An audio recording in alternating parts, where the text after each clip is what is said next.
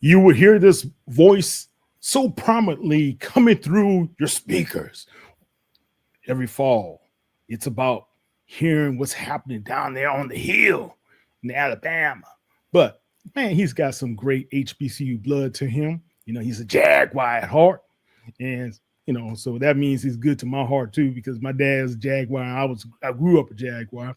But we'll talk a little bit more about that. But it's none other. My main man, Mr. Mo Carter. What's happening, man?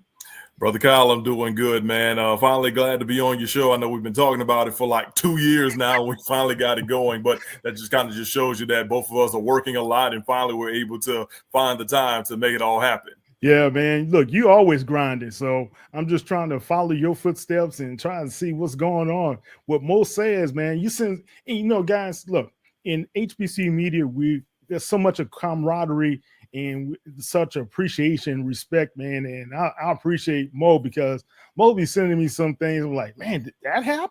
What? So we kind of share some behind the scenes information from time to time. But Mo, you got to be excited, especially this upcoming season.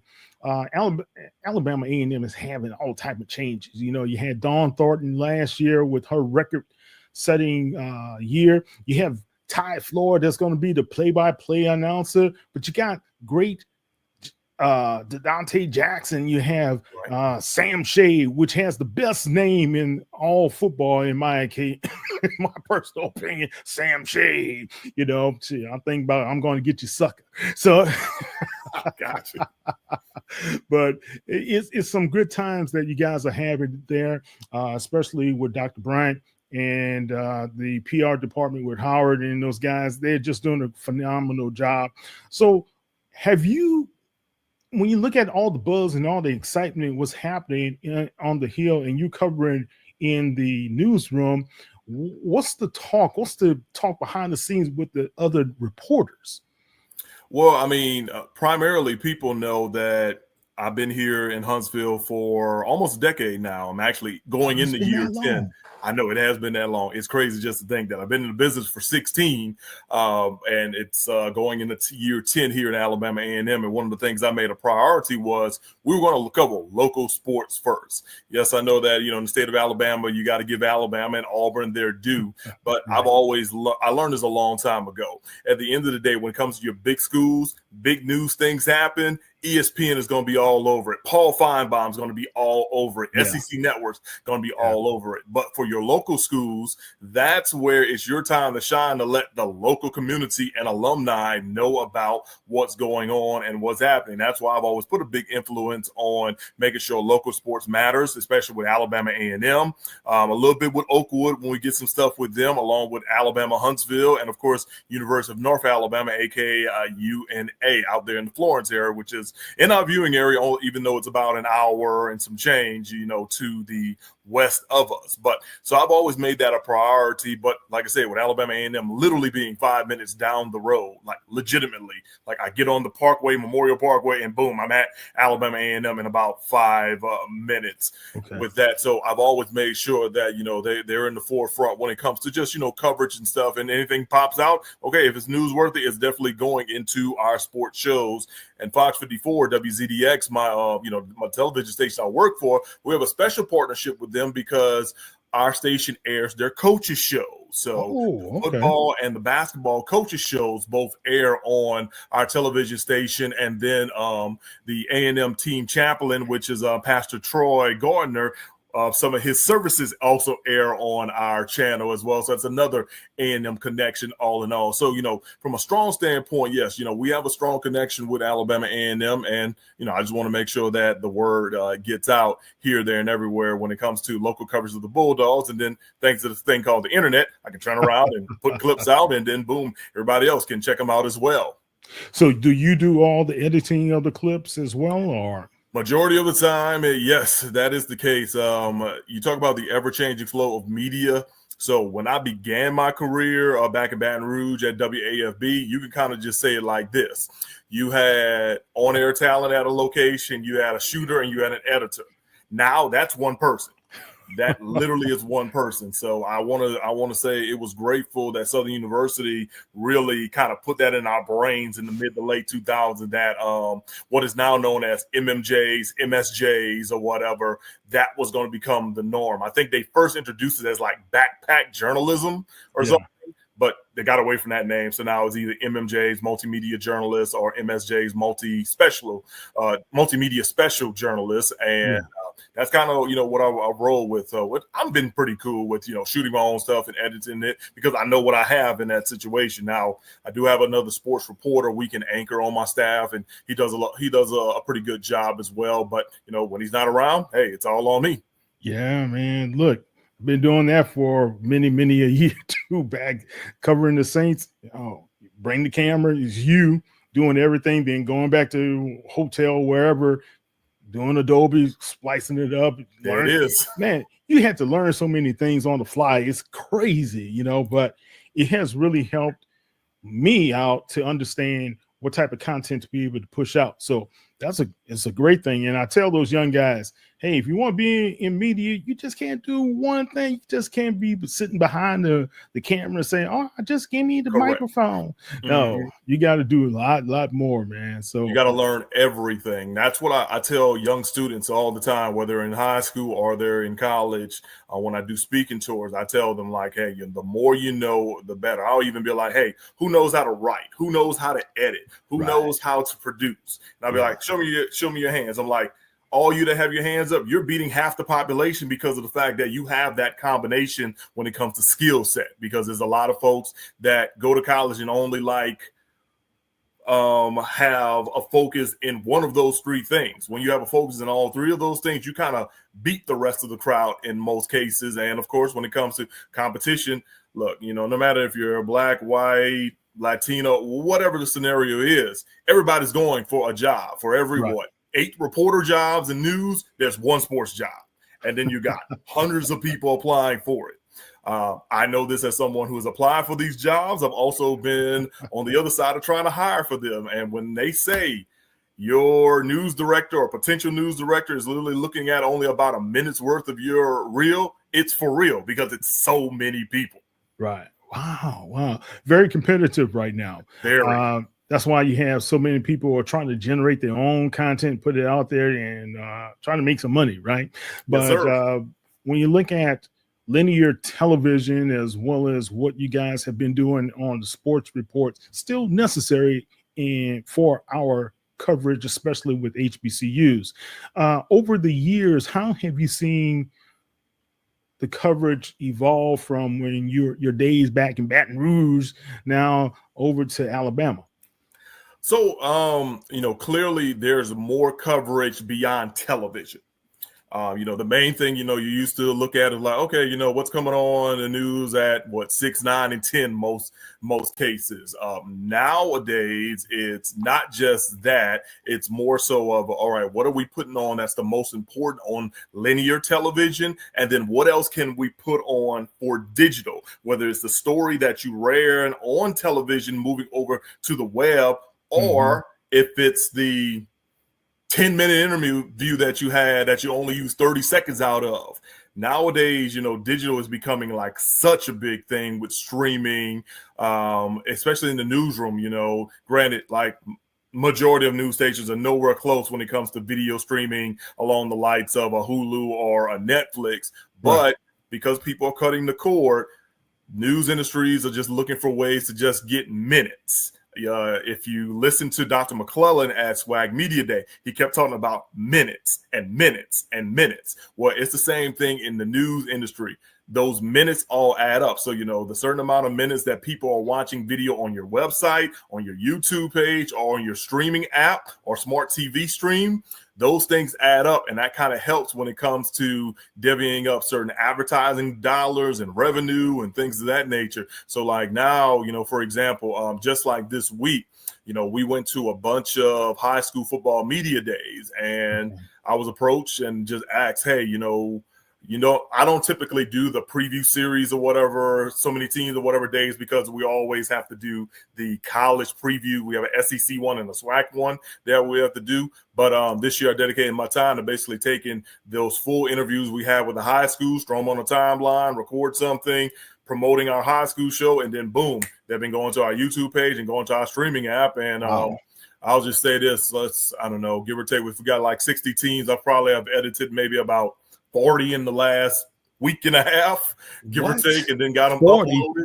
Yeah, it's been the real deal with that. But one good thing I can say is that people are loving it. People are sharing it. People are letting the folks know about, hey, my brother was one of your interviews, or my dad is one of the coaches and stuff. I love that. So streaming is like the big thing that's definitely happening. Now, is it a challenge getting a lot of that stuff up? Absolutely, because it takes more time out of your day. Yeah. But for people who may be interested in our field, just understand the importance of what streaming will be, not only in the next year, but really the next 5 years.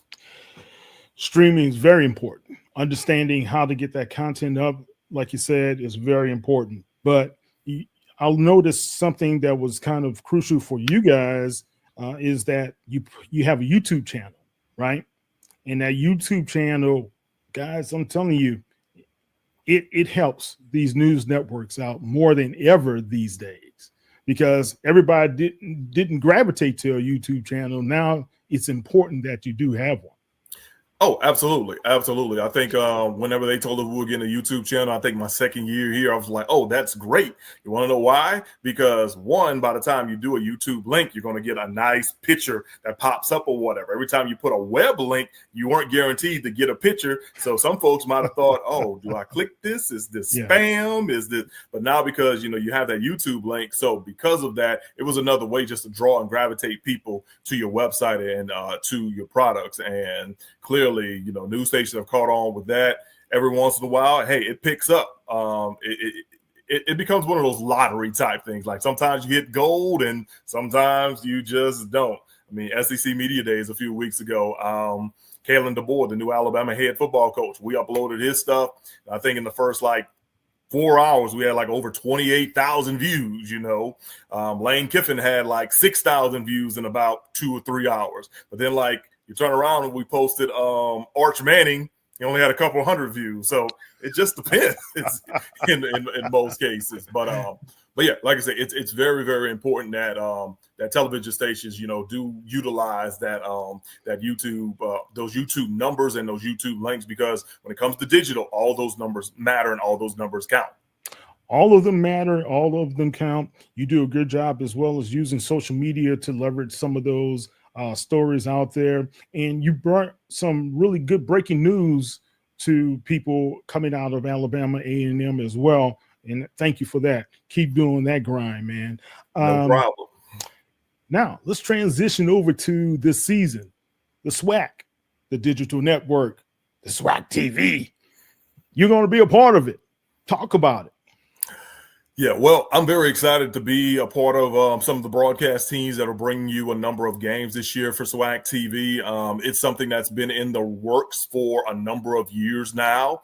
And one thing I know Dr. Cullen had kind of said, and you can go back and find this at, from Media Day, he said that it was one of those things where they just did not want to put it out there just so quick. So he and the staff over at the SWAC office, Andrew Roberts, our good friend, Jasmine Quinn, Ms. Pooler, all of them, they were having meetings with various digital folks. They were having meetings with the SEC, actually, to kind of get an idea, how could they do a smaller version of SEC network. And the amount of time they put in these last couple of years, and it finally came to fruition. And the best thing about it, it is free.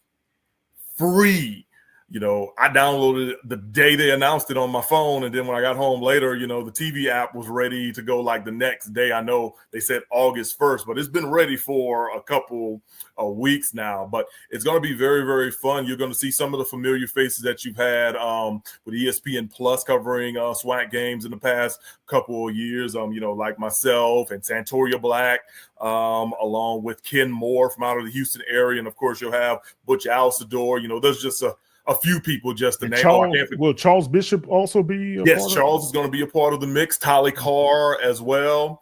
And then there's going to be some other folks. And all the reason I'm even naming these folks because I'm working with them on various whatchamacallits. But you'll see them all pop up. It's going to be pretty cool just to see. And also the production are scheduled to be at a high level. It just, I hate to say it, like it won't be ranky-dank. It's going to be some high level production things. I know that some of the production companies that are being involved, I've worked with those individuals before, so we're throwing different ideas off of each other right now. And so, are they outsourcing the production, or it's going to be a mix? It's just going to depend on where you are in most cases. Because like, even last year, like one of the groups I work with, the guy, his base was actually in Washington State. And he was directing literally from his couch in Washington State. But, he had the crew locally or whatever, because that was part of his whatchamacallit. So it's going to be something similar to that, but I think they'll have more feet on the ground, boots on the ground locally or whatever. Okay. You get what I'm saying in that sense, for all the different games. And it's going to be really fun and exciting. I think they put together a pretty good schedule with 45 football games. And it's just games. Legit games. So when you literally say, okay, ESPN/ESPN Plus gets number 1 and HBCU Go gets number 2, then after that, everything else is SWAC TV. It's going to be a solid mix for sure. And I think that's another reason why you kind of look at some of the times you got for certain games that they're kind of staggering some of those things out. Like I'll give you a perfect example. So I have the Florida A&M Southern game on October 25th. Ooh, that's a big one. Absolutely. So it'll be good to head back down to Baton Rouge and see some familiar faces and things of that nature. Well, don't forget, that's also the same day that you have the Match City Classic between Alabama A&M and Alabama State. Wow. It's also the same day, I think, that Alcorn State plays Valley. And, of course, you have the Vegas Classic with Grambling and Jackson State out there in Sin City. So, but as you notice, in Vegas, right? Yeah. But as you notice, those times are staggered because of the validity of those games from a special purpose standpoint. So, I want to give a big shout out to the athletic directors and coaches and admins for kind of leveling all that off to make it happen. But like I said, I'm excited about it for football, and of course, basketball is going to be on there, softball, baseball, track and field, which I also do for indoor and outdoor, are going to be on there. So it's a lot of good things. I wish I had more information to share with you on it, but the most I can really tell you is that I've got a number of games, and a lot of the people that I'll be working with, they're excited about it as well. Now, no pressure here. I've got the first game that kicks off SWAC TV, which is Southern at Mississippi Valley. So, don't be surprised if you're checking that game out and you keep hearing me thank the people for joining us and thank the people for joining us. This is the debut or something great. Like I already have in my brain, like I'm gonna have to say it like over and over and over just because I want people to come back. You know what I mean? Yeah. Well, it should be great anyway, man. I know you're going to do a great job in the booth.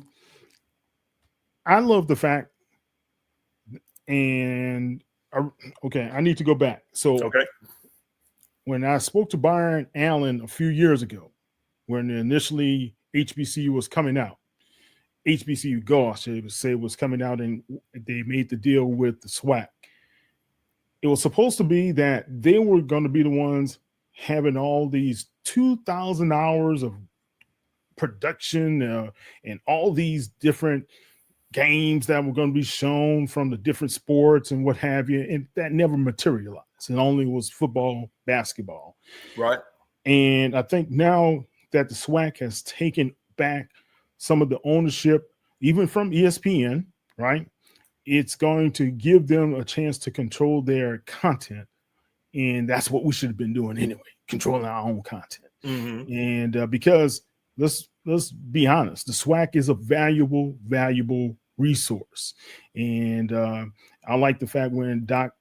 McClellan said, hey, we're going to have those 1984 games when these guys were playing these guys. And right. I mean, that's the type of stuff people want to see and go back on and see Mo in his heyday over at Southern playing in the Bayou Classic or whatever, So those are seriously is very important. And I love it. I love the whole concept. No, I love it too. And I think with him making that statement kind of just shows and proves to people that, yes, the SWAC still does own this content, but you have to kind of go through the rigorous process of signing off on certain things from an ownership standpoint. I had a conversation with someone who's been a part of the league for, a long time. And one of the things that he opened my eyes to that I never even realized was, I know everybody talks about, the days of BET and things of that nature. Well, he said, yes, while the SWAC has an ownership in a lot of that content, because there's been a changeover in ownership with BET, from BET being itself, then Viacom, Paramount, or whatever. Like, that's layers upon layers upon layers of paperwork you got to go through just to get everything fully finalized. And, you think about it. So, think about all those old school BET games. Then, the next version was MBC, which eventually became, Black Family Channel. I remember a number of games still being on Fox Sports Net through the years. So, they put a lot of work into getting these things done. Not saying it's fully complete just yet, but I imagine it's certainly in the works. You got a direct line as far as who you can ask, what's the finalization on those things. But I'm excited literally just to see a lot of those things. I be on YouTube all the time. Old school. Yeah, let's see what Steve McNair was doing back in the day. Exactly. And shout out to Alex Willie Hines, who was able to record a lot of that stuff back in the day and now put it on YouTube. I live in heaven when I be seeing some of that stuff, just in general, because not every game was televised. So if you had a televised game, it was something nice. Yeah, definitely. Good stuff, man. I just think going into the season, there's a lot of anticipation, a lot of excitement from the fans as well. And from the media. When you look at the team from SWAC West, SWAC East, it's a lot of parity, in my opinion. Of course, Jackson State is the big dogs out there because they're the reigning champ. But you still have Florida A&M nipping at their heels. You still have Alabama State, but you can't discount what Coach Shade could possibly do for the Bulldogs this season as well. Could he be one of those teams to jump up and catapult and leap up to the top slot? I know the first day he said he wasn't quite happy with the practice that was out there, but what are your thoughts about his leadership on the hill right now? Man, I love Coach Shade. I've been knowing him for a number of years, going back to when he was at Miles College, and I was covering a number of games for him with Black College Sports Network. Matter of fact, the first game I ever covered with him as a coach actually was on ESPN Plus for the SIAC. Okay. Myself and Dwayne Walker, we had that game and we're getting ready to play Tuskegee. Of course, the SIAC, they would always have a big bash of games on ESPN Plus for the final week.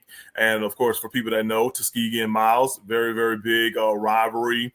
Those schools those are located not too far from each other, down I-65 and then hit I-85. So the most interesting thing, though, that year was, of course, the previous coach. He had left Miles, and he had basically built Miles into whatever it was, and he basically took the entire staff and took the entire roster and whatnot. So Coach Shade and them didn't really have a lot to work with, and he got there late. On top of that year, I'll never forget, he said he told us, he was like, look, you're going to see a bunch of second and third string guys and a bunch of walk-on guys, but they're going to come to play.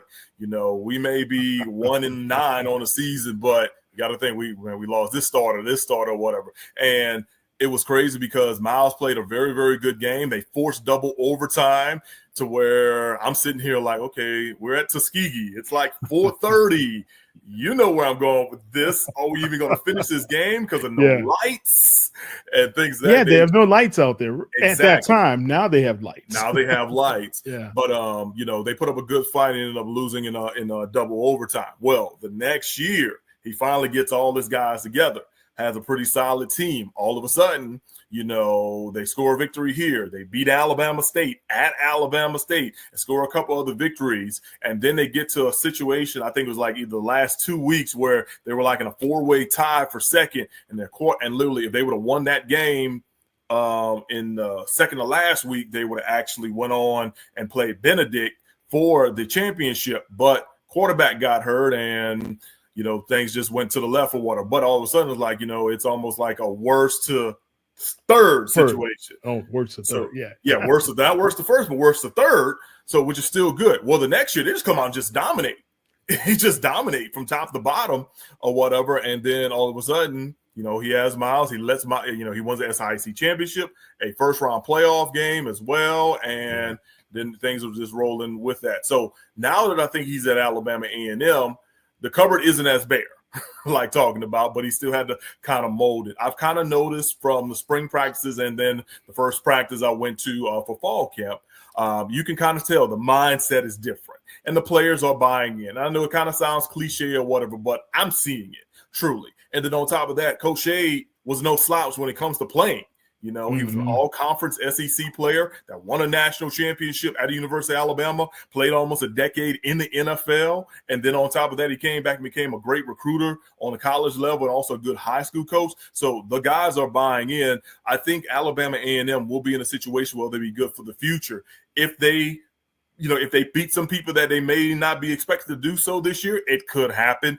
But he already told me, he was like, man, we got to take the wait and see approach. We really, really do because of the way the schedule is stacked up. Of course, they play Arkansas out the gate. That's a big one. Yeah, that's a big one. But then after that, they've got Alcorn in a non-conference game. So that'll be interesting. Then they'll face Lane College. Then they've got Tennessee State in a renewed rivalry, which should have been happened, but I'm so glad they finally got that going. So they'll take on Reggie Barlow and company. And then, after that, I think they got Shade against Barlow. Right. Two former NFL guys who have played each other, which will be, pretty cool because that means Coach Shade will face a number of former NFL guys in the head coach position from Coach Barlow, of course, Coach Eddie Robinson, Coach Dishman. Huh? He's going to play Buckley too, or are they playing? Yes, he'll play Terrell Buckley. That's their homecoming game. Yeah. So he's got at least 4 games of which we've got former NFL players who actually had decent careers at that too. So, but the way everything is stacked up, I think they can make some things happen, but I've kind of learned with Coach Shea, you literally have to just take it one game at a time. So if they can just be on the uptick, they could be in the mix. It'll just all see. I still think it's Jackson State's division to lose or whatever. And I only say that just because they replace a lot of guys they lost with either folks who got some playing time or just some guys that may have been better. And they have Jacobian Morgan, who I think is one of the better QBs, not just in the SWAC, but also in the FCS, because he's a really good game manager and he can really make plays when you need him to make it. I noticed that a lot last year in the games I had with them, but we'll definitely see. And as you mentioned, that word parity, that is huge for the SWAC this year, both in the East and in the West. Ooh, the wacky West. Yeah, look, man, I tell you, and I was telling a couple of these guys, and I told Wilton Jackson this. Coach Dishman looked awfully confident in this team, and I'll get a chance to see them first time tomorrow morning. But Tremaine Jackson seems awfully confident in his team. Coach Graves seems awfully confident in the Jaguars over there as well. So you look at all of those guys, and Mickey Joseph, they've got, I think the pressure is really on Mickey Joseph this year. And a lot of Graham fam has said this, and it's kind of unfair because it's only his second season, right? Right. So, but they have been thirsting for a winner. We thought Hugh Jackson, his NFL experience would be the kind of take them over the top. It didn't never happen. Never really happened. And now you have Mickey coming in, Louisiana boy, back home and and he made that declaration at his press conference, what they were going to do, and he did not. So I think right now you have all of that, Mo. It's got to be something positive. They have to have a winning record, and they got to win that Bayou Classic. I'm telling you that now. Absolutely. I mean, Mickey told us that at media days that clearly he was upset that he didn't coach better in various times, and then he said it hurt his heart to lose the Bayou Classic in the city that he grew up in, just in general. So he understands what's going on, and of course, because he is a Louisiana guy, he understands not just what it takes to win those big games, but also he understands how fans can turn on you quick, fast, and in a hurry. We saw that with Dooley, right? Exactly. You saw it with Dooley. I mean, you saw it with the previous coach as well. So, and I'm not even talking about the off the field stuff or whatever with the cars and belt and get the Maybach. For real. But no, Coach Joseph in a poor town. Yes, that's what we need to see, Coach. Mm-hmm. Yeah, Coach literally told us though, like they got to get out there and they got to win, and that's why he had to like do some soul searching with his staff and with his roster as well. So he said expect some improvements. But clearly he got to push him through the preseason to get him ready for the regular season going on. And then he made like a interesting statement to the crew that we were interviewing too. He was like, man, if you think about it, we got to find a way not just to beat Southern, but we got to find a way to beat Terrence Graves. Because if you think about it, Terrence Graves is on like this undefeated streak when it comes to the Bayou Classic, because clearly he both interim times and then after that. Correct. Both interim times, the regular head coach, assistant coach. So he joked, he said, that's a good friend of mine. I got to find a way to beat him because he's the one that's really, really making it happen with them just in general. So, but I know he said that he really, really had to study his roster and get these guys like to buy in. I mean, he brought Xavier T-Set from Southern, of all places, in to be a part of the QB battle, and it'll see how it goes or whatever with him. I think he's a talented person. Just sometimes the pressure may get to you, and you have to understand just what's going on moving forward. So we'll see what happens with that. I mean, he's a Scotlandville guy, so he's used to wearing black and gold. So we'll see what goes on in that QB room. But I know for Grambling, last year the defense carried them a whole lot, and then when the defense didn't carry them, the offense struggled tremendously, and that's got to change as well. Look, I saw it in the Texas Southern game. It was kind of neck and neck, going back and forth, and then all of a sudden, when was it Biden? No, not who? Yeah, he had Biden last year, right? For Southern? No. I take that. I'm thinking about Biden was at Southern. Biden has been at Grambling before. You're right. No, but they lost their quarterback in the Texas Southern game as well, because Texas Southern, they knocked out a couple of quarterbacks at Shell Energy. But Miles Crawley, that's what it was. Crawley. He got rolled up on or something. So when Crawley went down, you could see the sideline kind of deflate. They got deflated, man. Mm-hmm. And it was tough for them to be able to bounce back with that backup that they had that came off the bench. So, I like Mickey because I don't know, a few people remember this. When I was going home, I would hear, "Hey, Mickey, you're so fine. You're so fine." And blow my mind. Hey, Mickey. Mickey was throwing that ball up and down the field in high school, and he was the man in New Orleans, man. I heard. Mickey could ball. I heard. And then on top of that, so like his brother Van, yes, he actually played. So my uncle, my mom's youngest brothers, my Uncle Frank and my Uncle Leslie, they actually played against Van in high school. And it's funny that my uncle's telling this. It's like crazy, they're crazy just to think that like they not only played Van Joseph, they also played Warwick Dunn as well, because they played Catholic High of Baton Rouge on the non-conference schedule. I'm like, what kind of non-conference schedule did y'all have to where that was going on? But and clearly they were like, hey, you was there too. I'm like, yeah, I must have been like 1 or 2 years old, but but no, they played them during those stretches or whatever. And now I'm not saying that both of my uncles played both those guys, but there was a stretch where they actually, definitely did. So, and then of course, another family relative of ours, Sean Preston, also in the mix as well.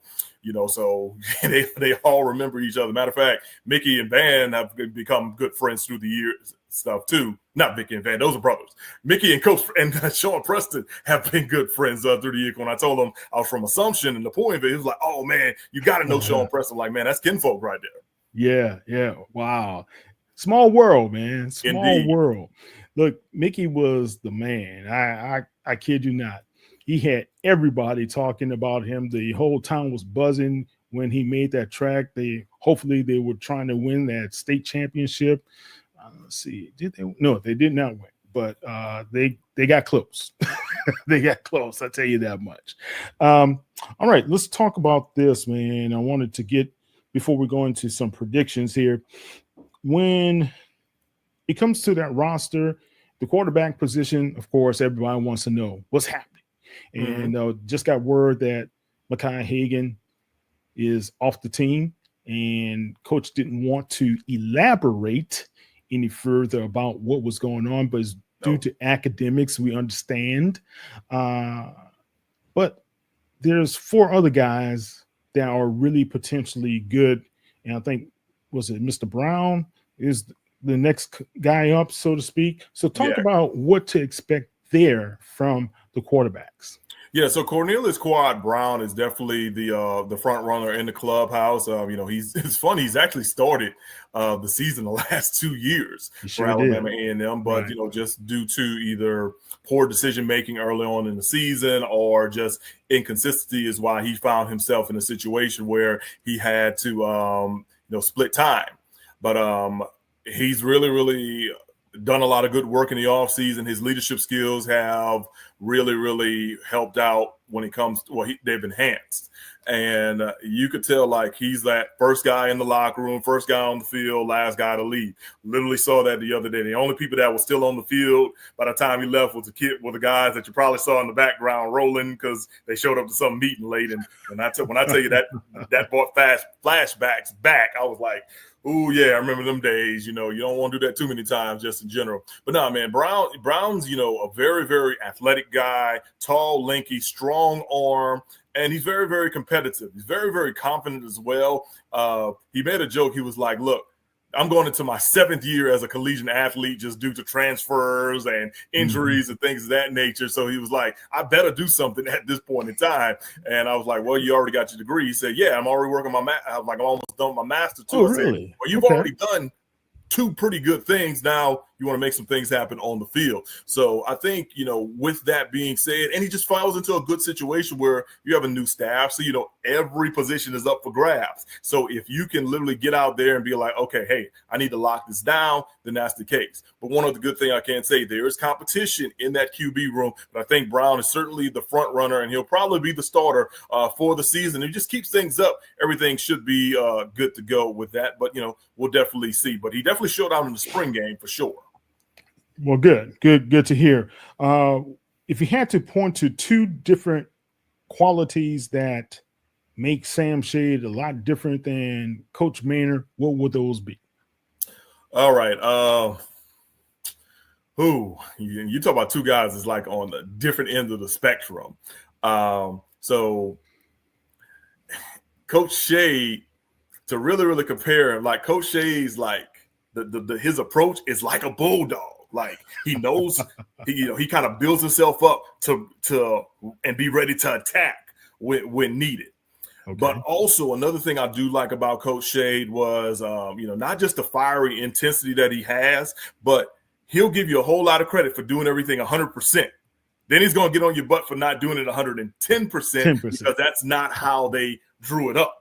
So I did like that about him. Don't get me wrong. Like Coach Maynard, was pretty good with the X's and O's and things of that nature. You just kind of see a different plight of things when it comes to what Coach Shade is doing and really his staff as well. And it's just one of those things where there's just a difference. Don't get me wrong. Do I miss, hanging out with Coach Maynard and seeing him? Absolutely. I mean, we built up a very, very good relationship through the years, whether it was just, reporter and coach or actually, colleagues just in general. I mean, his wife looked after my son one day at practice when we ran into a situation with, with preschool and babysitting and things of that nature. And I've been forever grateful in that situation on that too. But like I said, overall, I've actually talked to him not too long ago. He said he's doing well and, good for the next best thing. and stuff. But now with Coach Shade, I mean, it's just a matter of, he wants to show everyone what he's worth, and this is the next best opportunity. And he's an Alabama guy. The state, not just the state of Alabama, but also an Alabama Crimson Tide guy. So there's going to be a lot of people who are non-HBCU fans who are going to be rooting for Sam Shade and the Alabama A&M Bulldogs this year, on top of the fact that he's from the Birmingham area. He said he went to every single Magic City Classic until he went to the University of Alabama. So he knows what that game means. And he also said, look, I got to put my friendship against Eddie Robinson on hold for a week. I'm like, not just a couple hours. I'm like, no, I got to do it for a week because that's how, you do it for a week so you can prepare for a year. So I totally get that sense. So he understands the benchmarks he's got to make happen or whatever. And everybody keeps asking about him. He was like, look, I know Magic City Classics at the end of October. Let me get through August. Let me get through September first. His mindset is certainly taking care of what's tomorrow and what's up next before looking at what's down the road. You brought up Eddie Robinson Jr. And I think the fans voted Alabama's state's program as the number 2 program in the SWAC that's under pressure. Great coach. That's my homeboy from New Orleans. They just they've been snake bitten at the quarterback position. Yes. Andrew Body, he's like family here. Love Andrew to death. I've seen him mature from a young freshman all the way to where he is now, right? Yes, sir. Don't know if he's going to be fully ready when it comes to the start of the season. So it looks like Mr. Key will be the one getting most of the reps in preparation for the opening season. Talk about in Alabama what's happening there, especially the buzz from the Hornets faithful. So the main thing is Alabama State fans just want some sort of offense. That's what they want. If they can find some sort of offense, that will be a huge key to success. Because let's be for real. Eddie Robinson Jr. is always going to have a great defense, no matter what the scenario is, no matter what the transfer portal looks like, no matter what it is, guys going in and out and leave. They're always going to have a good defense. It's just a matter of can they get that offense rolling. And big shout out to Kareem Key, who played quarterback in high school, then was a receiver most of his college career, and had to step up and be a 5th string quarterback.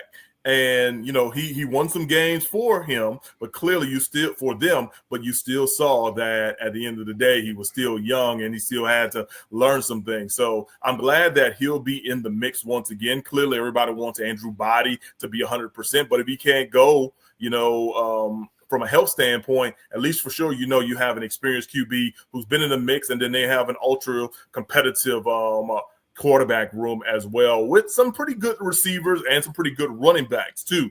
So that's the main thing for the black and gold down in Montgomery. They certainly just need some sort of offense. They get some offense going, then the defense will definitely help them out all in all with that. Because, you think about it like this too, and I called this game last year, the Jackson State, Alabama State game.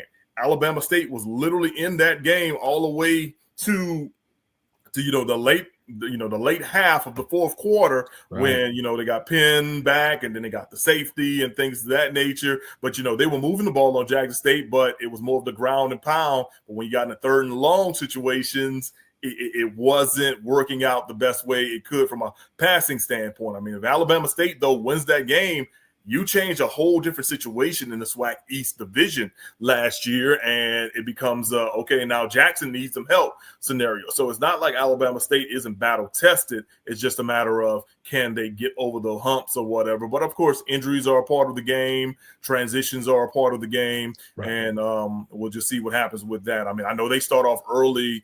They went to camp pretty early too, because they've got UAB out the box early on, so on a Thursday night. So that'll be very interesting. But I think Coach Robinson, man, he's probably just putting pressure on himself because he wants to bring a trophy back to Montgomery.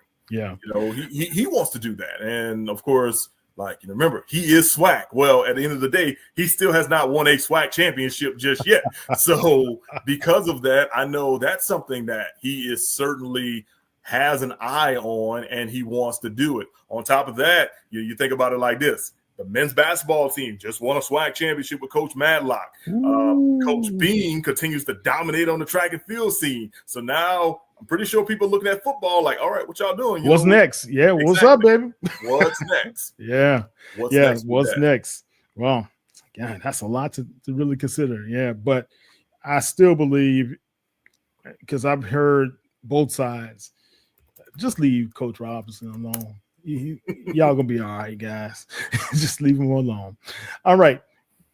We talked about Jackson State, number 1 in the SWAC East. Then would you say Florida A&M would follow those guys, or do you have someone else? For right now, I would say Florida A&M would, and it's only because it's the day and age we live in now with the transfer portal and so many guys leaving, so many guys coming in. Lots of times, especially like, I used to be able to say, okay, coming out of the spring, this school would be my favorite. This will be this.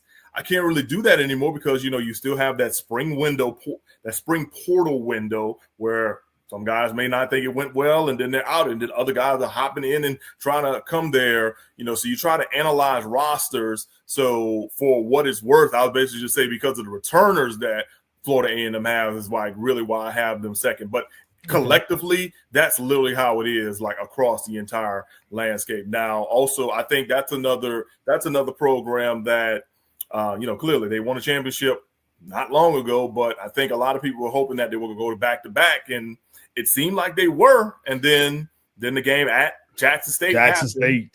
Oh my God. That game happened. That fourth quarter was brutal. And certainly. Yeah. If you were a Rattler fan, it certainly was. Now, if you were a Tiger fan, you were ecstatic. Yeah. Well, they had them on the heels, man. Exactly. So they had them on the heels, and it looked like the upset was coming, but hey. Defense rules. All right. Yes, what's your opinion just observing what's happening in the SWAC West? So once again, like I just said, because of the transfer portal stuff, I was not surprised that Coach Terrence Graves and the Jaguars were selected to be the preseason favorite. I mean, you do have Kelby Gibbons coming back, a preseason All-American candidate, also SWAC Defensive Player of the Year. From last year, and he's the preseason. Well, he was the defensive player of the year. Then I think he was an All-American. He was the co-defensive player of the year last year, right? Yeah, along with the guy from Grambling, right? Right, exactly. Yeah, and then on top of that, I know he was the box-to-row defensive player of the year as well. So, yes. Yep. So, for sure, their defense is going to be, is going to rally around him or whatever, and it's going to create opportunities where he gets double and triple team. So who else is going to step up? I've noticed that Coach Graves added a lot of folks in the trenches, a lot of big guys on the line and some guys with size, in the linebacker room and, of course, in the running back room as well. And I think also, Woods, the QB who started the last two games, last two games of the regular season, including the Bayou Classic. I think it's his job to lose when it comes to being the starting QB, but that QB room also has competition that we've been talking about. It's funny that, man, almost like 60% of the SWAC will have QB competitions this upcoming year. That's why you didn't see a lot of quarterbacks at SWAC Media Day. Right. Because of that. So I think that's going to be something of interest. But also, you talk about pressure, just little chats I had with Coach Graves. I kind of got like, look, I understand it's time for me to not just get this team to a championship, but win a championship. Let's get to Atlanta. I could kind of check his demeanor when it was for the MEAC SWAC challenge, like, hey, we want to start here and we want to finish here. So those mindsets have definitely been instilled in these guys, and we'll see how it goes or whatever with that. So I wasn't surprised that Southern was picked to win the West, but I think that's because of the returners that they have. Everybody's been talking about PV. I mean, their coach, he did a tremendous job at Valdosta State, and what he's doing right now, building his roster, I kind of almost have to say, what did you expect him to do? Like, you weren't going to expect him to just sit back and do nothing, twiddle his thumbs or whatever. He's got to find some work. But I think it kind of just goes back to, all right, so how does that translate to the playing field? How will that translate when you play Texas Southern in the Labor Day Classic, which, I'll say this, for a long time, I know there was more of a budding rivalry between those schools, but like now that rivalry is really, really coming to life on the fact of it's amped up. taking notice of what's going down with it. Yeah. And I think that's going to be something that folks will have an eye on this upcoming year with that. I think also Texas Southern will be much improved just because of what I think Coach Dishman, he said it best. He was like, they lost X amount of games by this margin. But if you pinpoint this point in the game, it changes the trajectory. So because of those things, I think at the end of the day, they're learning from their mistakes. So yeah, the West will be wild, and the West will be wild. Let's just say it like that, and it'll be fun times though.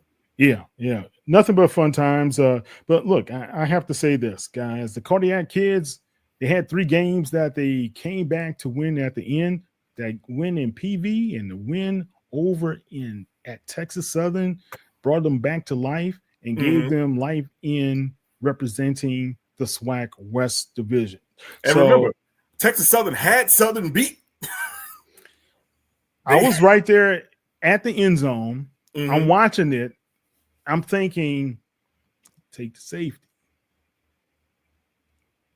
Chris Dishman decides, no, let's kick that off right in deep in your end zone. You're still going to give those guys less than 40 yards to even come down anyway to try to win the game. If you take the safety, at least have a chance of pinning them back a little bit further. Correct. So I was just, and when I asked the question, I said in the press conference, Coach, did you consider taking the safety? He said no. Absolutely, just definitively no. That was not the case. All right. Last couple of questions before we let you go. Carson Vincent, that was huge for that Alabama A&M program, for him to be the lone HBCU player drafted by the Baltimore Ravens. Yes. Talk about that just briefly. Well, one cool thing about Carson Vincent is that he had an opportunity to go anywhere he wanted to after his junior year. A lot of power conferences. I don't know if we call them Power 4 or Power 5 anymore. Yeah, so I just say power conferences showed him some interest. But because he had an HBCU background with parents who went to and graduated from various HBCUs, he wanted to continue that journey. One good thing, though, when it comes to a guy like Carson Vincent, he still played on a high level, not just in the SWAC, but he played against Vanderbilt. He played against Auburn. So guess what? Pro scouts who are there that want to consider giving him a chance, we're seeing what he was doing against the higher level of the competition. All of a sudden, it's like, hey, we got this guy on our board, mid-round pick. And you think about like the Baltimore Ravens, a team that has always found the diamonds in the rough. You think about a guy like Ozzie Smith, who's been in charge for a number of years. And because of I'm sorry, Ozzie Newsome. Ozzie Newsome was actually here from North Alabama, as a matter of fact. As well as Smith, right? Isn't he from? No, he's from Mississippi, right? I think he's from Mississippi. Yeah. Okay. Yeah. So he knows how to find those diamonds in the rough. I know he's not with the organization from a decision making standpoint anymore, but he still got a little influence juice here and there. He is Shaq. Right. Exactly. So because of that, all of a sudden that. He's being recognized. I was there for the ceremony. We got the Senior Bowl invite, the only HBCU player going to the Senior Bowl. Then he goes to the combine, and it's kind of like, nah, man, we made it. It's just a matter of when is he going to be selected. So to see him get selected, and then also, I've been seeing some camp stuff or whatever.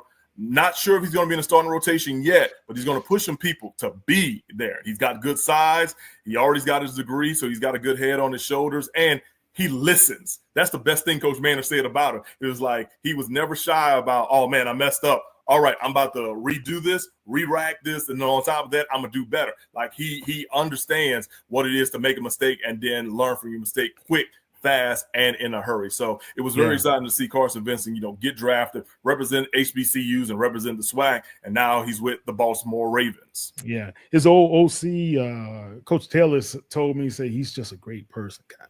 He is. He's just great. He's one of my favorite kids. So gotta love that. Okay, last question, Mo. How's the family? Family is doing well. My wife and I, we are getting ready to celebrate a wedding anniversary number 11. Oh, look at us just hanging out like we didn't have a kid that weekend, which we did not.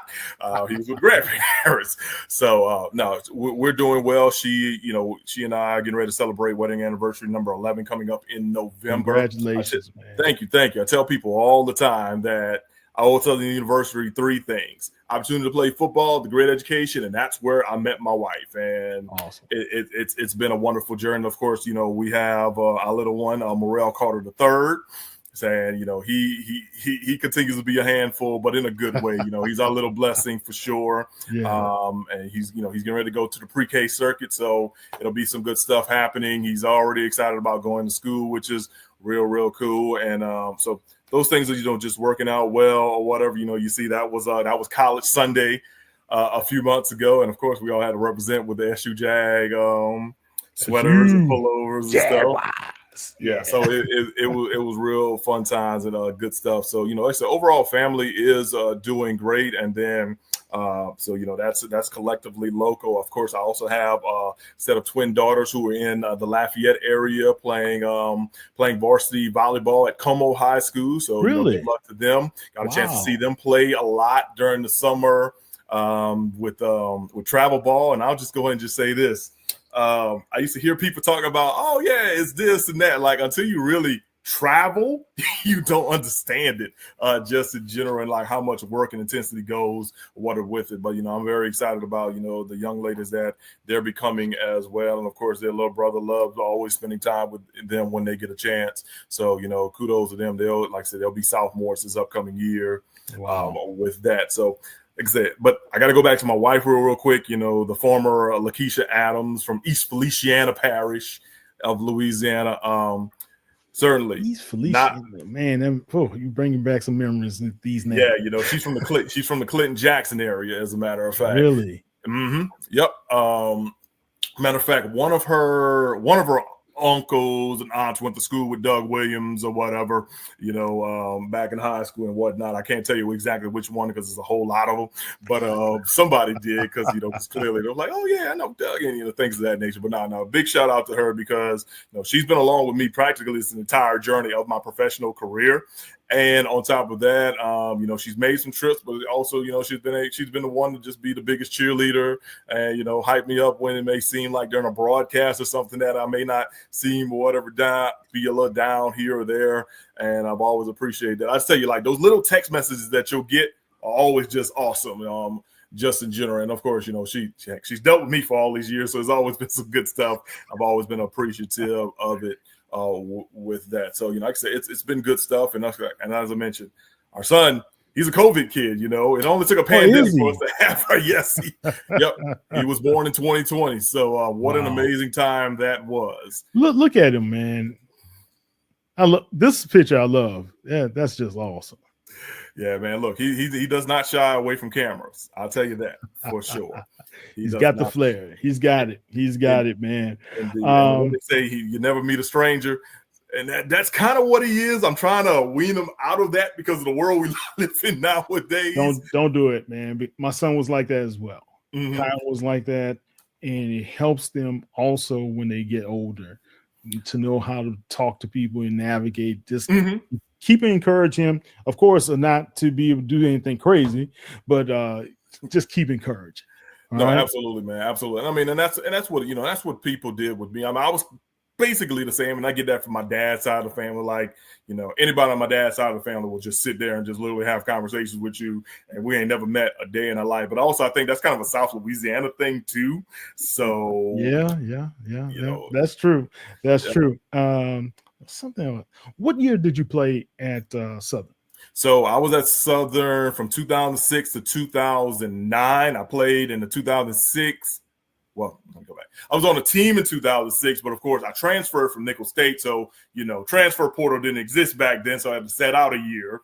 So something back then, golly, how many guys lost playing time just because of that? It was a lot. Let's just say that it was a lot. But of course, the situation was just completely different. But yeah, so I played 07 and 08. Had a chance to play in 2009, but I just wanted to graduate and just build up this career and whatnot. Because don't get me wrong, like as much as I love football, I knew the pro situation wasn't going to be for me. That's why I like really, really went into making sure that I did my work with local radio stations like Q106 and WXOK in Baton Rouge, along with, doing work for Channel 9, WAFB during my senior years. And eventually, once I graduated, I got those jobs. And now I've been in the business for a long, long time. And it's been some good stuff. But, man, just being at Southern during those times, it was an interesting time because, of course, Louisiana universities in general were going through those funding cuts with Bobby Jindal being in the office, but we still made it through, still made a lot of things happen. Man, we had a lot of people who came on campus. I remember Spike Lee being there, Nikki Giovanni, Jackie Reed. All those were like part of the speaker series that the university would have. Of course, you go back to the BET Black College Tour days. I remember them swinging through, and I was a host for one of those years. Okay. With that, had a commercial going on from just me getting the opportunity to do that. And then, of course, playing football, playing in the Chicago Football Classic. That was pretty cool. And, of course, Bayou Classic. Back then, the Gulf Coast Classic against Alabama State was something else really, really. So, lots of good memories, lots of great friends. As I mentioned, I met my wife there and, a lot of good things. And on top of that, like when it comes to generational situations, so you look at my sister and I, from we're fourth generation. Out of those four generations, 3 of the 4 generations graduated from HBCUs. Okay. Yeah. Wow. If you go back, so my great-grandfather and great-grandmother, the Reverend John C. Wickham Sr. and my great-grandmother, Minerva Wickham, they graduated from what was known as Straight University at one point. Yes, my aunt graduated from Straight. Okay, yeah, they graduated in the 1890s. He graduated from the 1890s. He got his divinity degree along with some educational certifications. She got her education degree, and he was a preacher, and she was a teacher and stuff for a number of years. So, of course, eventually that school merged with another school and became Dillard. Yeah, So you had that. Then when it comes to a bunch of their children, my grandfather, Reverend John C. Wickham Jr., he got a degree from Leland College out there in Baker. Of course, no longer in existence, but people know that that's where Eddie Robinson graduated from. So so he got his from there. Of course, my great aunt, his sister, Dr. Katie Wickham, she was a beautician, had Katie's Beauty School in New Orleans. She graduated from Xavier. And of course, she was on the NAACP board and met Dr. King and did all sorts of things or whatever with him. So, so they did that. Now, my parents had an opportunity, but because they were graduating in the early 70s, desegregation situations were going on with a lot of PWIs. So the PWIs were trying to get their enrollments up.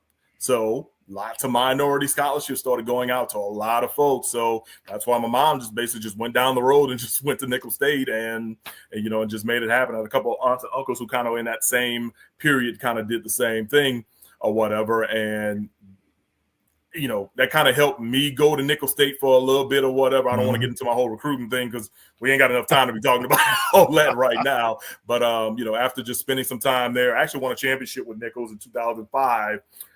Southland championship. I just wasn't feeling like the fit was there for me. Okay. Or whatever. Then Hurricane Katrina happens and my mind was just all messed up.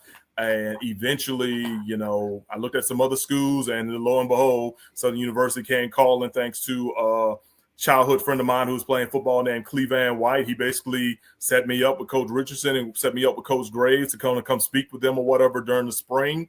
And they brought me over to the communications department. They let me meet a bunch of people. And then eventually Coach Graves introduced me to James Verrett, who used to work at WAFB for a long time. And now you see him on doing various games with the SIAC. And I mean, really the rest is history as far as like building those relationships. So that's why I'm definitely another reason why I'm forever grateful on that. And when people talk about, you support your HBCU pride stuff all the time. Yes, I am, because it's what's made me and it's what's made my family, be great. And, we've always been very, very big supporters of historically Black colleges and universities. So, shout out to, the Southerns of the world, Alabama States, Alabama A&M's.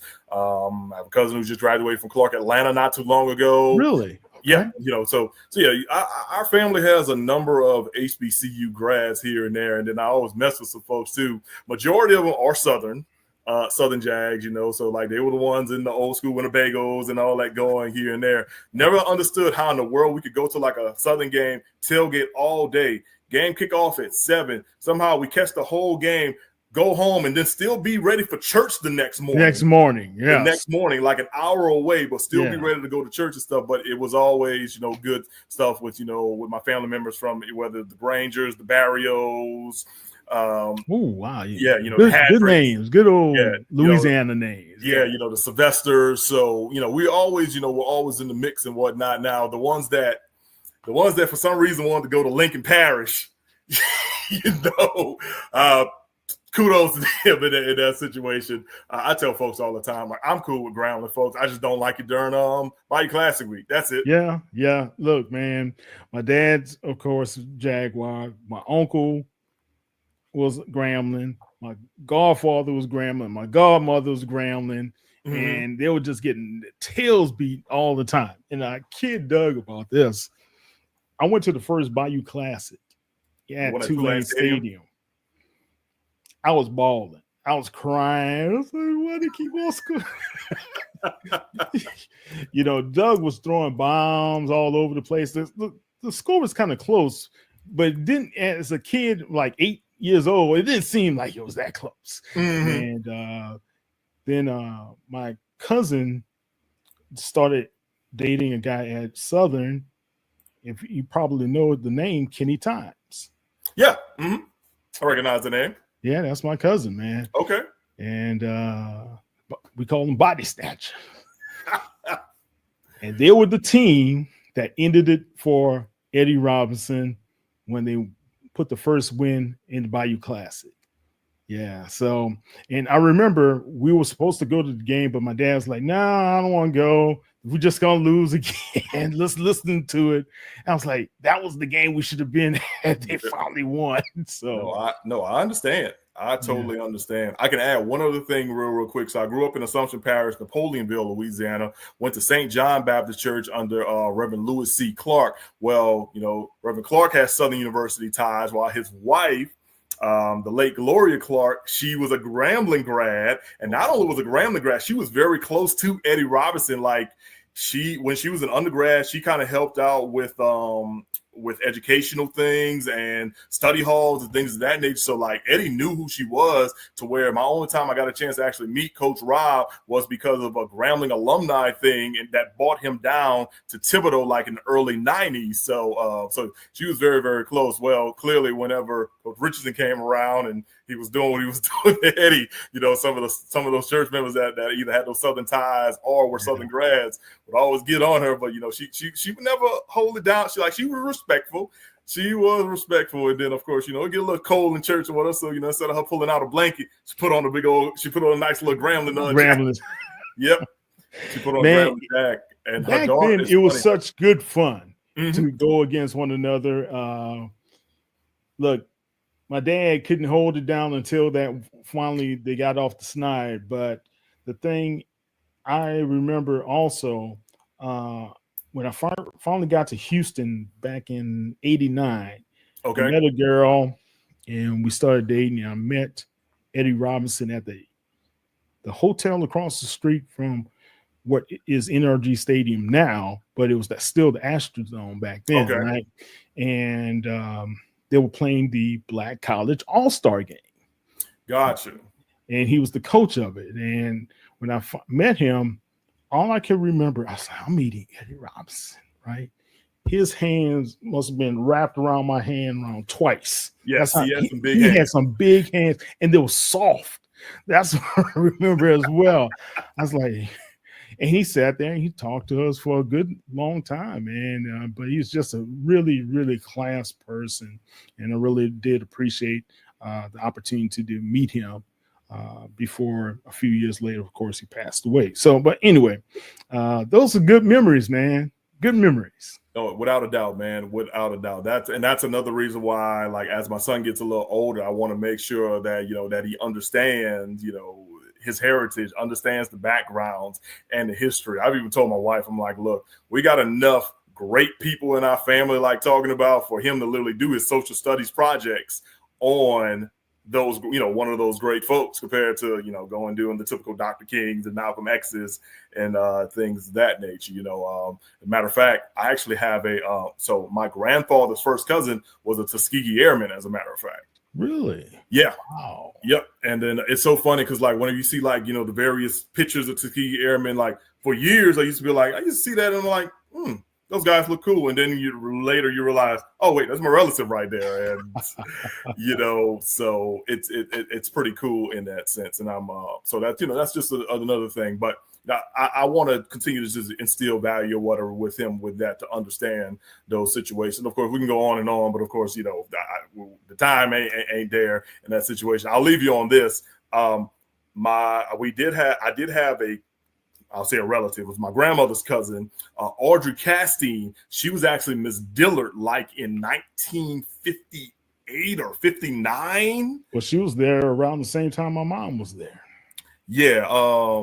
She was there. She was there back when Dillard and Xavier used to play their version of the Turkey Day Classic. That's right. Sure did.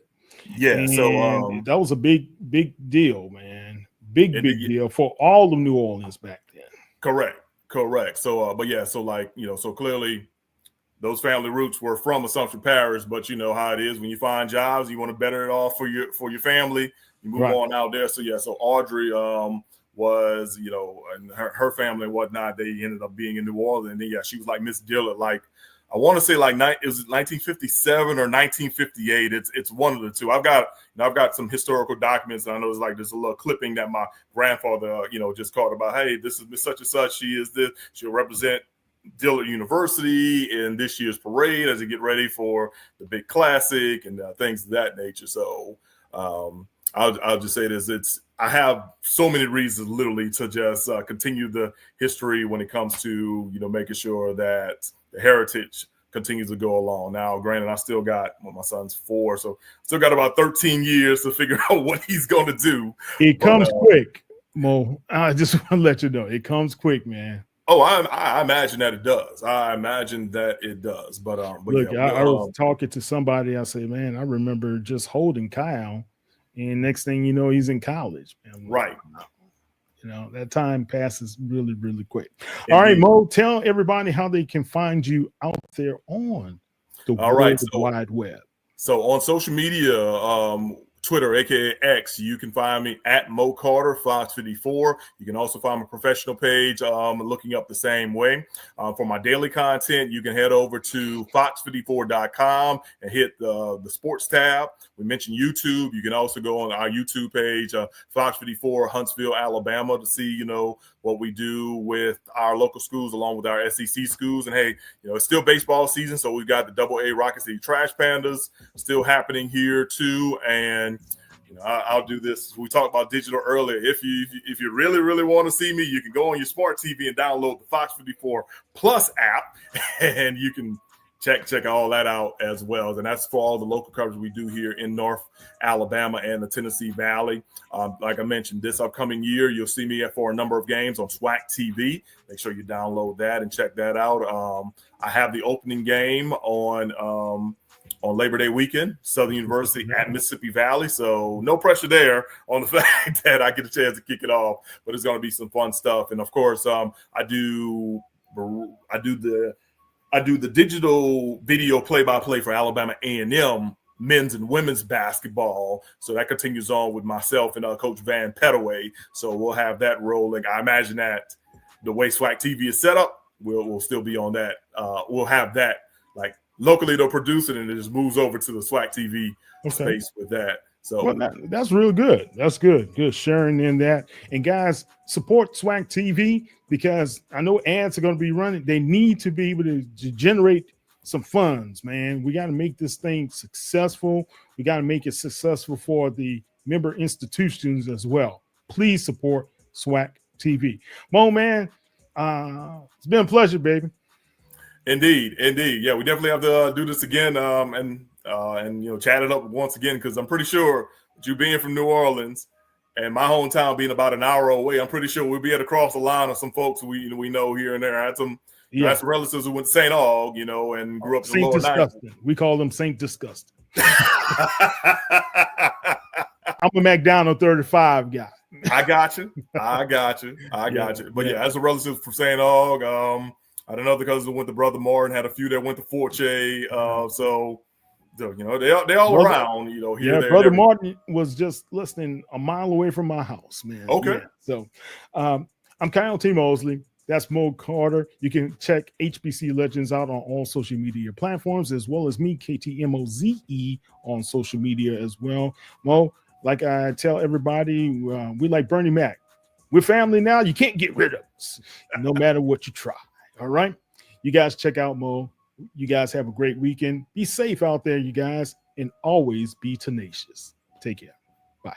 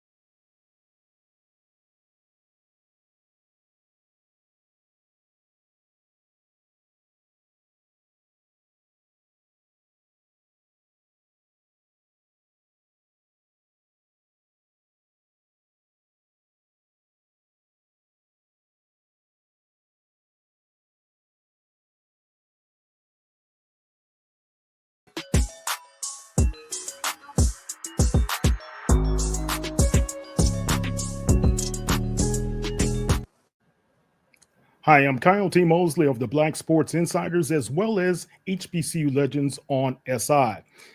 We have a special program for you today. We are talking about media, as well as award-winning media that you guys probably hadn't heard about, but I wanted to bring it to your attention. We have two gentlemen who are award-winning producers themselves. We have first Mr. Darryl Rogers. How you doing, Darryl?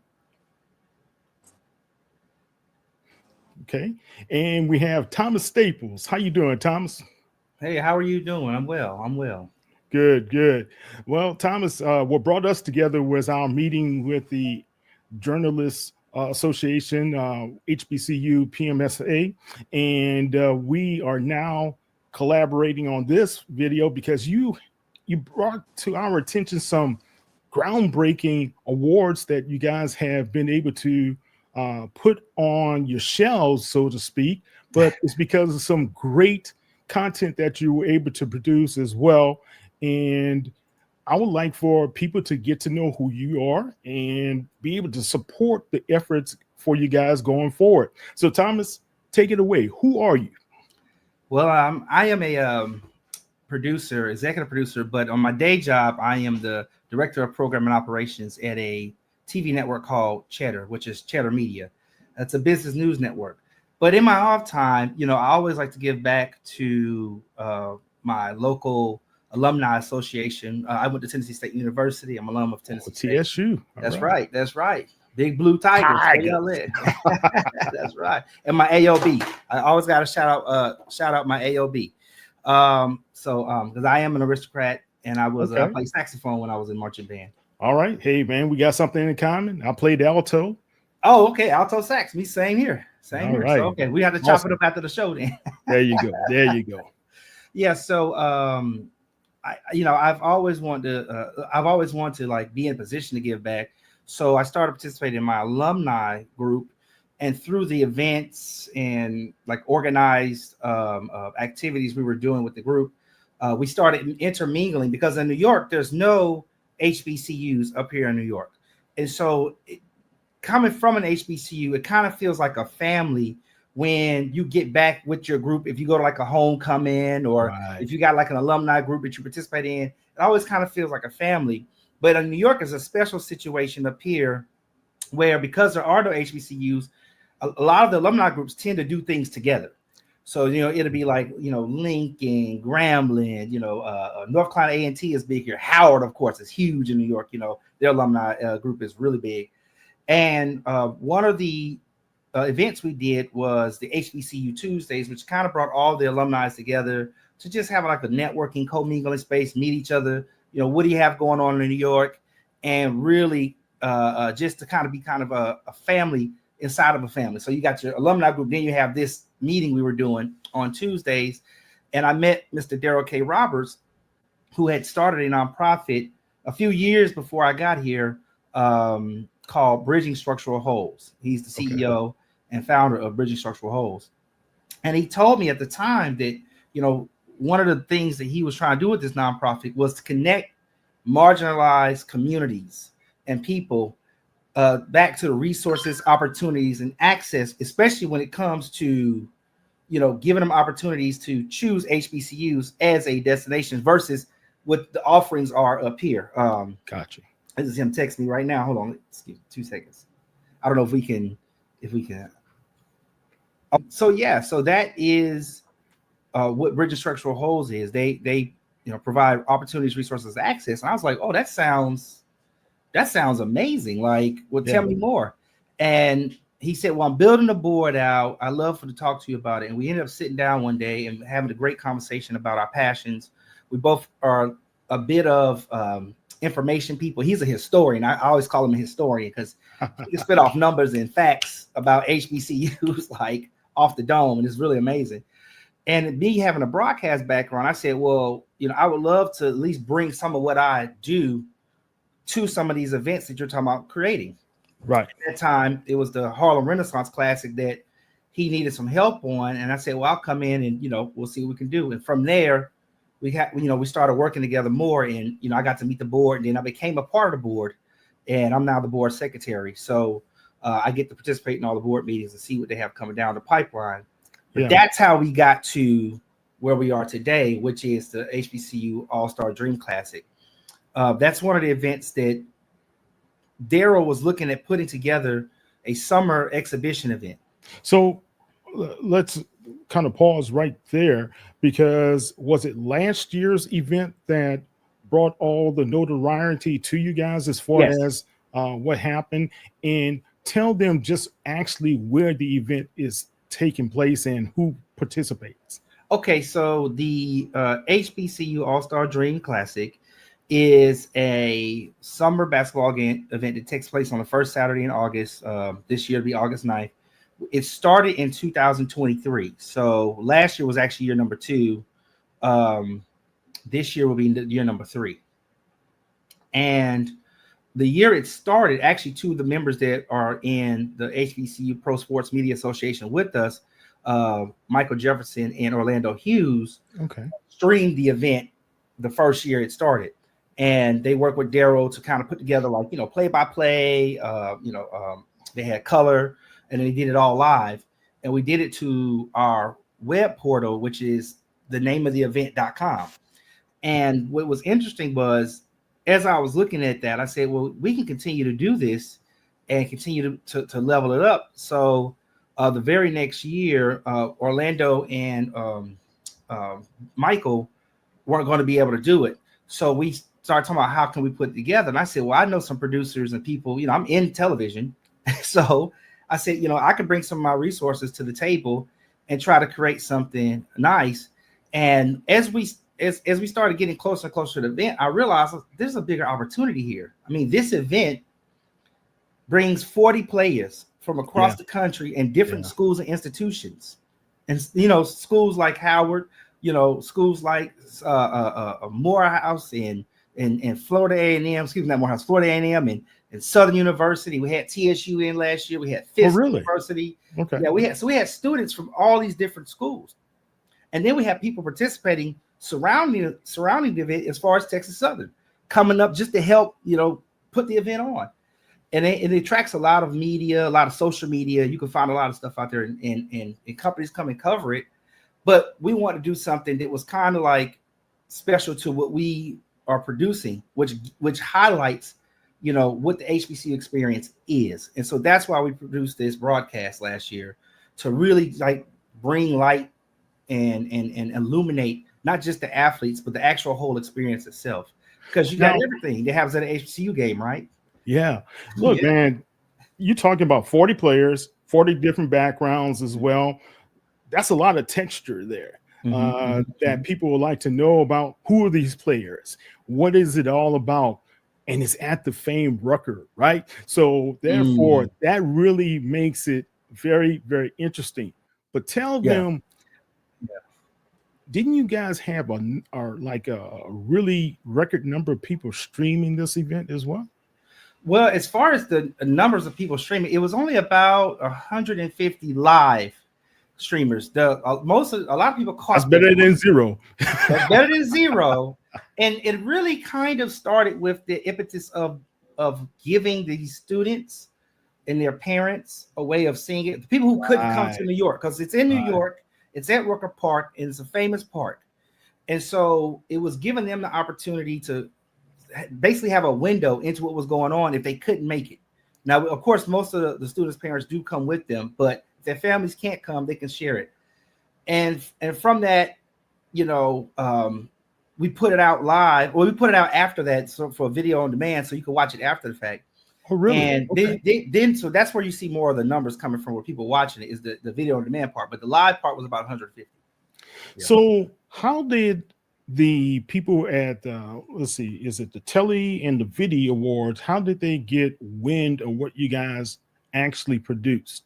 So that started with, well, first of all, I have to shout out my wife on that. My wife is the one who basically said to me after, so we had a meeting with Daryl and one of the board treasurer, and we watched the content from the show. And one of the, I wish he was on, Daryl was on, because I don't want to do his reaction, but because he didn't get to see it. He was, you know, he's worried about producing the event. So he's actually doing doing the event, working with the coaches, working with the players, you know, making sure the umps and everything is, you know, going well during the actual event. So he didn't see the live stream part of it and the things that we did inside of the stream. So he came to my place, sat down, and we watched it. And one of the first things he said was, "Oh, wow, this is like award-winning stuff." I'll abbreviate it. Wow. I'll censor a little. And when he said you had to censor, right? Yeah, he said it. And so when he said that, then my wife, who was an actress, she's also done some television, you know, after that meeting, she goes, "Well, he's right. You know, this is really, really good. You guys should, at least, if anything, submit this for, you know, a couple of different organizations to see if it would garner any awards." Right. And so that's what we did. So I told her, well, I don't know how to do that. You know, even though I've been in broadcast television, normally that's coming from somebody up top who's saying, "Hey, we're eligible for this, you know, fill this out." So I said, "You handle it." And she did. And when she came back to me and told me that I think we submitted for 19 tellies. Okay. And we submitted for 10 viddies. Okay. And we got 6 of those viddies, and we got 14 tellies. Wow. Hold on. 6 viddies, 14 tellies. Yes, sir. 14 20 all together. 20 awards altogether. Yes. Congratulations, man. Thank you. Yeah, I should have brought a trophy in here with we got the trophies in. Okay. So they actually, most of them are sitting in brown boxes because I need to make a place somewhere. I need to put a shelf back here somewhere. So he can have a place. He's got so many awards, he can't handle it. Right. Look, let me turn this light off. I don't know if that light's messing you up, but yeah. But, you know, we got, it's like I need a place to put them, but but yeah, no, it was a wonderful thing. And she told me, she said, you know, you guys should really be focused on submitting for Emmys in the next year. I'm like, oh geez, that's big. Yeah, you know, and then I found out there is a local Emmys. Was it the regional Emmys she was talking about? Yes, she's talking about the regional Emmys. The regional. So each, if you guys don't know, each region they have like a local chapter of the Emmys, right? And that normally covers your local news, your local sports. And so I'm like, oh yeah, New York, but New York is still huge though. So yeah, number one broadcast market. So I can imagine their Emmys is not a walk in the park. Yeah. Well, look, man, you never know. You never know, Thomas. Hey, it's worth a shot, right? Yeah. Oh yeah. Man, congratulations. That makes me very proud because a lot of people don't know that there's a lot of work that goes behind creating an event like this. It's just not popping up one camera and letting it go and streaming elsewhere. But you have background when it comes to like ESPN and other entities as well. Talk a little bit how your background was able to help get this product to the people and how many people were involved. So first of all, I went to Tennessee State from 2003 to 2009. So I just want to give you guys a reference of time frame. So you can think about what was going on in television and media at that time. And my sophomore year, I was invited by two of the communication students who were junior seniors in their tenure of at Tennessee State to come be a stand-in for the Stella Awards.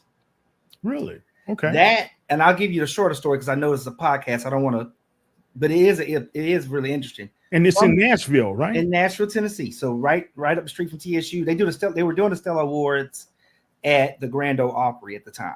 Okay. And so I went in as a stand-in, and essentially the person who was supposed to fill the position that I was standing in for did not show. And I was standing in for a judge for Shirley Caesar and her performance. Well, ironically, she liked what I did. She said, forget the guy that's coming. We'll just use this guy. And we did the show, and she grabbed my hand after the show. We took a bow, and she would not let go of my hand. I thought I was going to go stage left, and she was going to go stage right. Yeah. She drugged me with her, introduced me to Don Jackson, Jennifer Jackson, Amy Curry. I mean, all the people behind the scenes, the owner, the financier, the music director, the director, everybody. And Amy, who was the production coordinator at the time, said, you want a job? And that's how I got my first job in television. Wow. So I was working for the Stella Awards sophomore year of college. From that, because Nashville is a smaller city, not today, of course, people go to Nashville. Nashville's trying to be New York. But at that time, that's why I gave you that time frame. At that time, it was a smaller city. Anytime there was a ESPN, SEC, or Monday night or whatever that came to town, it was kind of a clique situation. All the people who were working on it were the same group of people. So I got sucked into that from just working on the Stella Awards. Then I went to doing basketball, quiz shows, and then football shows. Now, when you talk about you got to work on, were you actually the play-by-play person, or no, were behind the scenes, all behind the scenes? We're talking about grip.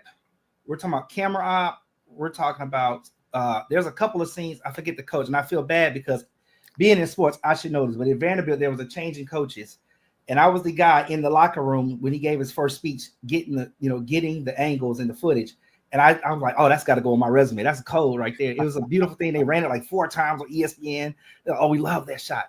So, I got to work behind the scenes a lot. And that's how I got ingrained in the industry, mostly tech background. I was interested in always just some type of video engineering.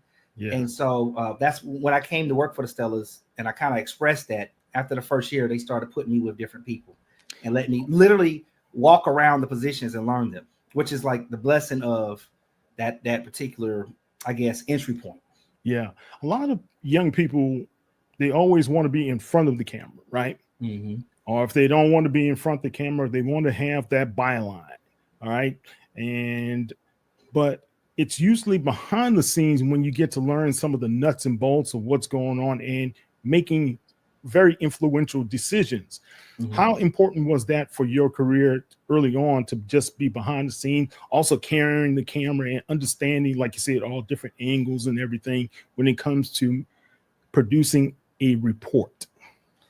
For me, so I do have some experience in front of the camera. Let me back up. In college, being a part of Tiger 8 News, the journalism, classes, you had to produce packages. You had to write a story. So I had to learn some of the basics.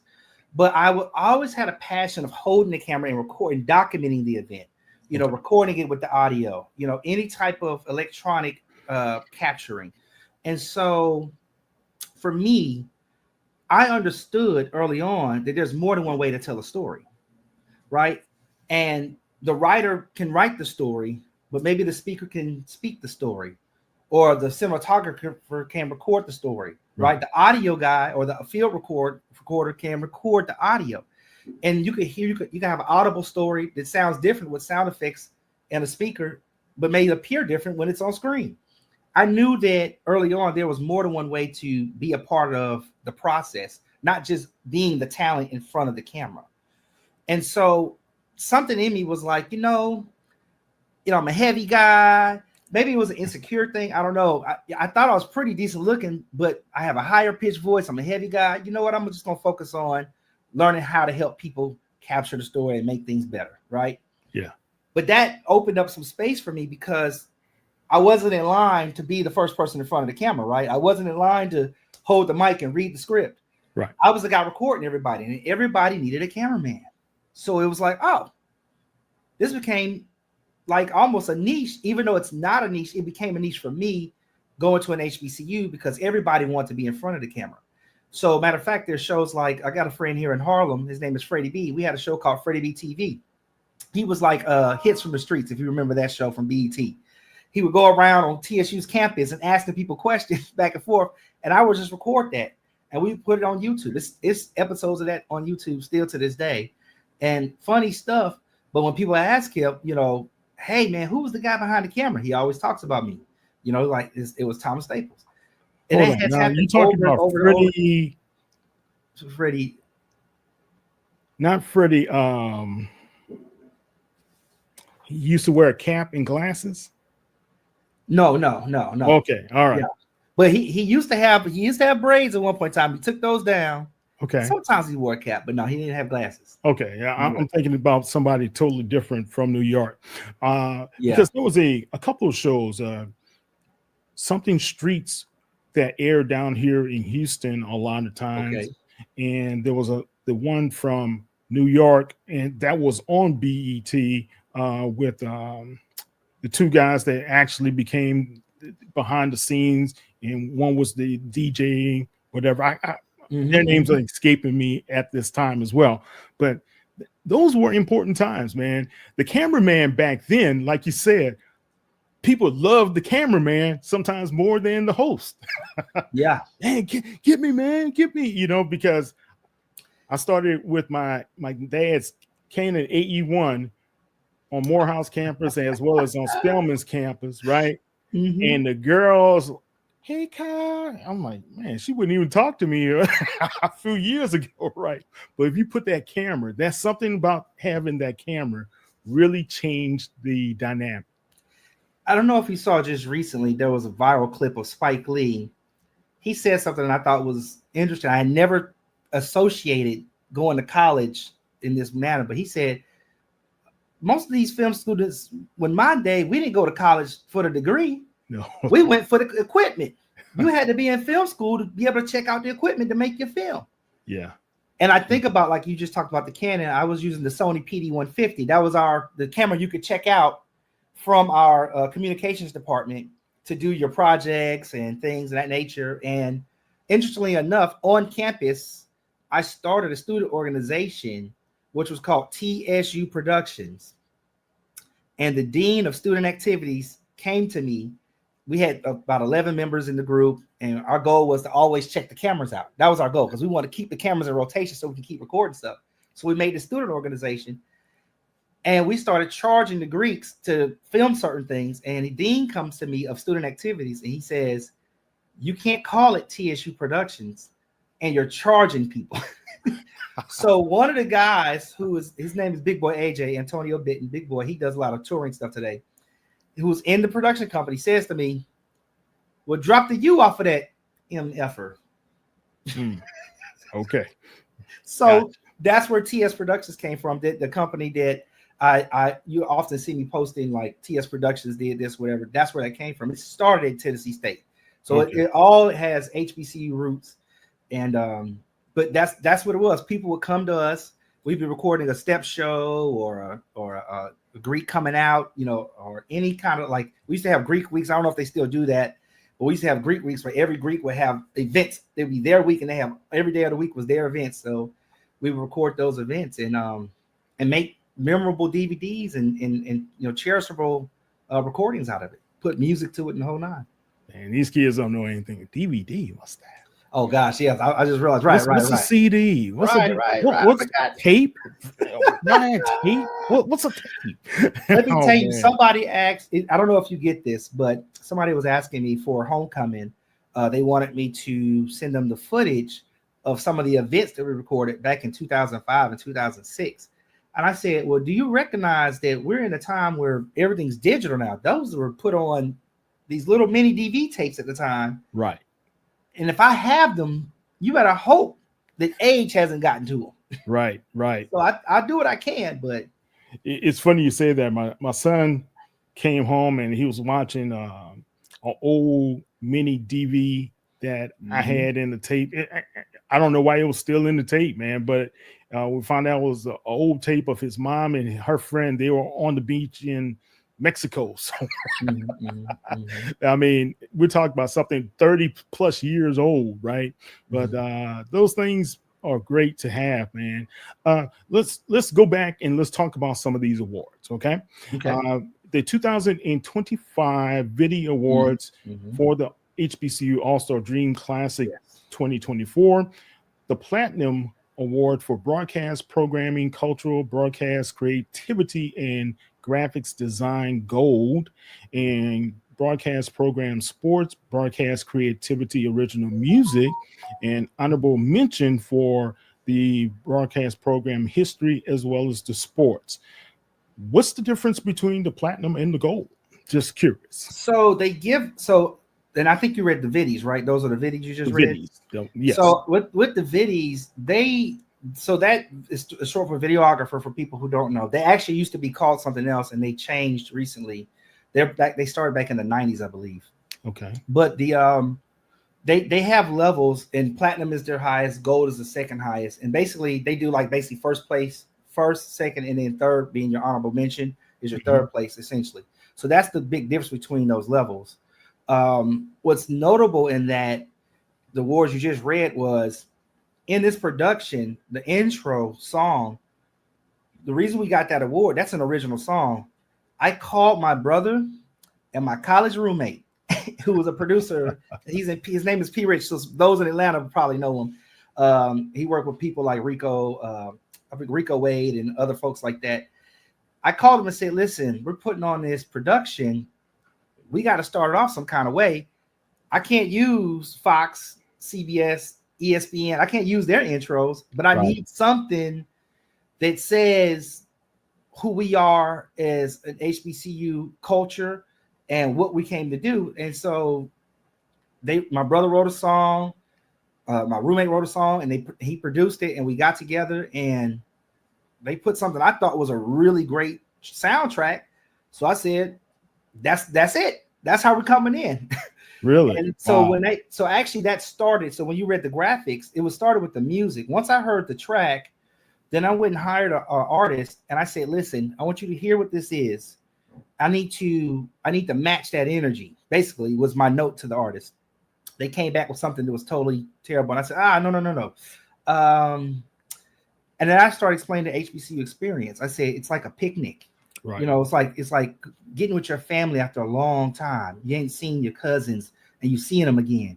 It's like going to a big concert, except imagine all the people at the concert had the same thing in common. Not just we like the artist, Right. but we all understood the essence of the music. And so when I kind of pitched them in that way, that's when they came back with the graphics package that we use for the production, and that's what won the award for the graphics. Man, that's awesome. Let's go over to the Tellies, man. That's where you brought home the boatload of awards, right? Yes, I was surprised. I was like, oh my goodness. Well, she kept, when my wife told me we won, she read like the first like live events and experiences, live streaming or something like that. And then I thought she was going to stop. And she kept going and going and going and reading and reading. And I go, oh, geez. So now I was like, wait a minute. I lost fingers.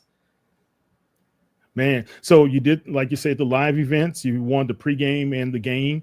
You have the use of stock footage, history editing, best show opening segment, not for profit.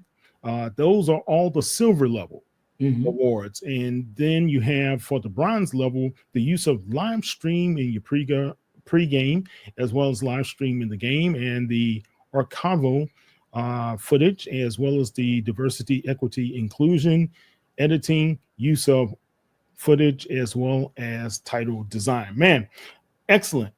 That's outstanding. Yeah. And guys, look, these are national awards and could be international, right? But these are at least national awards that one production was able to garner 20 awards in the industry. Thank you, Thomas. Appreciate you, man, and congratulations. That is awesome. Yeah. And I think for the Tellies, and you could quote me on this, I believe it's over 20,000 entries. So really? They were looking at a lot of productions across the country, and that includes the Virgin Islands, Hawaii, Alaska, and Puerto Rico. Excellent. Look, and you know, he's had past awards, of course. He's had even awards for the 48-hour film project, Dave and Earl, where you won best directing, screenplay, acting, supporting acting, all that stuff as well. But, you know, when it comes to the HBCU space and having national recognition for what we're doing and the content we're providing for our public, to have those that recognition from the telly as well as the video, that's outstanding. Yeah, thank you. I appreciate that. I really do. Yeah, and it feels good to be recognized. You know, especially because, like you said, I'm behind the camera. You know, I executive produced this, so I brought all the people together to create the stream itself. And what type of people did you have to bring together for that type of stream? Did you have to have just not just cameramen, right? You also had to have a host and commentators and things. Yes. So we had 4 hosts. We had 2 desk hosts and 2 kind of sideline reporters. So we had Sean Parker, who at that time was out of work. He was the former Minnesota Timberwolves announcer. He's now the Charlotte Hornets announcer. Okay. So he came up to do play-by-play. We had the Tubby effect, or she wants to be called Tubby. Jackie E. She was the color analyst. Freddie B. and Kennedy Wright were our sideline reporters. And I want to say something. Freddie B. is experienced. So he's the guy I met in college. We were doing television. So he knew what he was doing. Kennedy was a senior in college. And we wanted to do that. That was purposeful. We wanted to bring somebody into the production who was in college, or like this is what they want to do when they leave college. Right. And I'm happy to say that she's working in Eugene, Oregon today on at a TV network. I got to get the right network for you for fact. Yeah, she's in Eugene, Oregon today. And she's all the way across the coast. Wow. Yeah, and that's a girl from Alabama who went to Tennessee State and came up and did our production, and now she's got a job right out of college, graduate right into a job. So that's great, man. I'm really proud about that, because that's really what we want to do, is not only elevate our culture, but elevate our people at the same time. Along with that, our executive producer, Ebony Cosby, producer. She was a producer, but she created most of those packages that some of those awards, whether it was for the Rucker Park award you may see in there, the nonprofit one. Her and Daryl Roberts worked together to put that piece together. He filmed it on his cell phone, but she told him what to do. She wrote out some things, and then we had a guy edit it together, and it came out beautifully. And Wow. yeah, so she was really integral. And then we brought an alum from Texas up. Her name is Tiffany Dowling to be our field producer. Talk about a powerhouse. This woman has been on, field produced for several television shows down in Atlanta. And I said, I got to have somebody who's strong. It's going to be a fast moving environment. We don't know who's going to show up. We don't know it might be somebody famous. We need somebody who can think on the fly. If we see an interview that we can have, let's get our talent in front of the people so they can start getting the interview. And she handled it. And so it was a great crew. And then from the production side, from the technical side, I brought in one of Fisk, TSU, Meharry's long-standing vendors, somebody I knew from college. His name is Charles Howe. He owns a company called Chomco down in Nashville, Tennessee. I've heard of Charles.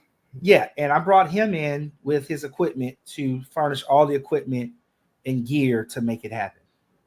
Awesome.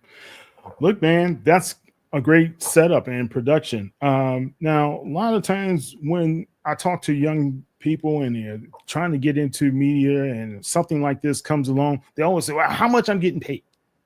I want to know how much I'm paid, With this production, were there payments or was it say, yes, hey guys, you come in for the experience? No. This production, around 5 figures. You don't have to tell us how much. They just want to know if they're gonna get paid. Yeah, we paid everybody but ourselves. So that's usually how it is, right? Times we dishing it out, but at the end, everybody money. But it was a compensated thing. But like for Kennedy, for example, once we saw her, we looked at a few demo reels of students who were already putting things, on social media. And this is why you got to be careful what you put on social media, because you never know who's watching. Right. Because we were looking for people. We saw her and I asked her for a demo reel and she sent it to me. It looked so good. We paid for her flight and her hotel. So she came up here for free to work the event. Beautiful. Yeah. That's the passion, commitment, and it's paying off. Right. And I got to shout out my alumni organizations because they didn't want to foot the bill on that. That wasn't us. That was Tennessee State University's TSU NA New York Metro is their official name. Tell me this. Some alumni associations are easy to buy in to a project in this manner. And I've heard great things about Texas Southern, how they really, really support each other when it comes to these type of situations. When you are, let's say that you're a young, aspiring media content creator, have a production in mind, how would they go about approaching their alumni? What did you have to do? I have to shout out the alumni president, Lady Altavis Cook. Sorry, that's her full name. She is a thespian at heart. So she already has the arts in mind when she's doing any of her events. And my approach to her was very just straightforward. Daryl is putting together what I think is going to be a blockbuster event. Maybe not this year, but eventually it's going to get there because it's happening at Rucker Park. He was able to get coaches of all these teams to buy in and send their players up here.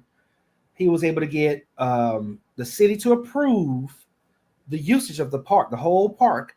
And I said, having an HBCU presence in Harlem, in New York City, where we can affect all these kids who may have never thought of going to an HBCU, but now they're going to see actual HBCU basketball players in the middle of Harlem. I said, that's an opportunity I think we need to take advantage of as an organization. And if anything, we should be getting tickets and giving them to some students or potential students that we want to come to our school.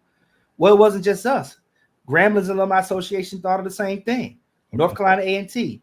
South Carolina. Who else do we have? Spelman and Howard, they have associations. They're all thinking the same thing. This is an opportunity for us. There's no HBCUs in the Northeast. Well, in the North. In the Northeast. Yeah, I think the closest is Lincoln. Closest Lincoln, right? Yeah, closest Lincoln, right?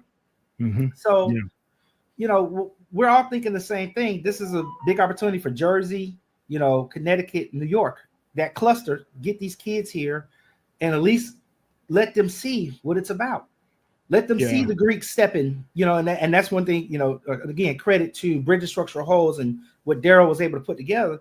He brings out for your halftime entertainment the AKAs or the Kappas, the Toronto,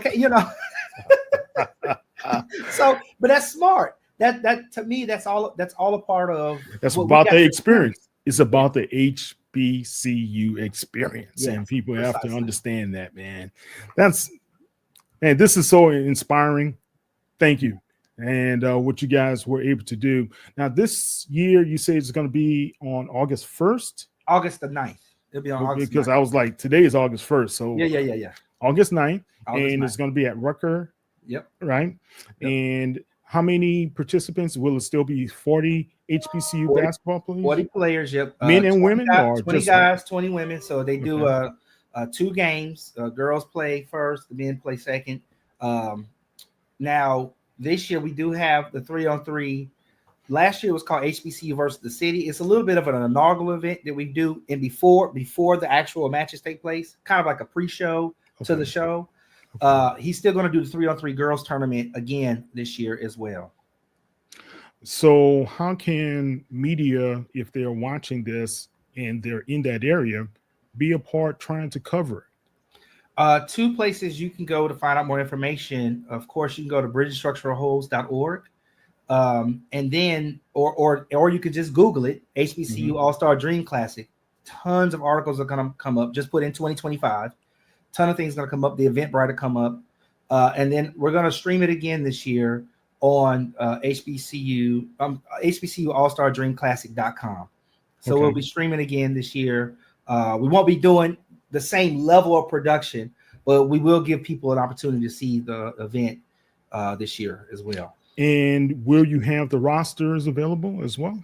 Yes. Daryl actually has that stuff available right now. I don't know if I would love to see it because I would love to write an article on it for you guys. Oh, definitely. I can give you his email so that you can email him. He will. I'll make sure to tell him to follow up with you to get you the whole lineup. Okay, excellent. All right. So, guys, if you heard everything, if you listened to what Thomas was talking about, it takes some background learning the business and understanding the business, but also it takes some ingenuity to be able to put something like this together. We're very creative people. We always have to be creative. So if you have something like this in mind, go for it. If you want to pick somebody's brain, I'm pretty sure Thomas wouldn't mind having a conversation with you, right, Thomas? Yeah, I'm open, and I'm easy to find. I think it's in my title at Thomas Staples 2. Yeah, that's what I was about to tell. Tell everybody how they can follow you. Go ahead. Yeah, so you can follow me on Instagram. I'm at Thomas Staples 2.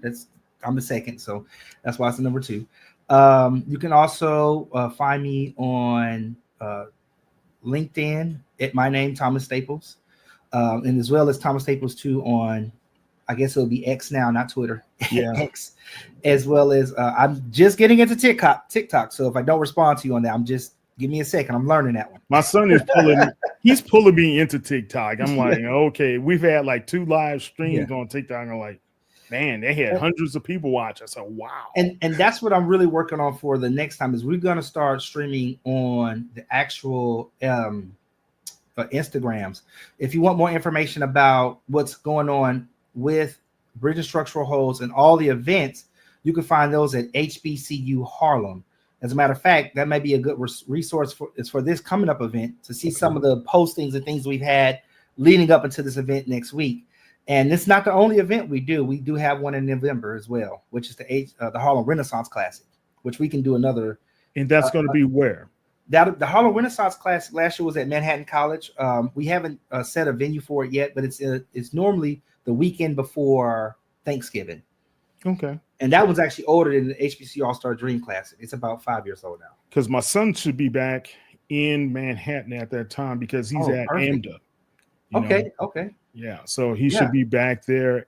I think they're strange semesters. Their semester starts again in October. So, okay. Well, listen, tell him to follow HBCU Harlem.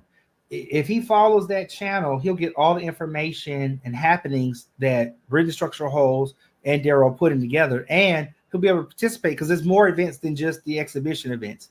We do have some community events that we do as well. And Daryl every now and then does a tester event, just to see if there may be something else we need to be looking into. So keep your eyes open for those. Yeah, if you need an intern, he's great with video. He's great. He's good. a great podcaster. He co-hosts with me sometimes as well. So he does a great job. Oh, well, let me get this. We'll get your information in. Yeah, we'll get that. Definitely. Thomas, again, I have to state it. Congratulations. I'm glad we were able to connect and be able to tell everybody what you guys were able to accomplish, as well as to tell everybody about the 2 upcoming events that you guys are going to have as well. I think it's very important that we support, especially if you're in the New York, New Jersey area, especially being there and helping out and being able to help young people understand HBCUs have so much texture and so much about us that they can be able to excel in life. You just don't have to go to a PWI. You can always go to HBCU. All right. Yeah. Thomas, thank you very much. Go and check him out. We're going to have more details on HBCU Legends on SI. You can follow us at HBCU Legends on all social media platforms. And you can follow me at KTMOZE on all social media platforms as well. I'm Kyle T. Mosley. That's our guest, Mr. Thomas Staples. Thomas, we always say it like Bernie Mac.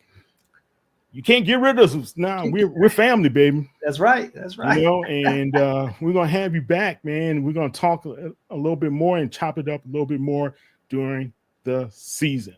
Okay, right. You guys, don't forget, be safe this weekend, but also always be tenacious. Don't ever give up on your dreams, and always believe in yourself. I'm Kyle T. Mosley. Take care. Bye.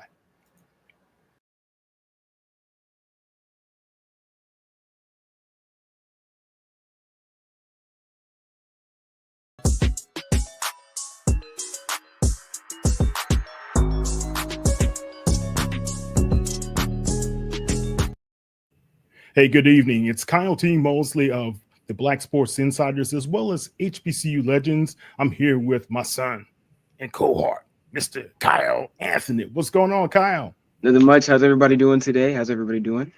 Good. Looking good, my buddy. And we have a star power in the house tonight. In Houston, with us social guys and us media guys, we just call him Hollywood. There we go. Because when all the stars come into town, they don't dial us up. They call straight to, can I speak to Nate Griffin? I see what kind of podcast this is gonna be. Hey. He gets all the stars. No, I'm hating. I'm hating seriously, but to be honest with you guys, that's love, man. That's not hate. That's love. I get it. Yeah, 100%. We got a lot of love for him because he never says no to a question, and he always gives us great advice. He's a big brother to me in the business, and I just highly respect everything that he does, especially on Fox. He's one of the best broadcasters and reporters that we have, especially early in the morning. He gets up like 3 in the morning. 2:30. You guys, don't cheat him. 2:30, baby. Don't cheat him. Yeah, well, look, with over 30 years in the business, it's none other than Nate Griffin. How you doing, Nate? Man, I'm doing great. Good to be on here with the Kyle and the Kyle. The older Kyle and the young Kyle. It's kind of cool to do this. So, and when I looked up, I saw him, I was like, wait, that's what? Wasn't he 12 years old like 3 weeks ago? Yeah. Come on Tell now. me about it, man. Tell me hey, about it. You remember University of Houston? You, me, your dad, Ralph Cooper, how we sat around until before you went off to college, man. I do. You were working with your dad. That was crazy. Mr. Griffin, you gave me some very important information at the time. He said, you know what? When you going off to college, just want you to lock in and focus on your work. But you need to bulk up in that gym. You need to lock in. I locked in that gym. I will say, hey, good for you. Hey, yes, sir, yes, sir. Yeah, he's got. Thank you. Look, he's finally got a couple of abs now, so he's You can see doing it. Hey, hold on. I've been locked in for real, y'all. I've really been locked in there. That Good grind for does you. not stop. Good for Yeah. you. Good for you. Well, guys, Nate, I guess the best way to start this off, you've covered all professional sports, collegiate sports, high school sports, intramural sports. It doesn't matter, any type of sports, but you have done it at a high level for such a long time. What's the secret? Well, prayer, number one. You got to have God in your life because you can't do it without him, number one. Number two, you have to have a support system. That's very important because as you know, you're a married man, so am I. And you know, if there's a problem when you need to do something versus when you need to get something for the family versus when you need to get work done, and there's not a good relationship, that's a problem.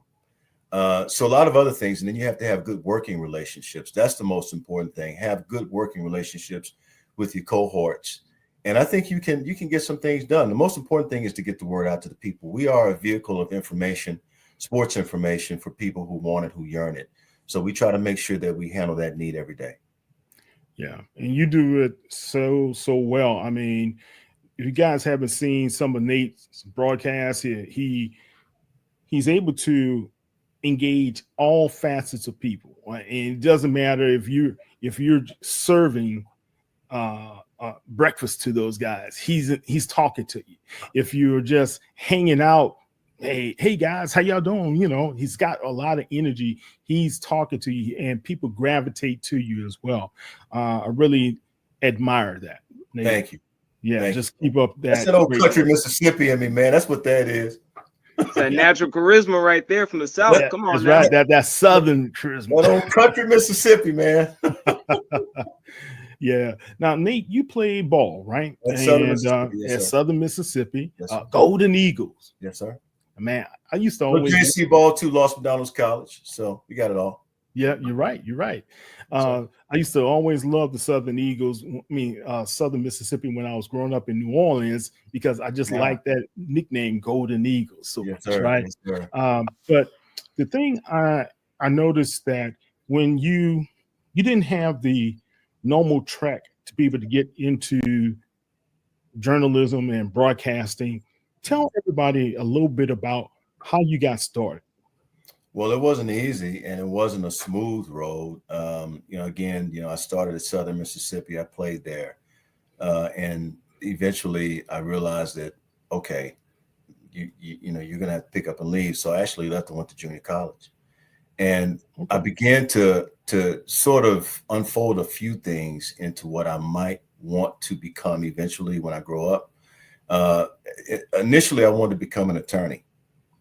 And really? I want to be a sports attorney. After playing sports, you realize you're not going to play at the pro level, even though you may have had some dreams, but that's not going to happen. And so I ended up coming to Texas after leaving California, and eventually got to law school. And I'm really taking a lot of shortcuts here because we don't have a whole lot of time to talk about me, but that was part of it. I went to law school and got there and realized that, well, I'm not sure if you want to be a lawyer. And at the moment I was making that decision, a friend interceded by the name of Jimmy Jacob. And he said, hey, I want you to come over to Texas Southern with me, the radio station, KTSU. Come over to KTSU. I want you to do something. So he gave me an assignment while I was in law school. He gave me an assignment. He said, hey, I want you to read the gospel calendar. I want you to record it. And I want you to have it ready every Sunday. And I looked at him. I said, I haven't ever done this. He said, doesn't matter. You'll get accustomed to it. Just do it. And I was free. I was free, so it was the right price, so eventually that came to pass. I actually interned at KTSU with the great Judith Tillman. She's no longer with us. As you well know, she married the great Fred Hickman. He's no longer with us, who was at CNN. So I interned there and once again got an opportunity at KPRC Channel 2. They had radio and television there. I went over there and interned with Mike and Anita, Mike Edmonds, Anita Martini, all those people. And Mickey Hobbs was there at the time. So, you get to meet a collaboration of people, and then eventually got to KTRH. And that's when things started to really turn around and kind of give me a glimpse into the future. So 740 KTRH at the time, and I'll keep this short. They carried the Astros, the Rockets, and the Houston Oilers. Not the Texans. I'm going back a bit. Okay. Yeah. Carried all 3 sports teams. And this is when Houston was very, very strong in terms of covering sports in the city. You had everybody here, Bob Allen, Mark Berman. You had Ralph Cooper. You got to have Ralph in the mix, Mr. Baseball, Kim. All those people were in the mix, right? And we were very, very prevalent. Butch Alcindor. I mean, you had so many folks there. Jeff McShann. And so, man, you're bringing up some names. Yeah, man, I work with all those people. Joe Gleason who's over 13 now, all those guys. We all go back a lot of years. And so that kind of gives you a glimpse of what happened. But anyway, I ended up doing some national sports broadcasts. I worked for ESPN. I did some work for Comcast Sports Southeast. Did some work for Sports West, which was out west primarily. So a lot of different things have helped to sort of mold me into where I am today. And I eventually got back here, was doing radio, Sports Radio 610. First African-American to actually have a show on Sports Radio 610. Wow. Called Fast Break with Nate on Sunday nights. So for those viewers, listeners who watch or who remember that, Fast Break with Nate, that was me. Sports Radio 610. And sort of just took off from there, man. Then Mr. B. Wow. Awesome. Kyle. I mean, honestly, Nate, once you name drop the Oilers, I thought you were about to say you flew to Seattle, covered the Supersonics too. But hey. Or the Edmonton Oilers, right? That we are missing, and that we hope, can come back, and maybe a uniform variant for the Texans this year. But speaking on the Oilers and now the Texans, we know you were at training camp. Mm-hmm. How are you feeling about the team? Been there every day.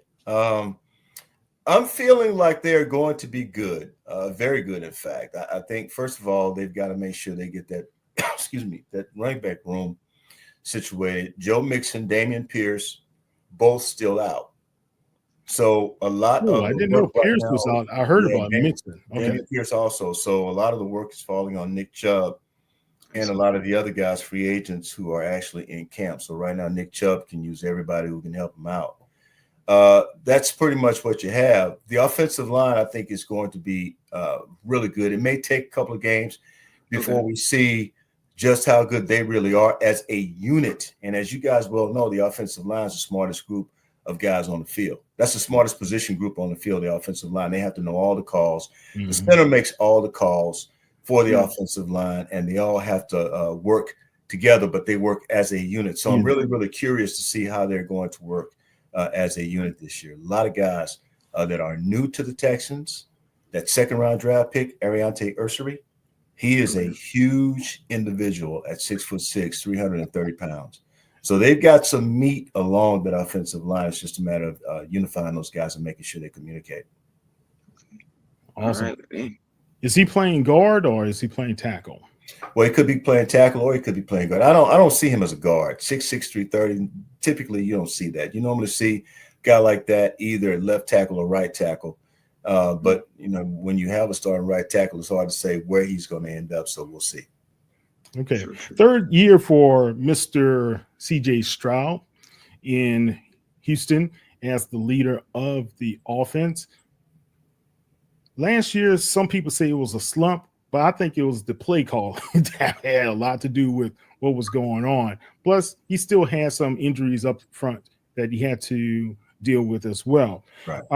How do you think this is one of those pivotal years for CJ, or it's just steady as you go? No. Year 3 is always a pivotal year for a quarterback. And the most important thing is that first 2 games, even if you make some mistakes, even if you have some issues, by the 3rd, 4th game, you need to kind of have them straight. Now, the problem with CJ, you realize he was the 2nd most sacked quarterback in the league last year, right behind Caleb Williams, who was sacked, I want to say, 72 times. Ooh. Yeah. So that offensive line is going to really have to protect CJ Stroud this season. That's the big thing. Last year, remember, and I want to take you back to the Texans when they first came to Houston. Their quarterback was David Carr. Mm-hmm. What was the problem with the Texans at that time? He got sacked a whole lot. Yeah. He got sacked, got happy feet late in his career, and all of a sudden, down goes David Carr. And it was so sad to see because he was a great quarterback at Fresno State. And I thought that being, a top pick, the first pick, for the Houston Texans, I just knew this guy is going to be special. But the problem was the offensive line never could come together. Well, they've had that problem over the years. They've had some good offensive lines.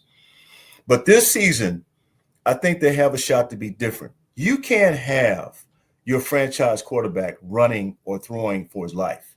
Yeah. You're running for your life, and then you're throwing to try to get the ball out of your hands quickly so that you don't take a sack, get hit, get your head knocked off, or get somebody's helmet planted in your chest. So he's got a shot to be pretty good this year, but that offensive line is critical. And if that offensive line is good, decent run game, if Nick Chubb can give us anything, if he can give us any resemblance of what he was when he was in Cleveland, oh yeah. Now there's your safety valve. Nick Chubb's your safety valve. Joe Mixon come back healthy. That's your safety valve. Damian Pierce is your third back. Yeah. You got a shot. Yeah. 3 1,000-yard rushers there, right? You got a shot to be pretty good as a quarterback. Yeah. Well, what about Titus Howard, our HBCU guy from Alabama State? How's he looking? Yeah, that's your right tackle right there. I think the most important thing is that he understands his role now. He's been with the Texans long enough to understand his role. Also understand you got to stay healthy. And I was very pleased to see him come from the position that he came. Right, I was very pleased to see that he came from where he came from, and has done well with the Houston Texans in being a force on that right side. That's what he's going to have to do this season, because again, they're probably going to play 8 guys. And Titus Howard has to be one of them. Yeah, definitely. All right. That's the Houston Texans. That's just a quick overview of what we have seen the first few days of training camp. Kyle, I know the subject you love to talk about all the time is the Houston Rockets. And I know you have a couple of questions to throw at Mr. Nate Griffin. Well, I do. This isn't major news. I don't know if you know this, Nate. I really don't. I think this might be one of my first exclusive picks, but the Houston Rockets reacquired Kevin Durant. Yeah. Trade with the Suns, man. We let go of Jalen Green. We let go of Cam Whitmore. Okay. But my question is, with the scoop that I'm giving you about KD, I know you have no clue about this. Okay. No clue. With this insider too, Skip. I know nothing. I'm telling you, I know nothing. Nothing. You know nothing. Nothing. I mean, looking at the squad, man. I know zero. I mean, what you think we can do this right here? Because I honestly think, this is going to be an amazing thing for the franchise. Genuinely. Well, at least this year, I don't know longevity wise how we're looking at things, but if we're looking for a championship within the next season or two, I believe that was a great move to get KD. Who doesn't want KD? Yeah, you got to have that guy. I think the one thing that you didn't want to do was give up the farm for him, and I don't think they gave up the farm. They gave up 5 2s and Dylan Brooks and a first round pick. But I think that the most important thing is that this year's first round pick number 10. But I think the most important thing is that you have a guy who is an instant bucket, right? And KD is an instant bucket. Now, we've seen some of the workouts. We've seen a lot of workouts on social media. I am very interested and curious to watch him work out with the team. That's the most important thing. Everybody's talking about learning from this guy. Jabari Smith has talked about that, learning from KD. Everyone's excited. That's going to be a big front line. They're going to be they're going to have a big backcourt and a big front line. They're going to be a big team. The only thing I hated, and Kyle, you probably saw my post on Facebook, I began to love me some Dylan Brooks, man. Everybody did, yeah. Man, I'm telling you, and you know why? Because I didn't like him at first.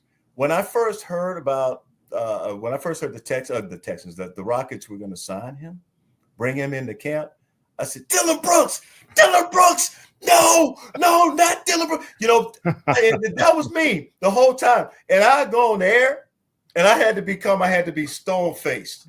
And, you know, I really did. I had to be stone-faced. The Rockets are considering bringing in Dylan Brooks. You know, I put some emphasis on the last name, right? Brooks. You know, and nobody knew, but you know, inside of me, I'm like, inside you were seething. And, you know, I'm like, come on, Coach Emo. What you thinking? Come on, Coach Emo. What you thinking? You gonna bring? All of a sudden, this guy started to become my favorite villain. Yeah. And I was watching how he was sacrificing his body, how he was actually defending guys and hitting the three. Dylan Brooks was knocking down 3-pointers. He has going to the basket. He didn't mind taking the hard foul. Yeah. He would deliver the hard foul. You know, he was doing things to inspire his teammates up and down the floor, making big plays, passes. Yeah. The guy was passing. I mean, I'm talking about passing well. You know, working with Alperen Şengün and Jabari, you know, and those guys, and even Jalen. You know, when Jalen wasn't hot, who was hot? Dylan Brooks. Dylan Brooks. Dylan the villain. Dylan the villain was hot. So I miss him. Man. I hate that. If they could have kept Dylan, because you always have to have that dog, right? You got to have that DAWG, man. That's and right. Dylan Brooks was that dog. Now the question is, they got a couple of guys who can be the dog, but who don't step up? You can't have one of your top players as your dog, man. Armand can't be the dog. Right. Armand cannot be the dog. I mean, he can stand up for himself, but he can't be that guy. He's got to be on the floor 100% of the time, either playing defense, running the team, getting up and down the floor. I love his court presence. I love the way he plays 94 feet. He's up and down the floor, man. Layups, nice little 15-foot pull-up jump shots. I love how he does that. He doesn't take a whole lot of threes. You don't want to see him doing that, but he does those other things that actually gives the Rockets a tough inside presence. That's what you need. Yeah. I mean, true. For a while, we were playing small ball. Small ball, he's good. You can actually have him in the small ball game, and I love the fact that, you know, Jabari Smith is also going to be that guy. Right. Tari, what is Tari going to give you? Tari's going to give you something special. The guy, there's another guy I hate they let go, Cam. I hate they let go of Cam because I think Cam could have been that dog. I really do, that DAWG. But Cam has to see Cam. Okay. All right. Cam. So Jalen was the number 2 pick, 3 pick? 3 pick. Two, I think. 2 or 3. Two. I think it was 2. So Jalen was the number 2 pick, right? Cam was the number 20 pick. I won't forget that. Cam was the number 20 pick, and I'm thinking, ooh, he should, you know, if they had been able, and I know it's tough. When you got 2 and 20, it's hard to maneuver because somebody was going to want that 2 if you asked to move up from 20. But Cam probably should have gone higher, and he thought that. That's what he felt. He felt. Yeah, remember he dropped. He was dropping. Yes, he dropped. I forgot why he was dropping. Was it some negative press came out? Yeah, it was some negative press, and that's what kind of magnified itself while he was with the team. But I still believe he's a more talented Dylan Brooks, and I say that with a lot of respect to Dylan. He's a little bit more talented than Dylan Brooks on the scoring end, I do believe, in terms of athleticism. Dylan Brooks, man, he gave you all he had with that body, and I'm going to miss him. Dylan, I love you, man. If you're watching this podcast, believe me, I love you, brother. I miss you, man. Trust me, I miss you. But I'm going to say this, guys. I think you're right. You do need somebody who has that grit, yes, who can get down and dirty and, and be able to play that spot. You're going to find somebody. There's going to be somebody out there eventually through the waivers or whatever, or some sort of trade. So it's still up in the air. This is not a complete team, right? Yeah, the Rockets already have them on their bench. I think it's not maybe one more guy. I know that they signed a guy a couple of days ago, but I think this team is going to be a well-rounded. Emil Udoka is going to have a really, really good team, the kind of team that he wants. It's going to be in his mold. Yeah. Very physical. I think Coach he's chomping at the bit right now. He is. Yeah. It's football season right now, though, Coach. You know, even though we don't want to admit it, it's actually football season. See, I like baseball season. Excuse me, allow me to go into my diatribe because I'm a little angry right now. I'm not ready for football. This is the segue into baseball. So go ahead. You know, I'm enjoying baseball season right now. I'm never in when the Astros are playing well. I'm never in a hurry to go into basically in the football season. But here we are in college football, the NFL football, NFL season, college football season. I'm not ready. And then I'll be getting calls from coaches, high school coaches. Hey, you coming out to cover my game? Hey, you coming over for Friday Football Fever? Hey, when are we going to see you, Coach? You know, it's good to have these kinds of relationships, man. But I'm telling you, I'm in no hurry, man, for football because I'm really enjoying baseball season. Framber Valdez, 1,000 strikeouts Monday night. Look, man, everything they've been doing, and they lose. They lose 2-1. Yeah. But look, you got to like what you see in the Astros, especially all the injuries they've persevered through. They're still at the top. Whole teams on the injury list. That's it's just crazy. And to have the rookie to call up the rookies, and he hit those 3 home runs in 3 days. I mean, it was really so good to see. I was so proud of him, man. And Houston on. Yes, coming out of Atascocita High School, and I actually went over there and sort of broke the news that he was, signing with the we went on over there. That's why, I proudly, I don't know if you saw the post on I proudly put the post on Facebook and Twitter, on Instagram, the Fox 26 had interviewed him, so it was really, really good to see. Now, on the positive side, Jeremy Pena has been moved to AAA Sugarland. He actually played his first game of rehab last night. Last night being Monday night. So we'll see how that turns out. And then Christian Javier, as you well know, he had a couple of rehab starts with the Sugarland Space Cowboys over the weekend. So hopefully the Astros will be able to get those 2 guys back. The problem is now Christian Walker, and Isaac Paredes, who's you got about between 15 and 19 guys on the injured list. Yeah, that's a lot of guys. Those are your stars. Yeah. Those are your stars. And you're asking Jose Altuve, to hold up the team and be that guy. And that's tough. It is. It's tough, but he's been hitting those. He's still hitting, right? Well, not last night. Yeah. I mean, he can't hit all the time, guys. Well, the Astros have lost 5 games in a row. You realize they lost 9 out of 10 at home? They were really hot. They were. I mean, but baseball is a game of streaks, right? Boston Red Sox went on an 11-game, win streak.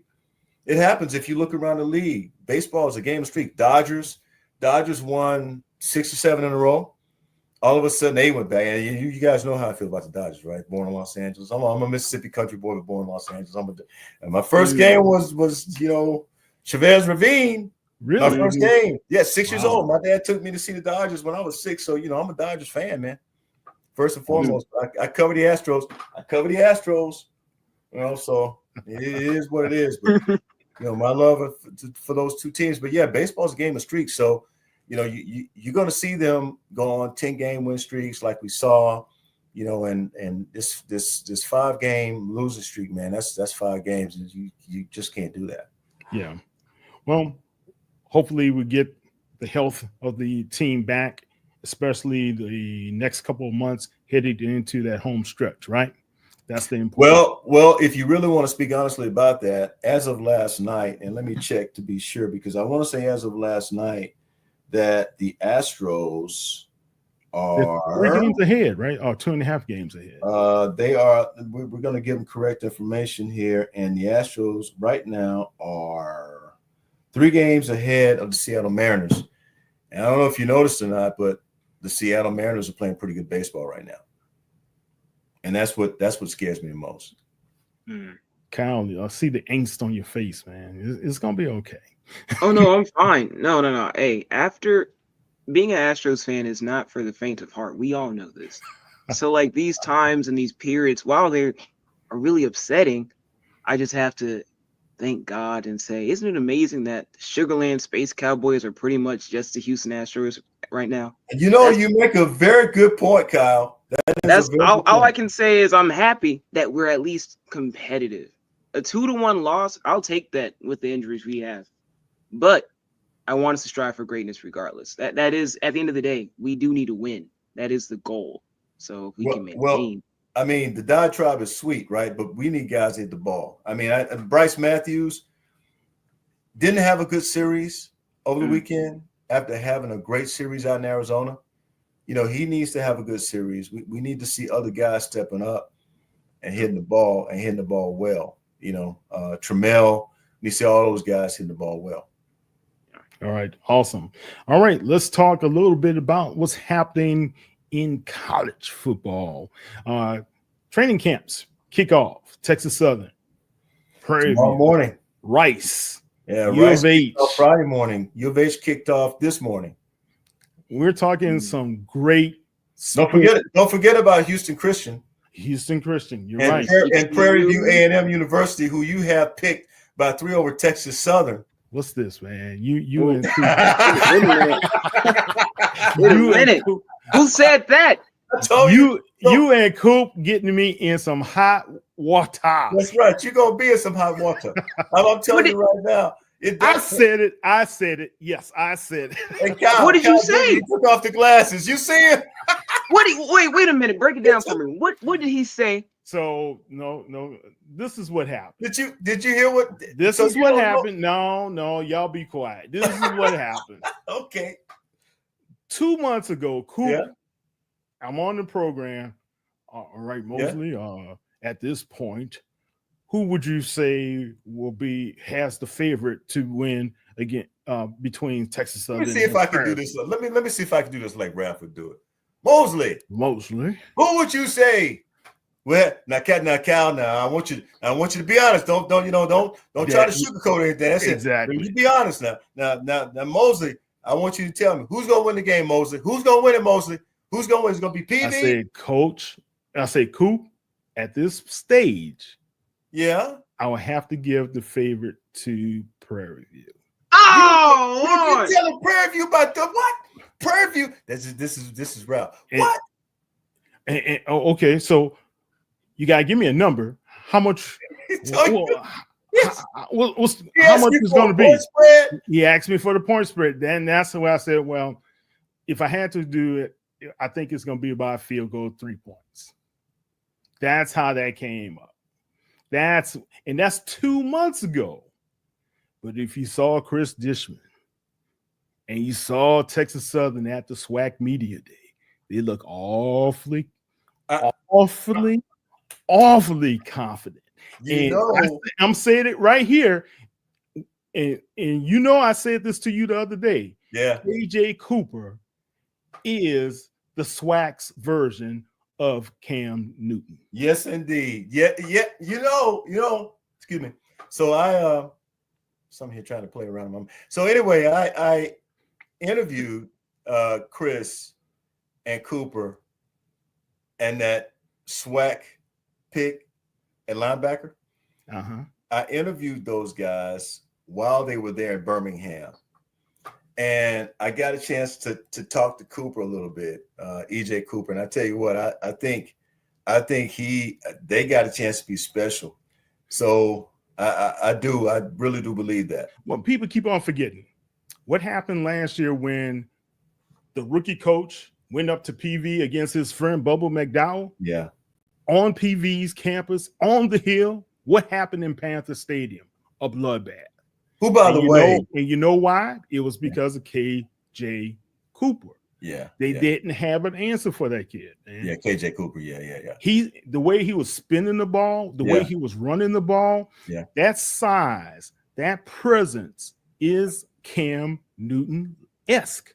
I don't care what you say. He has something that is going to make it very difficult for defenders to be able to make these business decisions. By the way, you just mentioned Bubba McDowell. He should definitely be working right now. Definitely. If not, he should. It's ludicrous that he's not. It is. It's a shame. He should be working right now. If he's not, I guess I spoke with him, and I know I'm taking you off topic a little bit there. I spoke with him, I want to say last week, and he was out of town, told me to get back with me. But in regards to this game, PV versus Texas Southern, KJ is going to be a difference maker in this game. And they also have the offensive line to block for KJ.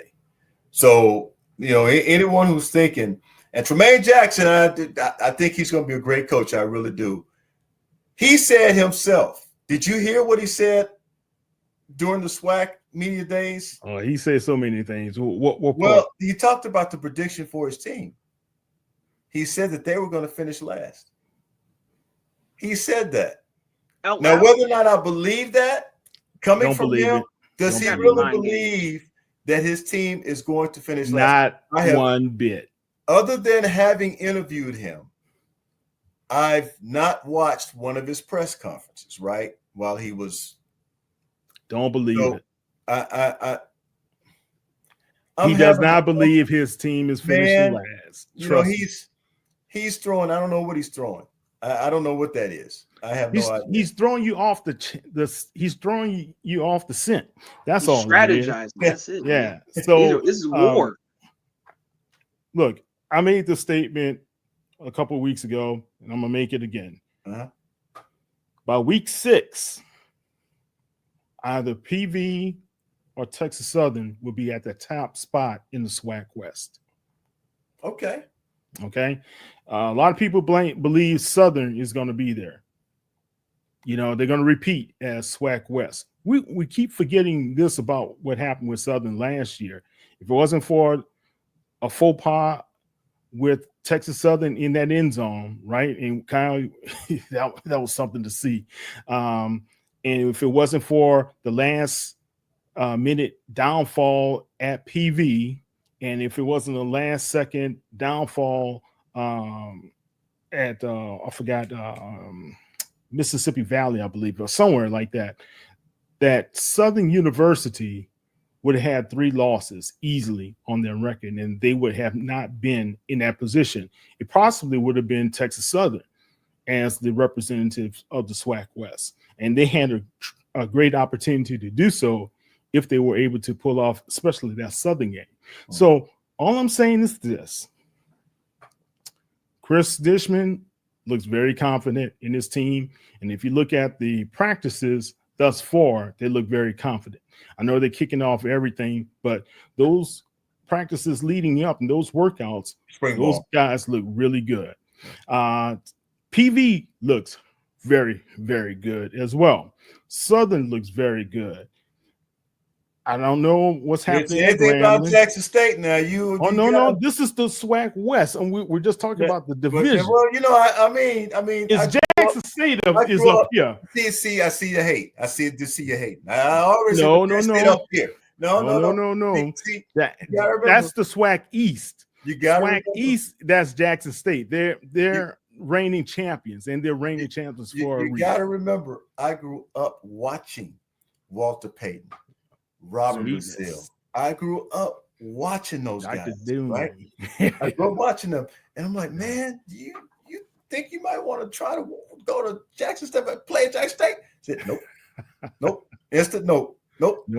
No, sir. That was a different team back then, man. Well, that was a different time back then because most of your talented players, remember that the black schools and white schools, well, the white schools in particular, had just started integrating black players. What was that, 1972? So you got to remember. You talking about in the SEC, in the 70s, it was 70 to 71. You got to remember. So, they still hadn't realized, oh my goodness, they've got all these great players. We need to. What was that? Oh golly, the great football coach at Alabama, Paul Bear Bryant. What? Make sure I'm not misquoting him. I gotta have me one. Is that what That wasn't. They said that's what he said. Yeah.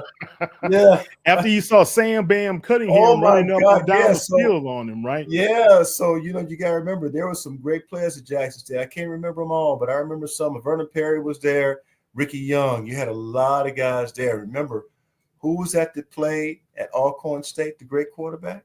I guess what's his name? Steve Air. McNair? Steve Air McNair. We'll let him get away. Let him get away. Can't forget about Mr. the GOAT. Doug Williams. Well, no, we're talking about Doug. Yeah, Doug. That was the GOAT. Again, we're talking about Jerry Rice too. Yeah, exactly. That you in that heyday. Yeah. So that is what happened. That is what has happened, to black college football for the most part. That a lot of those great players now go to they go to predominantly white schools and integrated schools. So, but anyway, as far as that's concerned, I was just kind of repping Jackson State. Yeah. Well, look, I understand. Going back to the is it the 40th Labor Day Classic that's going to be coming up? I think it's going to be a great showing at Shell Energy Stadium. You have two teams that are really evenly matched, and it could just become a war of who makes the most mistakes, who misses the most assignments, and who, as a coach, doesn't see the big picture at the end. Interesting. Well, Tremaine Jackson has played a championship game. He has. Chris Dishman has coached at the highest level in college football when he coached at Baylor. And he coached pros, right? Defensive. Yes, he did, but in regards to college football, that's what he's done, and so he understands winning. And we talked about two staffs too that are very well put together. What Tremaine Jackson was able to do to bring on most of his staff over with him from his last position, and you look at what Chris Dishman has been able to build, and most of those guys stayed with him this season as well. So you have a second-year coaching staff. Most of the players still believe in what they're doing over at Texas Southern, and you have a new passionate coach over at PV. This is what we want to see, and this is what we need to see here, especially in H-Town, to see a battle like this. Yeah, I think the coaching, when you start talking about coaching staffs, you can actually go around, the swag. If you take a look at what Southern did, they brought in Lemuel Stinson, who played his high school ball at Worthing, played his college ball at Texas Tech, and played for the Chicago Bears. All these teams are wanting to bring in former NFL guys because that does have an effect on the young college players. When a coach tells you he played in the NFL, you can't question him. No. It's hard to question the coach who tells you, hey, I play in the NFL and I can tell you how to get there if you listen and do the things I ask you to do. So I'm really curious to see. In fact, Shell Energy Stadium should be packed, sold out. I will be there for that. I hope so. They need to. This game should be sold. One more time. What is the date of that game? August 30th. August 30th. And August 30th, I should be in town. So I do plan to be at that game, covering that game most likely. That is going to be a great game and a great night. You want to start that. You want to start that evening early, if you know what I mean. You want to go out, have dinner with the family, early, and then get to the stadium 2 hours before the game. And walk around the stadium, buy some gear, if you're a fan, and if you don't have your Texas Southern gear, I'm pretty sure you can get it there, unless you want your Prairie View A&M gear. And I have fans on both sides. That's why I'm saying make sure you get your PV gear, make sure you get your TSU gear, and be able to sit down comfortably and watch that game and then just cheer your heart out during that game because that's going to be a great game. Yeah. All right. Two teams I want to just get you a quick overview. Rice. Yes. You cover Rice. You broadcast for Rice. Talk about the Owls and what to expect in 2025. Brand new head football coach in Scott Abel. He's going to bring the option. Option looks like a triple option, which they will be running primarily. So it's going to be a run-dominated offense. The defense, I'm still curious about. I think until I get to camp, and I've seen the spring workouts. I've also seen the workouts leading up to training camp, which starts Friday. I'm very excited about this team. I think I'm going to say in Scott Abel's first year, as he was able to do at Duke before coming and, here, not Duke. I'm sorry. He wasn't Duke. It was, I forgot. He was at Davidson. He was at Davidson. As he did at Davidson, he was able to get that team to its highest ranking ever. And so I assume that he is going to bring that same type of fierceness. And I haven't talked to the man. The man is a 24-hour energy ball. I do believe he's got more energy than me. So he's pretty amazing. He has a really, really good coaching staff. And you might want to take a gander at let's see, let me do something here real quickly. Who his defensive coordinator is? Do you happen to know? Let's see. His football coaches are, let's see here. You don't know who his Rice defensive coordinator? So let me help you out a little bit. John Kay is his defensive coordinator. Do you know who John Kay is? No. John Kay won 4 state championships at North Shore. He's one of the most respected coaches in the country. Started at Rice as a linebacker coach. And then Brian Williams took the job at Temple, and now John Kay is your defensive coordinator. That defense is going to be rocking next year. Wow.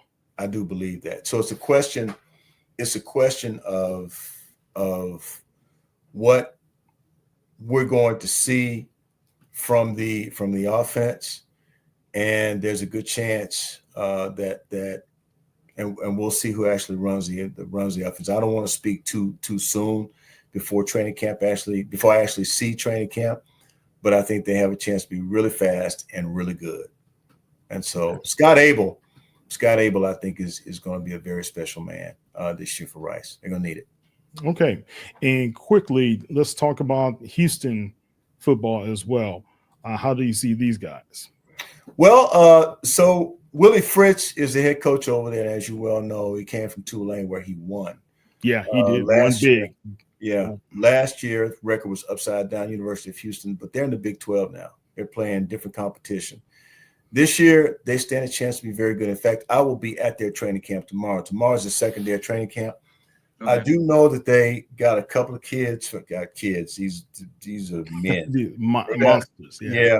They got a couple of men from Fulshire playing defensive end. Rice, and Rice is one of them, and Chance Bryan is the other one. And I know those guys will be great, but I think they also have an opportunity to be great at every position because of what they experienced in the Big 12 last year. They know what they expect this year. Should be a much better team. So I'll get a chance to visit with Willie Fritz tomorrow. I'll have my eyes on that team, and I'll be able to tell you a little bit more once I see him. But I think they got a chance to be good too. You should bring an intern with you over there. You need an intern over there. Actually, I have two. I have 2 interns, and neither one of them look like the one you're trying to send to me. So sorry about that. Sorry about that, young fella, but I already got my share of interns for now. Oh my goodness. Yeah. We'll work something out a little bit later, but not tomorrow. Oh my goodness. Hey, that's a good way of putting it, right? So we're just gonna leave it like that. Yeah, they're ready. I tell you what, they're ready to get to work because they haven't been able to go to Texas training camp, and they're like, "We're ready to get back to work." That's exactly the way, because we got that kind of relationship now. It's more like a father-daughter relationship, with my young interns. I got 2 of them, and boy, they work hard, and I am very, very thrilled to be working with them. They are so much fun. They really are. We'll get you in there, young fella. Hey, for sure. There's going to be a big game September 12th when Coach Prime in Colorado comes into TDECU Stadium. Hey, real quick, that's going to be prayers for Coach Prime. Prayers for Coach on his health, man. Wishing him congratulations on his recovery as well. Yeah, man.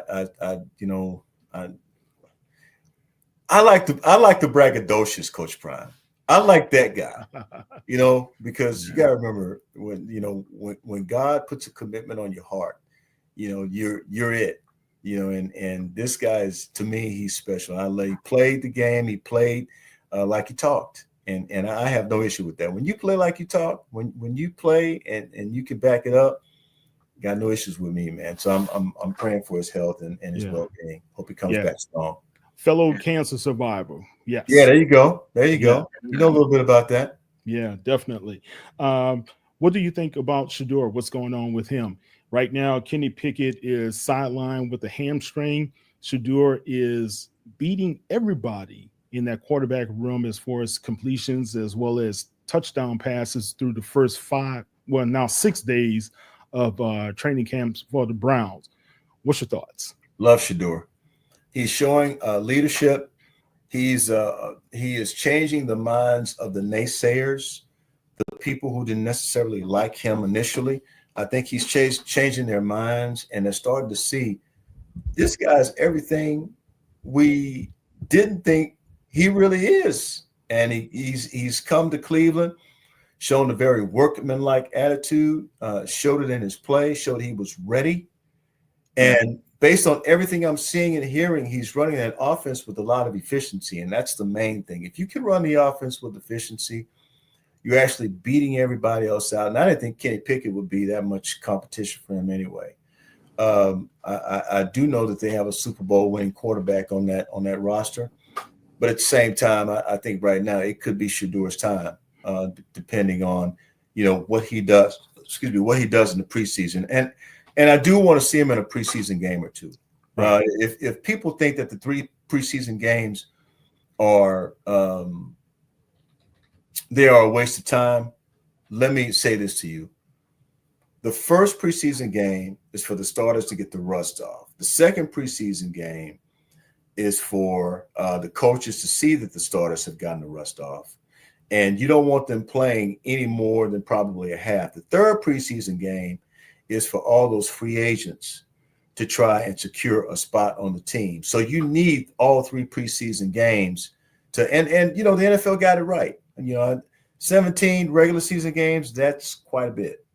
But the 3 preseason games, you need them all. You need them all. And certainly I think Shedeur, if he can show us in the first preseason game and a half that he can shine, complete passes, and be efficient with the football, I think he's got the shot to start.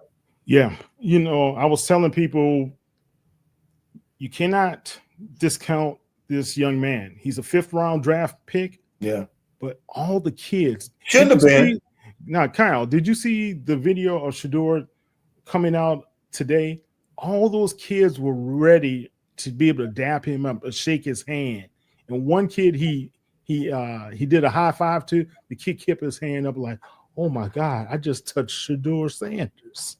Well, because I feel like a lot of people, his naysayers, they didn't actually watch him play at Colorado. As somebody who was an avid Colorado watcher, I watched every game when Shedeur and Travis were there, and I will continue to do so with Julian Lewis, hopefully becoming their quarterback throughout the next 4 years of his college career.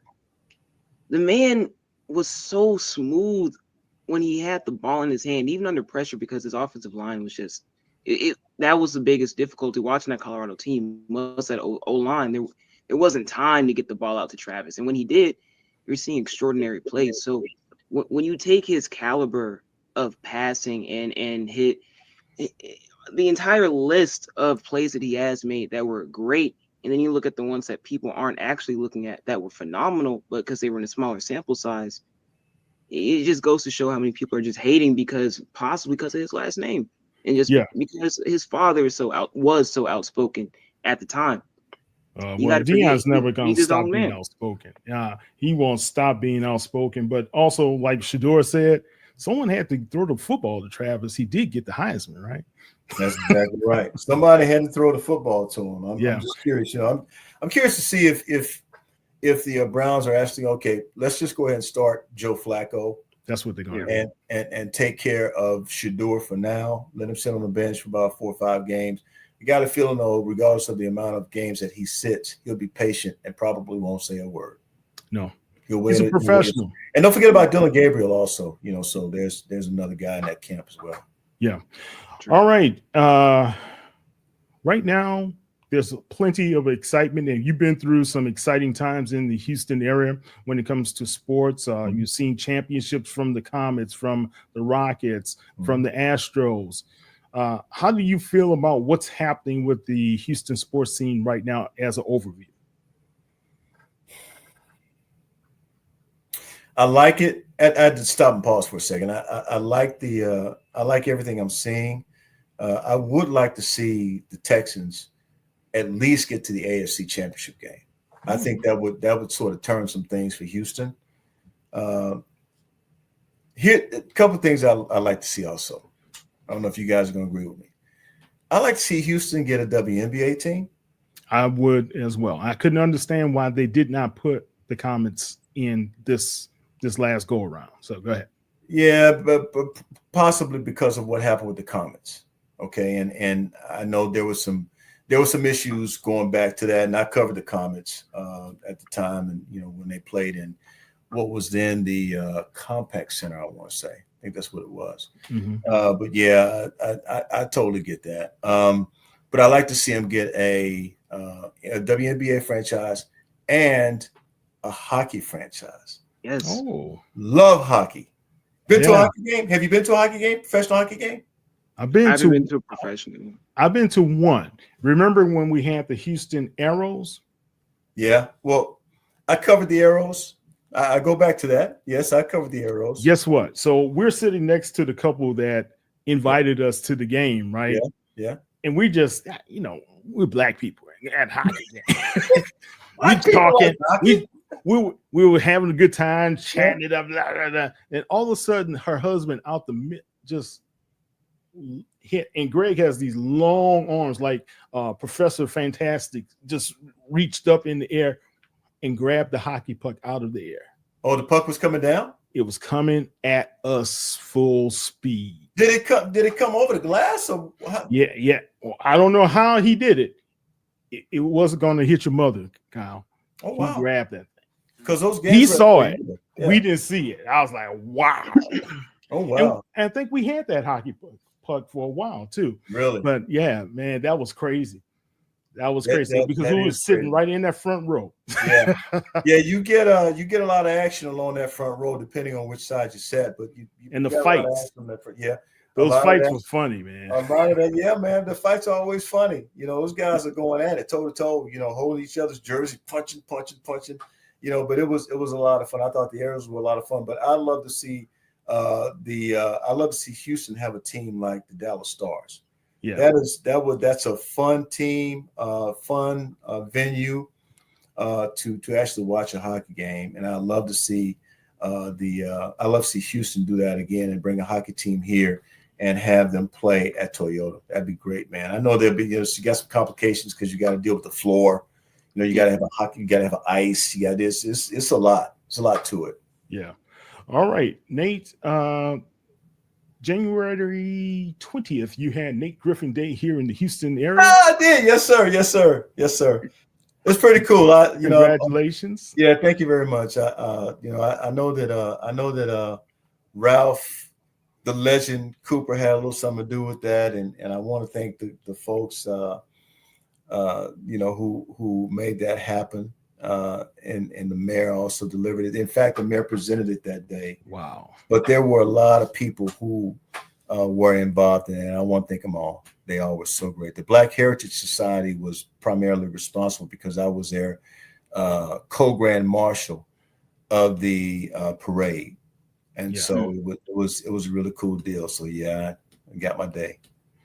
And is it long overdue that Ralph Cooper should get his honorary doctorate at Texas Southern, PV, somewhere?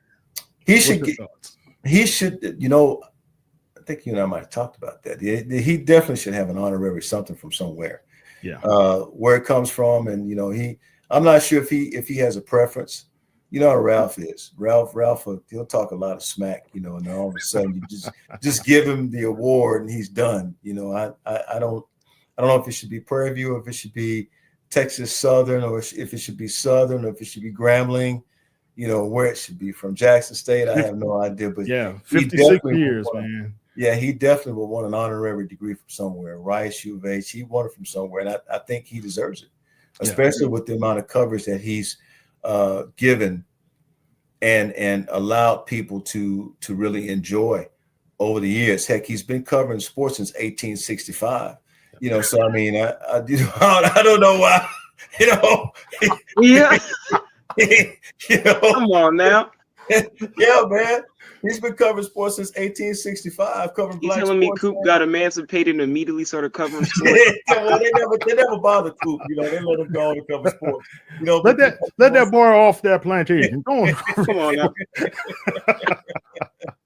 Oh my God, he wouldn't. He's gonna have fun with this one. I trust me when he hear that. Yeah, you know, the main objective is to kind of rile him up. There's nothing more funny than watching the Coop rile riled up. up. Oh my right. God, man, he is just hilarious. You can just sit in the corner, just die laughing, roll on the floor laughing. It's funny. Yeah, I remember one broadcast. He got riled up. I was like this.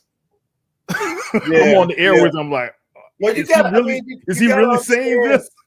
You got to understand how how it works. You know, it's I actually, and I know here we go again.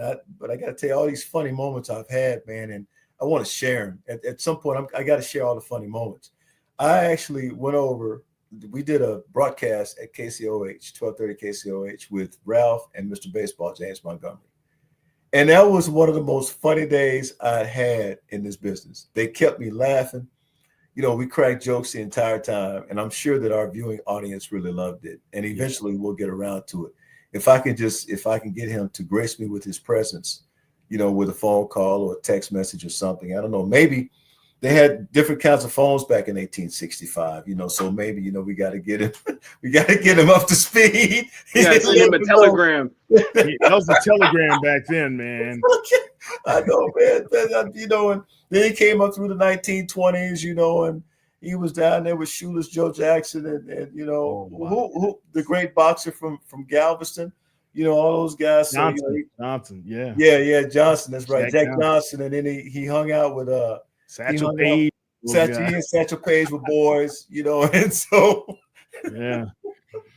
Think about everybody he's interviewed over his lifetime has been pretty incredible, man. Just to listen to those stories of you know, from Mays to Ali, and just to be a part of what happened in the jungle over there and covering that for weeks and weeks as a young guy in his 20s. Amazing. So all right, we're gonna wrap this up, but Nate, Kyle, any last questions for Nate? One last question. We'll keep it brief. You know, the Dynamo, they don't get a lot of talk that much, but who doesn't talk about? No. That's what I'm asking. He loves the I Dynamo. know you talk about the Dynamo. So we're talking now. Now, how do you? We were there. I went and covered 713 night when they did their H-Town celebration on, I think that was the 19th, and Mike Jones performed. I want to ask you a question. How do you feel about the Dynamo connecting to the city's culture? Because I feel like they go out of their way to really ultra connect with the city's culture, especially some of the more hip hop parts of the city. And I wanted to hear your opinion on that compared to like our other teams and the way they go about that. So let me get your viewing audience up to date. You know, Leagues Cup starts tonight, and they play Tigres tonight. So it'll be Dynamo hosting Tigres at Shell Energy Stadium tonight. I'll have those results in the morning, but it may have some tonight that I'll tweet out. But I think that the most important part is that they are trying to connect with every aspect of the city. That's what they're trying to do. Now, what I do notice with the Dynamo and Dash games, seemingly you have a more international audience when they bring the bigger matches to Houston. You know, that's what you have. Like you know, in a year, we're going to have the FIFA World Cup, right? Which is going to be carried by Fox. Right? So you've got it all, and they bring it all here. And like tonight, you know, Leagues Cup here, international teams here to play the Dynamo. And by the way, the Dynamo are undefeated at Shell Energy Stadium in international play. So they do well with international play. So they'll probably have a nice crowd there tonight. And you've got several games that will be played there during the course of the week. In regards to reaching out, they do a heck of a job because they're trying to attract that young crowd. They're trying to attract your age, Kyle. They want your age to come to the stadium and root for the Dynamo. And I tell you, it's a great product. If I had more time and I didn't work the shift that I work, I'm telling you right now, I would probably spend a whole lot more time over there because the night's game is at 8:00, which is in less than an hour. Yeah. So Kyle he's gone to a couple of the games to cover them, right? Yeah, we covered 2. The next game I'll be at for sure is when we play San Jose in August. I think it's on the 26th. So I'll be there for that. No, that's on the 25th, actually. What? You know what? I'm not sure. I'm going to put it to you this way. If you're credentialed and you are a young person, and again, you're credentialed, a member of the media, you need to cover them because FIFA's coming next year. And FIFA is going to dominate this city. The games that they play here will be like football games. I'm talking about in terms of attendance, crowds, more people, the type of exposure that they're going to get, and you can be part of that. You want to be part of that mix because right now what's happening is the people who plan to attend FIFA, they're watching Houston right now. Mm-hmm. They're watching how Houston leads up to the FIFA matches. That's why Houston got it. That's why Houston got it. That's why Houston's one of 16 cities, I believe. So you want to make sure that you're part of that. Yeah. Look, Nate, he's covering them so much he doesn't even ask his dad to help him out. So, well, I sort of understand why. So, Kyle, I got you. It kind of goes back to that. It kind of goes back to that talk that we had, 3 or 4 years ago. Kyle, I don't blame you one bit. I wouldn't invite him either. I just go, because I mean, a lot of entertainment spots, Kyle. When you get done covering the game, you do your post game, stuff. I go straight home for everybody watching. I go straight to the crib. We're writing and we're editing once we get back home, y'all. Yeah. Okay. We haven't seen one. Okay, but anyway, we'll talk about that later. Look, hey, I'm writing my culture articles. The first time, Nate, he got home real late. Trust me. What's real late? It wasn't. Mm-hmm. But anyway, okay. It was like 10:30. All right, Nate. This is a great photo of you and Coop in the studio here. Yep. All right, and there you are with Mr. Calvin Murphy, the greatest of all time, Calvin Murphy. Yeah. That's how he relates himself. You know who that is. And you with Fitty. Yeah, Fitty, man. Fitty, a good dude. Fitty. He's a good dude. He's calling Houston hometown now, right? Yeah. He's made Houston home. That's awesome. There you are at the Rice games. Yes, sir. Rice basketball. We call him Rice basketball there. Yep. All right. That's going to be a good shot. Yeah, that's over. That's Black Walnut Cafe in Rice Village, where I go and hold my shows oftentimes. And that's the great Kim. Look at Kimmy Barr, Kimmy Davis, and congratulations on her book. Yeah, great book. Kyle stole my book, and he's reading it right now. I asked politely for a copy. I was met with, you borrow mine. Resistance. Bring it back when I'm not done yet. Give me time. Well, youngster, I think I'll never see that book again, so I'm gonna have to try to get another one from Kim. So whatever you're paying him, Kyle, you need to. Hey, Kyle Jr., you need to go and purchase a book from Miss Davis, man. Purchase one from her. Have y'all had a Kim part yet? He and Kim, she'll do anything for Kyle. I'm just saying that she'll do anything. Oh, I got a ball to pick with Kim. She'll do anything with Kim, but anything for him. I need her to do some more stuff for me. I need more Kimmy. Have y'all had a Kimmy bar? Well, yeah, we had her on last month. We did an interview with her. She only Have you had one of her Kimmy bars? Oh no. We have. Oh, dude, I'm telling you right now, you got to have a Kimmy bar. Really? Okay. Yes. Okay. Oh, she says she'll cook for us. She can make some serious Kimmy bars, man. Really? Kimmy bar, they are great. Yes. I heard her gumbo is the bomb as well. So she can flat out cook, but her Kimmy bars, man, I almost ate one on the air. We were on the air since I almost ate it. We was here doing live shots. She gave it to me. I kept looking at it. I'm thinking about eating that thing right now. All right. And there he is. Man, as far as you and your family, Nate, we've got to extend our condolences to your sister after losing Jose Grignon, your brother-in-law, as well as your colleague at Fox for all those many years as well. Yeah. Kyle met him when you were 7 or 8? Yeah, I was doing the Martin Luther King Jr. oratory. I was on for, I think He was it was a like guest. 7:30 segment. I was up super early. I was like, man, why are we up? But the thing is, that was fun though. we grew up watching him on the TV every day. So I was like, wow, that's really Jose Grignon in the flesh. That's crazy. But yeah, it was an honor to meet him, and I'm truly sorry for your loss. Sincerely. Thank you, man. Yeah, I miss him a lot. We miss him at the station, and we've got something special planned for Thursday morning. You might want to tune in for that. Okay, excellent. Yes, sir. All right, Nate Hollywood Griffin. Nate, tell everybody how they can be able to find you on the World Wide Web. Yeah, get up in the morning, wake up. We call it wake up, and we call it wake up for a reason because we start the show at 4:00. So you can actually check me out at 4:15. I'm usually with Sally or Lena. Could be Heather, could be Denise with Nate's Greats. That's how we open it. We open a 4:15 segment with Nate's Greats. And that is all the great plays that happened the night before in sports. Also, you may see something in there from life. And I usually like to run with animals. So it's, if you may see something cool there, but you're going to see something really, really cool there.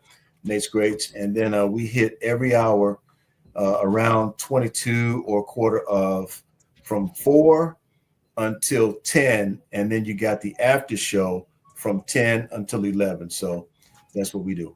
All right, excellent. Kyle, tell everybody how they can find you on social media. Everybody, you can find me at Kyle Anthony Mosley if you're looking for me on Instagram. When it comes to TikTok, find me at Kyle A Mosley. When it comes to Twitter, or known as X now, find me at Mosley Kyle A. So it's all my platforms. And that's Nate Griff Fox 26, by the way. Nate Griff Fox 26 on Twitter.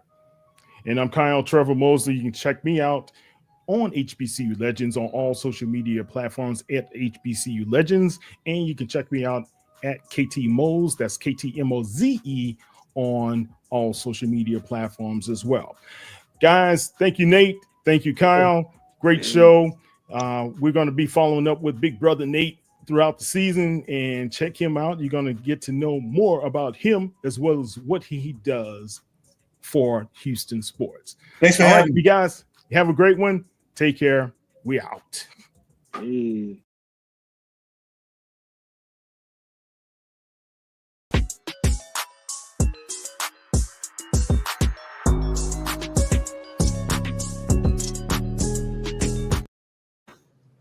All right, HBCU Legends fans and, Black Sports Insiders, this is as inside as we can get because she's family. And sometimes it takes a lot to get old Kyle T worked up and choked up. But I was so very proud when the announcement came out. She kind of leaked it a couple of weeks ago. But anyway, when she came out and it was announced by Alabama A&M that she's going to be the full-time play-by-play announcer for the school, it's historic. It's historic in the SWAC, historic in HBCU legacy as well. But this is something that she has wanted for such a long time. And she put it into plan and put it into motion. And I told her be patient years ago. And she was, and it has come true. So it's none other than Ty Floyd. How you doing, Ty? Oh, after that introduction, I'm a little emotional. But yeah, I'm doing great. We go back way, way back. Yeah, look, I remember when we were able to run into one another at the Battle of the Bands. I was like, oh my God, I was so happy to see you.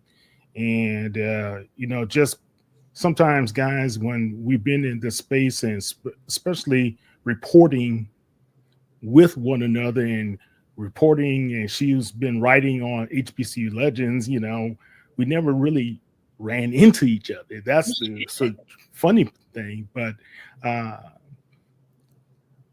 watched her mature. I watched her evolve. and she's been impatient at times, but it pays off if you're able to just kind of work through some of the situations in life, and life handles. God puts you in the right position at the right time, and this is it for you.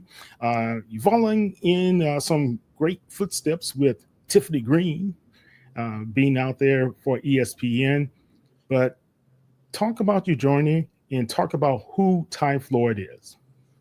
Oh my gosh. Well, to start with who I am, that was a question that I couldn't define until a couple years ago. I mean, I would sit here and run down my list of accomplishments and thought that defined me. But I think what defines me is just being an awesome person, being someone who will always reach back and help others.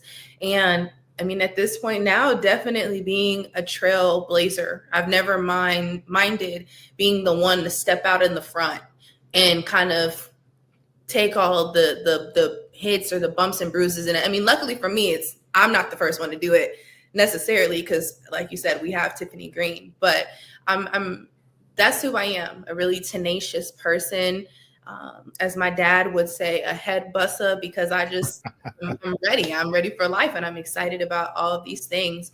And in terms of my journey, I grew up around the game. I love football so bad. I joke all the time that if I was a guy, I'd be in the NFL right now, probably Pro Bowlers sitting on millions. But I have such a love for the game and all that it's done, not just for me, but for my family. And so to be in this position, to be able to be in the game in this capacity is so exciting. And so I'm really, really grateful and ready.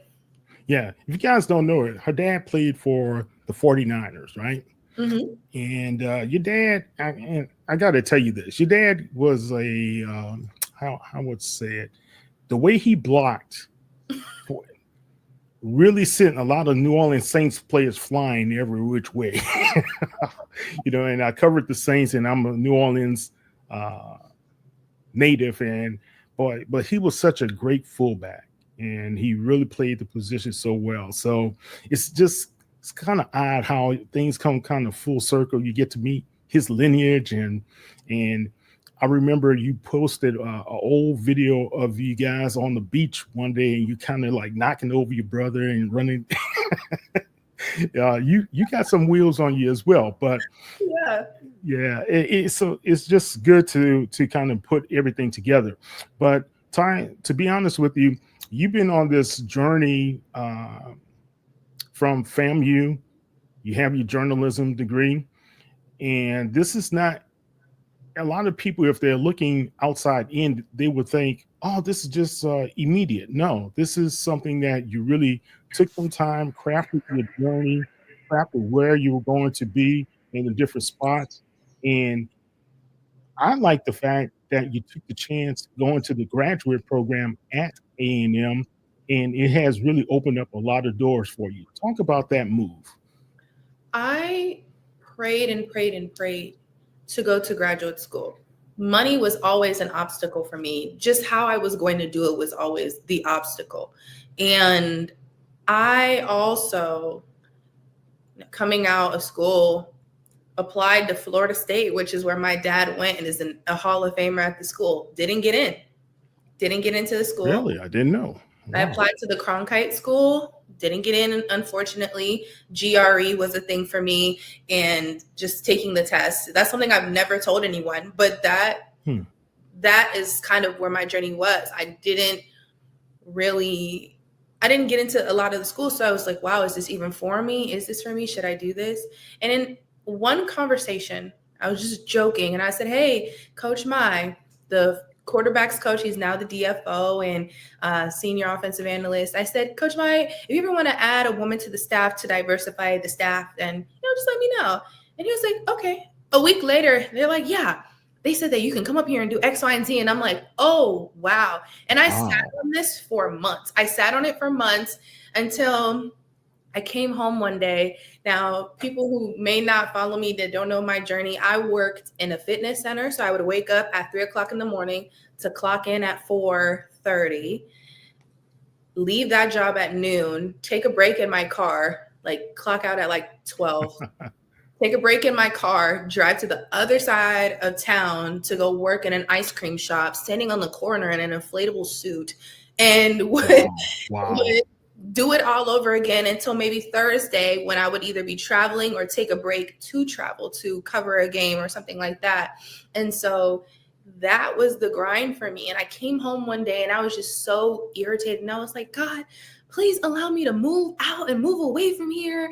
Please allow me to be in my career every day. And literally later that night, I got a call from Coach Maya, and he was like, hey, have you thought any more about this? And I was like, oh, God already gave me the opportunity. Yeah, that's right. And God, hey, he knocked on your door twice. You're fortunate. Yeah. I'm hearing your prayer. I answered it for you. And so coming up here to Alabama A&M, a city that I'm familiar with, people that I'm familiar with, the lovely, lovely Bulldog community, I felt right at home, and they've given me the opportunity to do some great things digitally. We've killed it. And now to be making history like this, I mean, the girl who was working in the ice cream shop, calling you, freaking out, trying to figure out where my opportunity was going to come. Yeah. For it to have come is a blessing. Yeah. Proud of you, man. And you persevered through it. And I know you had a lot of angst, a lot of feelings like, oh, I should be doing this. And hey, it's going to be okay. And it was funny though, Ty. You were like really kind of impatient. Then you would have a gig here, then you have a gig there, and you have another gig here and another gig there. I'm thinking, she's getting gigs. What's going on? Right? So, but it all worked out, man. It all worked out. I like the one you did with Coach Simmons when at the Celebration Bowl you did the walk. Mm-hmm. You guys walked the field and the Q&A with you guys. That was really, really a great idea, man. Yeah. And I like also how you had a chance at the HBCU All-Star game in San Antonio, where you were the play-by-play announcer for basketball. That's groundbreaking as well. So talk about how that came to be. All of my opportunities, and I love to talk about this because I have people who will come and ask me, how did you get this opportunity? Or how did you do this? And how did you do that? And I'm like, babe, there's no secret sauce or anything. I didn't do nothing special. The only thing I did was send an email with the content and all of the stuff that I had and say, hey, this is who I am. This is what you're getting from me. And as I started to get more and more gigs, like you said, it was kind of building up as like a proven track record of what I could do, the scope of my capabilities. And so when it came to the HBCU All-Star game, it's hilarious because I don't know if they even remember or recognize this, but back when the men's game was implemented, I was the one online talking the biggest mess about how they needed to have a women's game. I was the main one on there getting reposted on other HBCU outlets, like Ty Floyd is saying this and this and that. And I'm like, oh, but I was serious because at the time we had a Misha Williams holiday. I would have loved for her to be able to have that type of game to play in. So I was definitely talking my trash, but then they reached out to me and they said, hey, we would love to bring you in. And I got to work with Nia Simone, whom I love. Her father also played in the NFL. And so we have that connection. And then Simone Stanley, who I've been running this race with for as long as I could remember. And so to see her today, Simone Stanley today, and just to look at how far we come was something that made me very emotional. But I always tell people, send that email. I would sit at my job at the fitness center and I printed it out. I printed out a list of all the conferences I felt like I could maybe get a opportunity with. Right. I emailed around like 50 people. I emailed so many people, and I maybe have gotten, some no's, some yeses, some maybes, but that's all that I've done that was special to get my opportunities. What's so funny you say that. I remember when you sent me the message asking, Mr. Mosley, is there any opportunities for you to write? Yes, please, yes. And I was like, yeah, that was so great. I felt honored that you wanted to write with HBCU Legends. So yeah, that was, guys, if you heard it from Ty, put it into action. And she went into action. That's the thing that people don't get right there. Is that you did your research, you sent out the information, and you just were not just sitting idly by waiting for someone to just pick up the phone one day. You just kept doing it. And that's how you gotta do it. Well, that's how you rattlers do it, right? Y'all strike again, right? Strike again. Absolutely. And to your point, I mean, I reached out to you and you were so gracious in helping me at the time really build my confidence, because at the time I was taking a lot of hits and there was a lot of uncertainty about my career, and you bringing me on and helping me with my writing, because I want everybody to know writing is the foundation to everything we do. Yes. Everything. And I'm not gonna lie, I'm the type of journalist that would try to get away from it in every way that I can. Like, oh, I don't want to write. But now it's like, okay, when I do content for A&M or Celebration Bowl, MEAC, SWAC, I'm writing scripts, I'm writing everything, and I'm writing down my own questions and have to make sure it sounds good. So writing is the foundation to everything. And had I not worked with HBCU Legends, I don't think that I would be where I am today, because it's just that important. And under your mentorship and guidance, like, it really helped me out.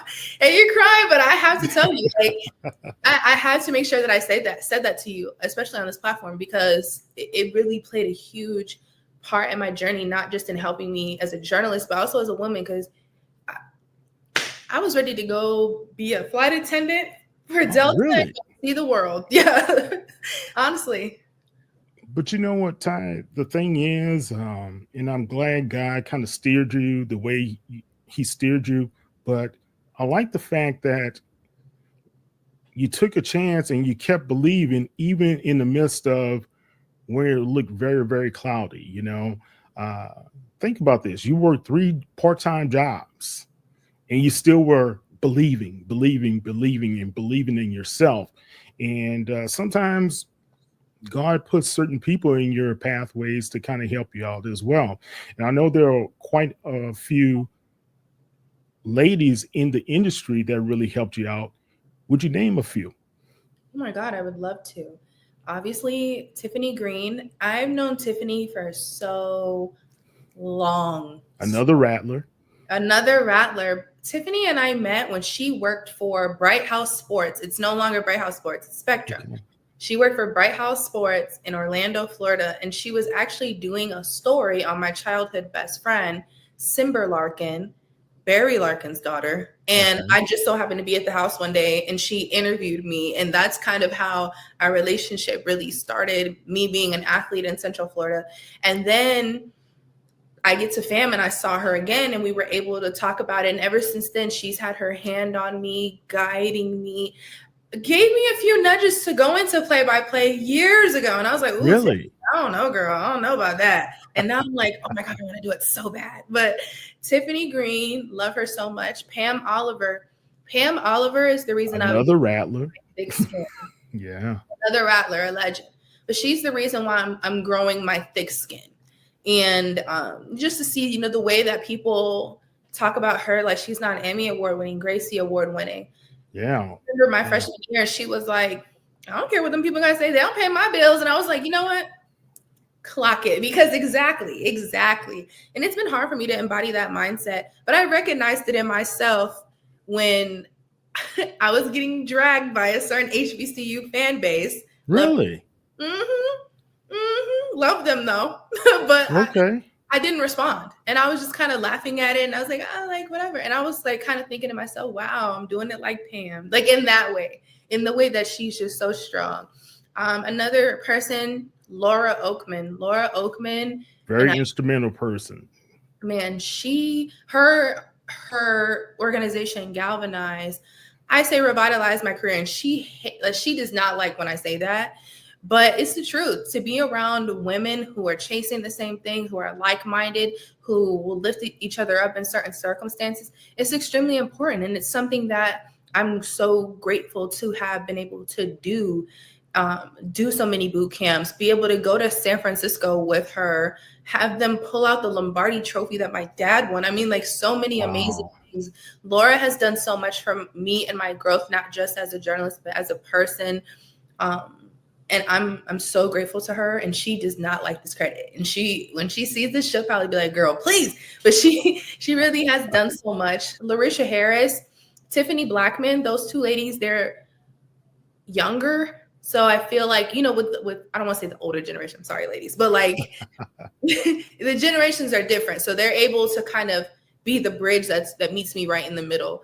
And I love having them around. And Larisha Harris told me the last time I saw her, just last year, when I was telling her how I wanted to do play-by-play and I wanted to do all these things. And she said, just be patient. Your time is coming. It happens gradually, then all of a sudden.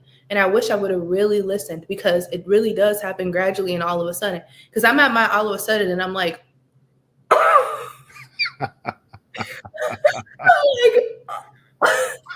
and so I know this is only the beginning.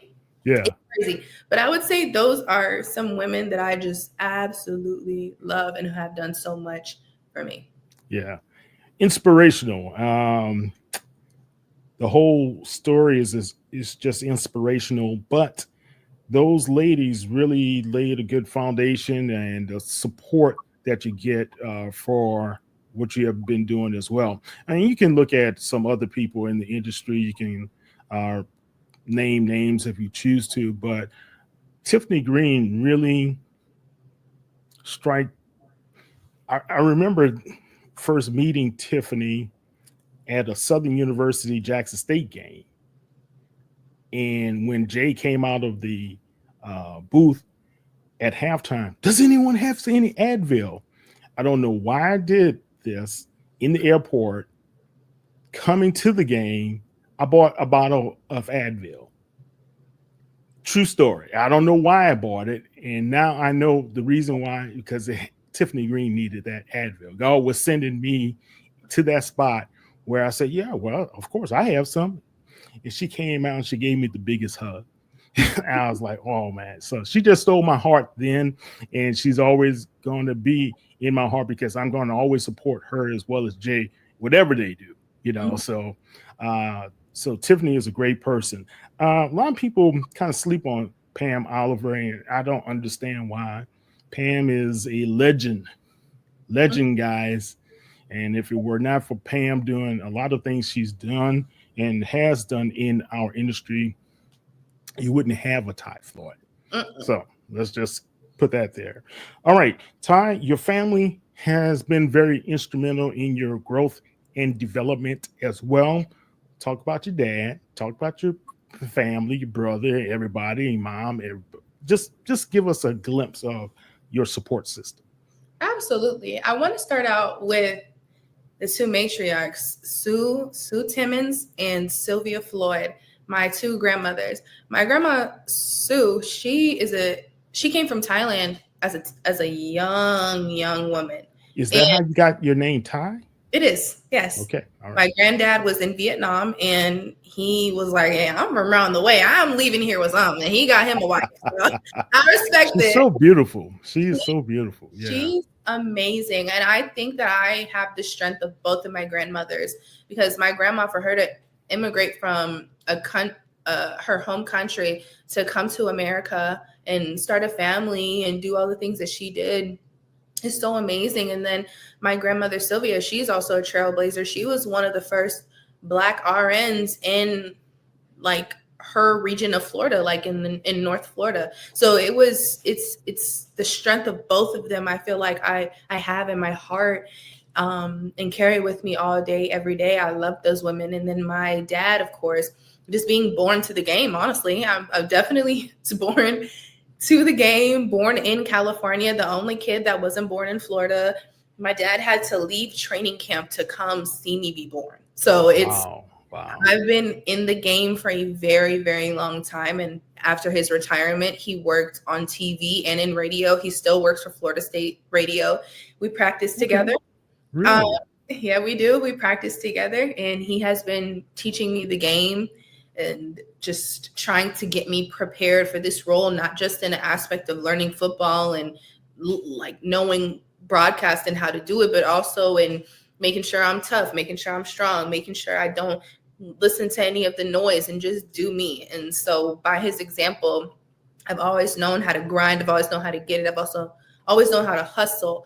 And I really appreciate my upbringing and how unique it is and how I'm able to apply it to this journey. And the fact that I've done a lot of it on merit and not, I don't really know how to word this, but just not relying on the not fact nepotism, but just on your merit. Yeah, I get, and it's great because people know the quality of work you've been able to put out wherever you've gone, from the sideline interviews to the play-by-play at the All-Star game to just being Ty Floyd. They know you, and you're not shy about being the genuine you that you are. So, and that's really good.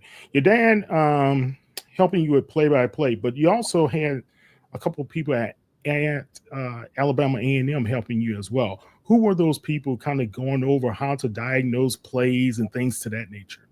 I've been stuck to these coaches like glue the entire summer. I sit in their meetings. I will go and ask them personal questions. Like after the meeting, I'm like, what does this mean? And what does this mean? And what is that? And what is that?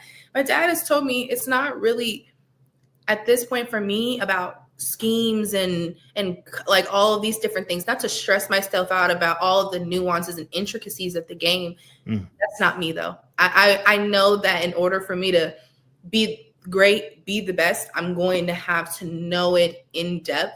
So that's why I'm going this route. But the game is so broad. The game is so unique.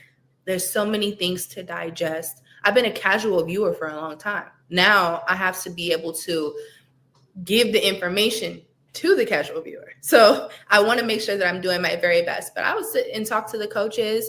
I have books I've been reading and studying and really just doing all that I can do. But all of our coaches, our new coaching staff, Coach Shade, Coach Mai, who I talk to all the time, Coach Alexander, Coach Fobbs, Coach Latson, Coach Coleman, who gave me his login to go be able to watch all of the different plays, formations, schemes, zones. I mean, all of that stuff. And then our players. I love my guys. My players, they're so supportive of me, and they will answer questions for me. They will sit here and they do their own thing, their own studies. They'll go to the field and throw.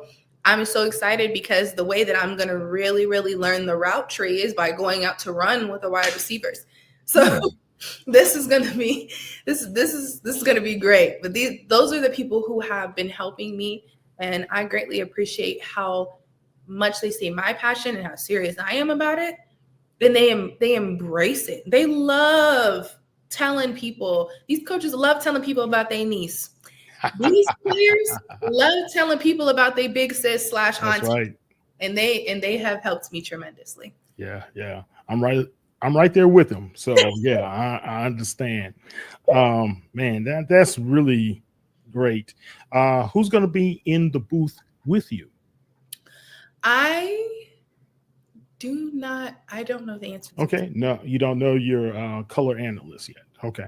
Yes, but I do know that they have. Actually, I do know who it is. I don't want to butcher his name, but he does have an extensive amount of experience at this role. And so I'm excited to work alongside him. He works and does so many sports at A&M. And I think that we're going to work really, really well together. So I'm excited to be able to tee it up and throw it to my color guy and really just see where this season takes us. I'm so excited to take everything that I've learned and I've seen around the industry, especially with being around my dad and watching him and Jeff Colhane, formerly Gene Deckerhoff, the legend, and watch how they kind of do things at Florida State and be able to bring it to us, like having visuals in the booth, doing breakdowns every quarter or halftime, and just continue to connect with our fan base and give them a glimpse of the game. Awesome. Beautiful. Let's take a quick look here. Now that's at the Celebration Bowl with Coach Chinnis Berry. Oh, yeah. Yes. And he's like, Mosley, we got to do it like this. I'm like, okay, Coach, I got you. I'm so excited to see him next week. Yeah, love him, man. And then I remember this one. Hey, This was like 3 or 4 years ago, right? 2022, yeah. Yeah. And I remember the live feed watching you doing this. So crazy story. That just brings back memories there. I was just an intern for the SWAC, and I went to Birmingham. It was my first sporting event post-COVID. I get there, and I was just going to be doing digital and social media the whole time. This is what I'm thinking. And I'm standing here. I get there talking to Andrew Roberts, and he's like, yeah, so we want you to step in at sideline. And I was like, oh, for real? I'm like, well, in my mind, I'm like, what? But to him, I'm like, oh my God, yeah, let's do it. I'm ready. Let's go. Oh my gosh, I wish you would have told me so I could have packed some TV outfits. Like, just playing it cool in front of him. And I think I went to the bathroom and let out an audible scream for so many reasons. Like, number one, oh my gosh, am I ready? Holy crap. Number two, what? Yeah, girl, stay ready. So you don't have to get ready. You're here. And you're doing it. And then like, oh my God, I got to tell my mama and daddy I'm going to be on TV tomorrow. So that it was a lot of things. But I remember right before the SWAC tournament, I knew that I was going, and like at that time, I was just really, really grinding. And I remember the 2 weeks leading up to the SWAC tournament, I put in so much work at my part-time job to make sure that I had enough money for food, accommodations, everything that I needed. And to go and just to have that experience, not even knowing that God was going to bless me like that, was so amazing. And that was the spark. Wow. And I remember also when you had Coach Tamika Reed, she was so impressed by a question that you asked her as well. I remember it like yesterday. Yeah, that was pretty cool. All right. Now here, Revolt News, that was a great quote that you gave to Game Day. Stephen Gaither and those guys, Wally Pitt, as well as Tolly. And yeah, that's a great quote. And of course, this is when the news kind of broke and everybody was like, wow, look at that. That's a great photo. That's a great photo. That's something you could probably mount on your wall, years from now. Yeah. Right. Oh. Our staff photo, I did not like that button up. I fought until I could not. And I said, guys, please, can I please wear something else? I don't want to wear this button up. And they were like, no. And I'm like, okay. Well, and here you are now you did a radio spot the other day, right? Yes, Jay Crum. He messaged me and it aligned perfectly because I was already going to be in Birmingham. So I was like, of course, I'll hit the road early for you. And it was really cool. I enjoyed it. Cool. And that's her doing her selfies there, guys. Had to throw that in. Oh, yes. My curly hair. Oh my gosh. I love it. Cool.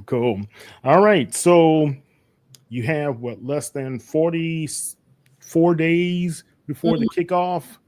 And I know there's going to be a lot of planning in place. But before we talk about that, let you go, the Alabama A&M, do you guys call yourselves the PR department or athletics? The athletics department. You guys were honored not too long ago, and you got a couple of journalism awards. Talk about that as well. I got an esteemed Women in Media award. It meant a lot to me because I was honored alongside my Florida A&M classmates as well. It was all women who went to FAMU. And it was so beautiful because I remember I'm looking at all of us like, wow, I remember sitting in class with y'all. Like, we were really in class, sitting here talking about the things that we wanted to do, where we wanted to be. And for us to be at CNN, working for Tyler Perry, working for one of the biggest blogs in entertainment, working in all these different networks and media conglomerates. And I'm like, wow. It goes to say a lot about our program and where we graduated from. If you didn't matriculate at 510 or drive, you don't know what we went through. We went through a lot. We went through so much. And these kids now, they be coming to me and telling me, oh, we did. I'm like, man, y'all did not have to survive the same things we had to survive. Dr. Juanita Hayes, Dr. White, Dr. Grable. Ooh. Y'all didn't have to survive that. But it was just so amazing for all of us to be able to be honored and hear the speeches. It was beautiful. It was really, really beautiful. And I also got honored along with Alabama A&M. For me to be here only a year and to have the impact that I've had is really beautiful, because the bigger picture is, if we're getting honored for this, that means that people are seeing our content, which means even though I'm not much older than them, people are seeing my kids. And that means the most to me, because we have some great stories here. We have some great stories like Carson Vincent, who just got drafted. HBCU through and through. Both parents went to HBCUs, went to Winston-Salem, his mom and his dad. And for him to have people, you know, especially with the portal, be like, hey, come over here, come be with us. And he was like, nope, I'm going to graduate from Alabama A&M, graduate, get drafted, and be putting on for our school is amazing. Because you know how it is with HBCU guys. I mean, like, look at Isaiah Land was supposed to be drafted and fell through the cracks. And, you know, thank God Marquise Bell. These are guys that were supposed to be drafted too. So Carson to be drafted in the 5th round, there's gravity behind that. So for me to be able to sit here and watch these guys matriculate, tell their stories, watch them, some of them be parents, watch some of them graduate with multiple degrees, watch some of them have their own businesses. It means a lot to me to be able to tell their stories. And so I'm grateful we were honored, because it means that in a way, their stories, their vulnerability, all of that was rewarded and honored as well. Yeah, definitely. Let's see. I want to go back here. I got time for you. I like this one too. Yes, TJ Judkins. He said, "Put your feet up and do this," and I'm like, "Okay, cool." Yeah, you're taking charge there. Yeah, I like it. Great shot. And this one. This is where I wanted to get to, right there. You and Tiff. My girl. Yeah. Special. Okay. So who's the first game of the season for you? Arkansas. We play Arkansas, and that weekend for me is going to be a marathon. I've joked with people that last week was my last week being a normal person, being like just low key and under the radar, because now it's just a lot of press, interviews. But not only that, like work now. I just came back from SWAC Media Day, got MEAC Media Day next week, which I'm very, very excited for. I have these pictures. This might make me emotional. I have these pictures from when I first graduated. One of the pictures is with Michael Vick. My dad was able to finesse some credentials for me to be able to go cover the Pro Bowl. I interviewed Lamar there. So I remember that. Me being able to go to M&T Bank where Lamar plays, it's a testament to how far I've come. Interviewing Michael Vick there, being able to interview him again. Yeah. It's crazy. Deshaun Jackson. I saw him on the sideline of an XFL game. I was like, Dad, I'm scared. I don't want to ask him. My dad was like, hey, Deshaun. Was able to interview Deshaun Jackson. I have a picture with him as well. And to be able to like now be in the space, to be a credentialed working, you know, for someone, and to just go out there and be able to interview those guys is special. Yeah. It's full circle, right? It's amazing. I'm so excited. But we have that going on, and then of course MEAC SWAC Challenge kickoff. That's where I'll be doing digital for that. After that, I have our game at Arkansas, my first game at play-by-play. I'm really excited for that. But I travel with the team to Arkansas. I come back, fly back to Huntsville, hit the road to Birmingham to catch a flight to Canton to do the Black College Hall of Fame game at Sideline. Oh, awesome. Yes. So it's going to be a marathon. I'm going to have to sleep for like 3 days, but I'm really excited. Well, great. And I get to see you at the end of the season here in Houston, where you guys will be battling against Coach Chris Dishman and the Texas Southern Tigers. Oh my gosh. I got to talk to Coach Dishman today, and just his excitement for what's to come and just how boldly he talks about this season and walking into it really excites me as a football fan and HBCU football fan. And I'm excited. I only got to go to Houston one time. That was when we did the HBCU Battle of the Bands. Right. And so I'm excited to go and to be able to do this game at Texas Southern and obviously see you. Well, look, I'm going to knock on the booth. I don't care if they tell me, put me in some handcuffs. I'm getting in the booth by one way, shape, or form. Hey, look, I got to say something. She be like, they're going to be taking me out. Look, if Dr. McClellan is anywhere around, he'll make sure to get Mosley out of here. We don't need him around here. I love Commissioner. Commissioner actually congratulated me today, which was amazing. I mean, I just love the SWAC family so much and just all that they've done for me, and I'm excited to represent us. Yeah, he and Andrew are great. Andrew really has helped me out a lot over the years as well. So I'm proud of you. So proud of you, and I know a lot of other people are proud of you as well. I can't wait to see and hear some of your calls this year. Tell everybody how they could be able to follow you on the air. Yeah, absolutely. So how we will be broadcasting our games is WJAB. That's our campus flagship station. So make sure to listen to us. Also, make sure to follow us on all of our social medias. AAMU Athletics, AAMU FB. Also follow WJAB because we're going to be adding some really nice visuals to all of the calls throughout the week during the game. And I'm excited for that because it's going to be live streamed as well. Yeah, so we're going to have some cameras up in the booth. They're going to be facing us. So you're going to be able to see us the whole time. It's a running joke because my father has a camera in front of him. And there's a video literally of, I think they muffed a punt, and he was like, he literally threw the binoculars down and turned around. It was just so funny. Let me see if I can pull this video real quick. But it was funny because they were like tied, like that's how passionate you get about the game. I'd be on the sideline last year, like, oh, like, come on, like, what are we doing? Come on. The guys told me they're going to miss my sideline presence because they're like, man, you used to get us together. If we ever had a bad attitude, you would be there and we would look at you and you'd give us that, like, that mom tea look. Oh, my God. Not regular auntie. Not the auntie, but the mom tea look. High, spiraling kick. McCoy. Oh, he dropped it. It's up by McCoy. Turn around.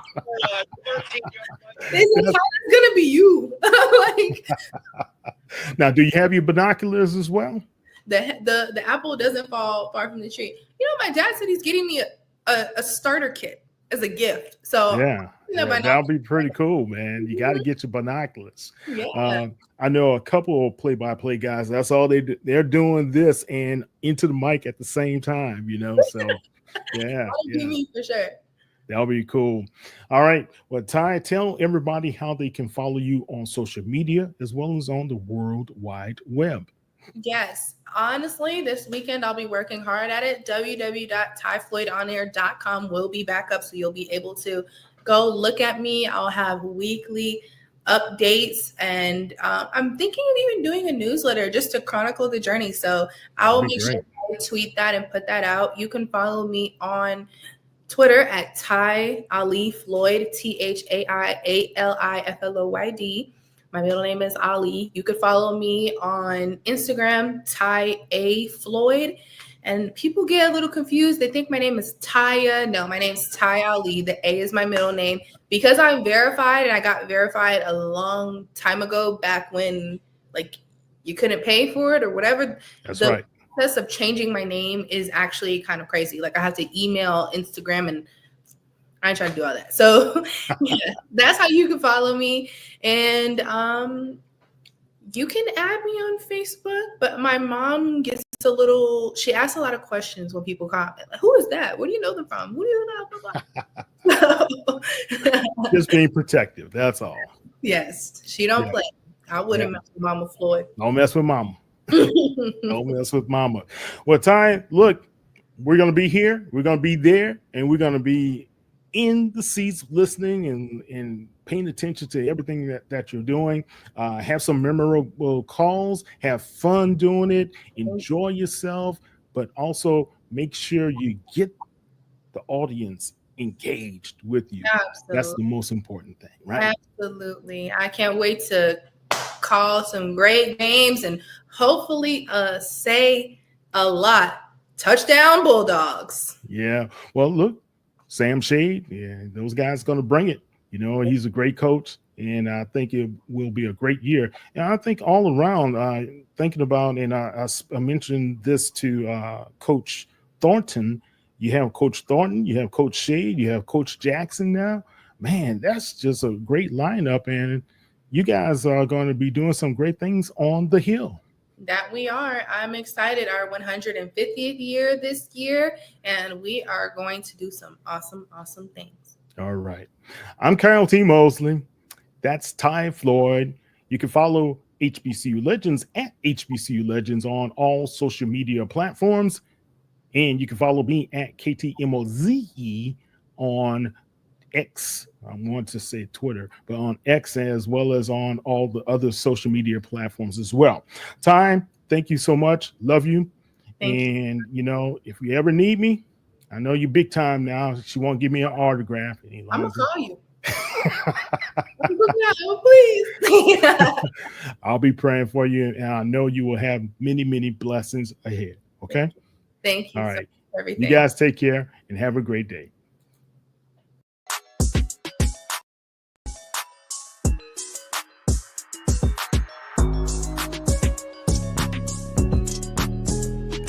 All right, HBCU Legends fans and Black Sports Insiders, it's Kyle T. Mosley here with another special guest. You know, we like to bring you some iconic figures in sports and entertainment, and she's not only iconic, but she's a trailblazer in fashion too, and we're going to talk a little bit about that. But you guys know her very well for being on the sidelines of the basketball courts, especially in the SWAC, when she was at PV to UAPB, and now she's at Alabama A&M. It's none other than Coach Dawn Thornton. How you doing, Coach? I'm doing great. Thank you. How are you, Kyle? Man, look, it's hot. You know, it's the summer, but you've been making it hot for everybody also, hanging out at Essence Festival in my old hometown, New Orleans, Louisiana, and having a great time on those panels. That had to be a great adventure for you, right? Can you hear me? You went out for a second. Can you hear me, Coach? I can hear you now. Okay. I was saying, being at Essence Fest, especially the Essence Con or Beauty Con, whatever, it was a special event for you to be a panelist. You know, it was really and truly an honor to be able to go to Essence this year and represent A&M as well as my brand and everything that we just been trying to kind of get started this year to kick off. I would like to think that fashion has been something that's really been near and dear to me. I think my whole entire life, I've always really just have wanted to just dress a certain type of way. So to be able to be at Essence and on the BeautyCon panel, it was surreal to me. Yeah. Look, you did an excellent job. Everybody was talking about it. I know Dr. Kiki Barnes, she was talking about you as well. You know, that's your girl. But the thing I liked about them selecting you, because when you see all the different styles that you're able to put on each game, it's just like, wow, how did she come up with this concept? And you have a great stylist. Talk about her. Thank you, for noticing that. Tanya Pugh Johnson from 16 Cross Pearson, located in Birmingham, Alabama. is my stylist. And we got together in September of last year. And I was just like, listen, girl, I don't want to have to try to figure out what I'm going to wear this year. I'm in Huntsville, Alabama. You know, I don't really know what that looks like as far as like being able to have access to different things. And I said, you know, I really want to be able to highlight you as a stylist, but also I want to do some dope things as well. So, you know, we sat down, we talked about things that I like, things that I don't like, you know, people that I admire as to what they wear on the sideline. And we were just able to like move a bunch of different pieces together, and she killed it. She's 100% responsible for everything that I wear on every home game that we had last year. So she styled me for 17, really 19 games last year. Well, yeah, you both killed, and you killed the look, and you had people talking, and I was like looking, and I was like, man, that's pretty cool. Look, coach. But the favorite one I had was when you were in the, you had almost like a suit on. It was burgundy, and you had pinstripes. Yes. So we had a designer that wanted to donate or gift me a suit to wear for the swag tournament. And what was so dope about it, because he decided to do that for me, I actually bought all of my staff custom tailored suits as well. So the gray suits that my staff had on, I purchased them for them. I purchased those for them just to be able to give some business back to keep. Yeah. Well, look, keep on doing it now. And I know everybody's going to be looking for what you're going to do this season as well. Yeah, you know, that's something that I'm excited about, seeing what we're going to do this season as well.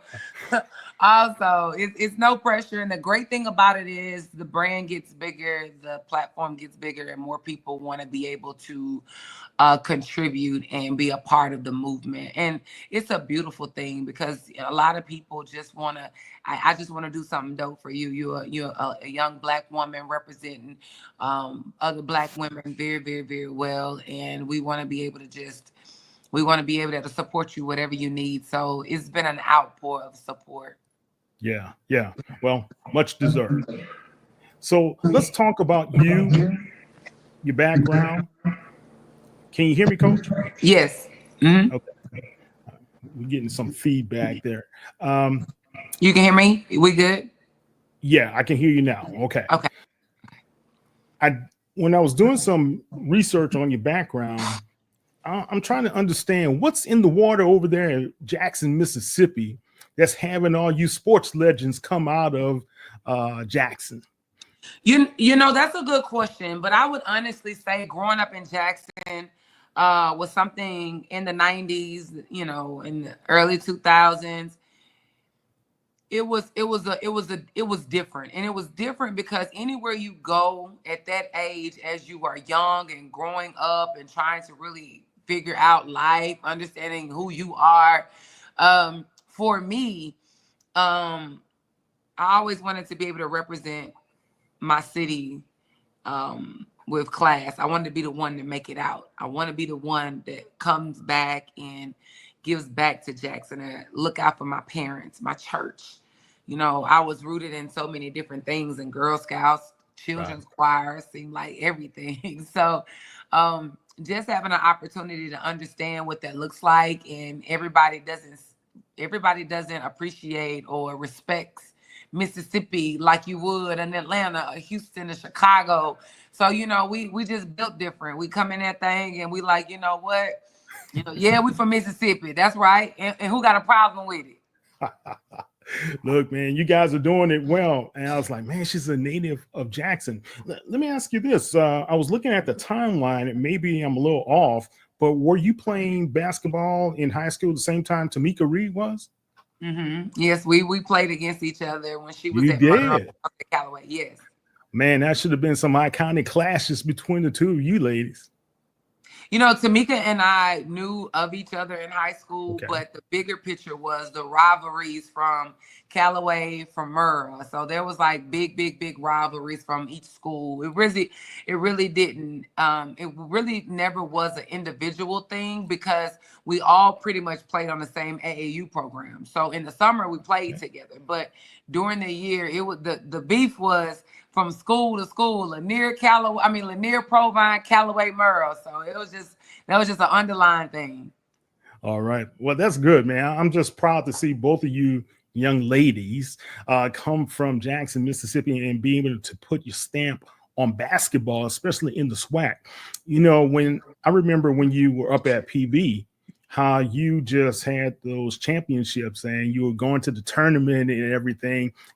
But most of all, people keep on forgetting you were beating some top schools out there as well. Talk about that and how you brought that. I know at Pine Bluff, you guys did the same thing with Zay Green. You guys were able to defeat a top school as well. Talk about how that was so motivating and inspirational for your players. You know, I felt like my whole life I've been an underdog. I felt like I've had to prove myself. I felt like I had to go into rooms where, where I haven't always been the favorite. Honestly, if we want to be honest about it, I've always felt that way. And so I coach my players the same way. I think that was embedded in me early because I played in the HBCU. And so I remember my coach talking to us about what that looks like when we played the Notre Dame, when we played Baylor's. Back when I was at Jackson State, we played the Florida States and all of those schools. So I've always had this underdog. I got little man syndrome. I'm not trying to offend nobody. I promise. Okay. I got little man syndrome. So, the things that I want to be able to do with basketball is every year I want to be able to do something special because I think that in an HBCU, it's not just about winning a championship. It is by all means. You ask my AD, he gonna tell you better win a championship. So I get that. Yeah, I don't know if Doc would agree with you on that one, right? Yeah, I get that, but there are so many other ways to celebrate young women, to celebrate your programs. There are also other things that take away alongside with a championship because at the end of the day, you got to stay healthy to win a championship. You got to keep the team together to win a championship. But there are other markers that you can, other goals that you can accomplish along the way. And we set those goals. We make them very, very clear. And we just prepare the young women to be able to obtain those goals. Yeah.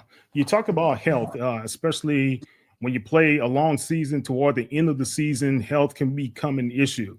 And when I used to cover the National Football League, especially the New Orleans Saints, that was the beat.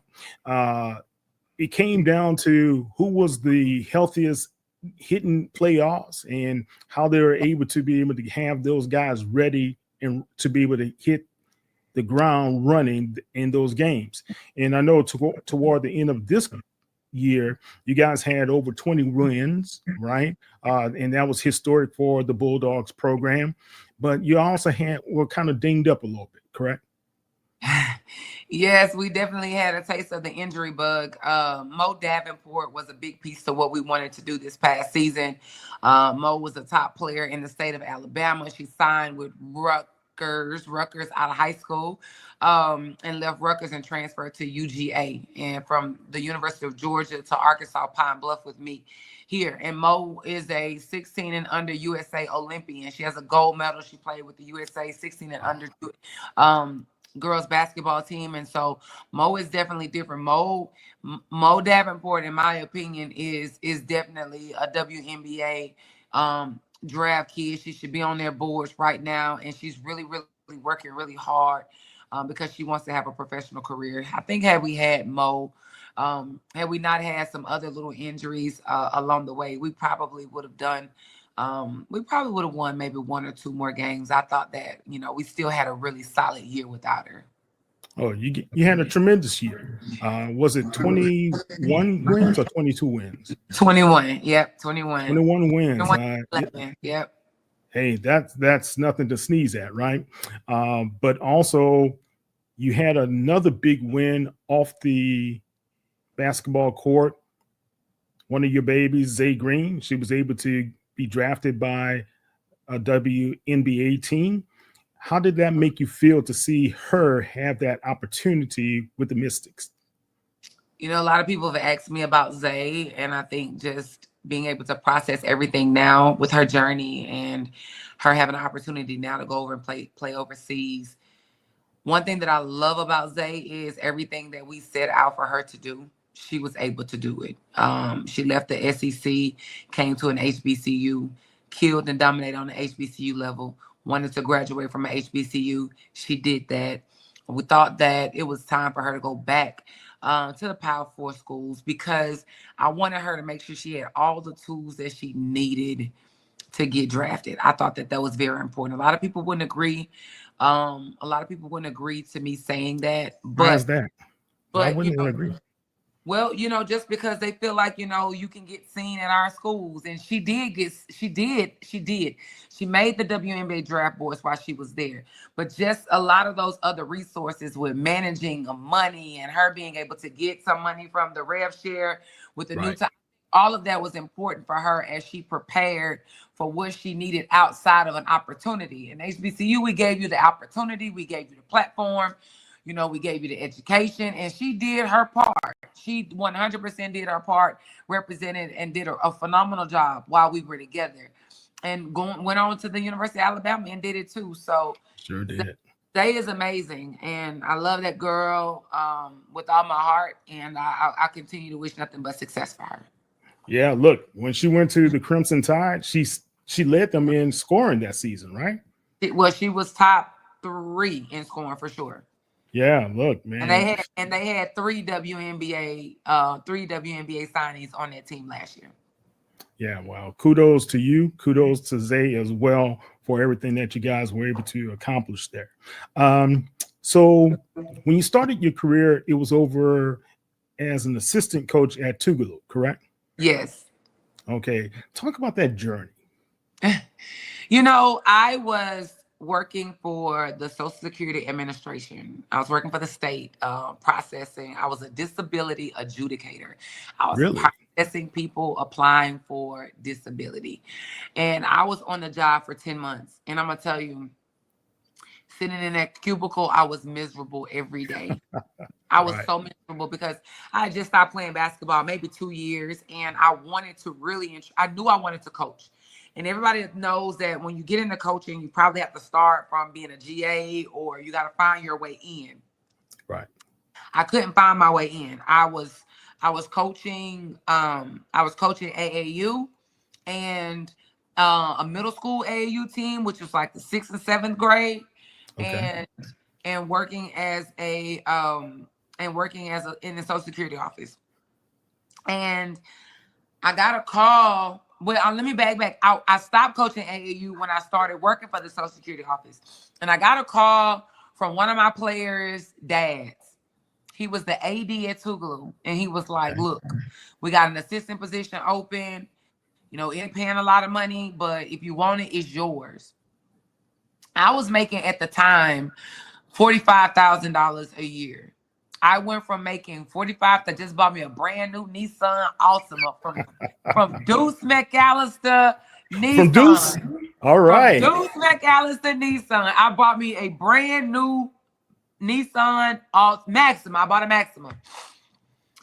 And I ran my car note and everything. And I said, listen, and they called me from Tougaloo. They was like, we're going to offer you $28,000.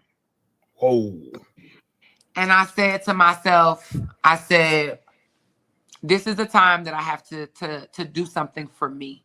Right. And if I got to go get a part-time job and wait on tables at Logan's Roadhouse, I'm going to be an assistant women's basketball coach and go get me a part-time job at Logan's Roadhouse. And that was the best decision that I could have ever made in my life. Sometimes you have to have those dreams deferred financially because you got to see the bigger picture, right? Absolutely. Absolutely. You know, I kind of had a similar story. I'm not going to talk about it, but my mom told my mom, I said, hey, look, I'm going to leave from being a chemist to taking this job as a recruiter. She said, well, you always wanted to know what it would be like to start your own business. So now you have a chance.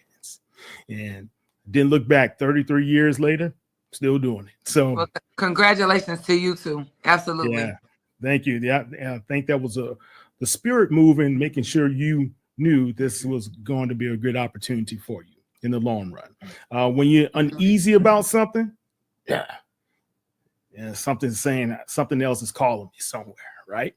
I knew that God opened that door for me, and whatever it took for me to do, I was going to do it. So I wasn't going to complain about it. I was going to, whatever that job entailed, I was going to make sure that I did it to the best of my ability.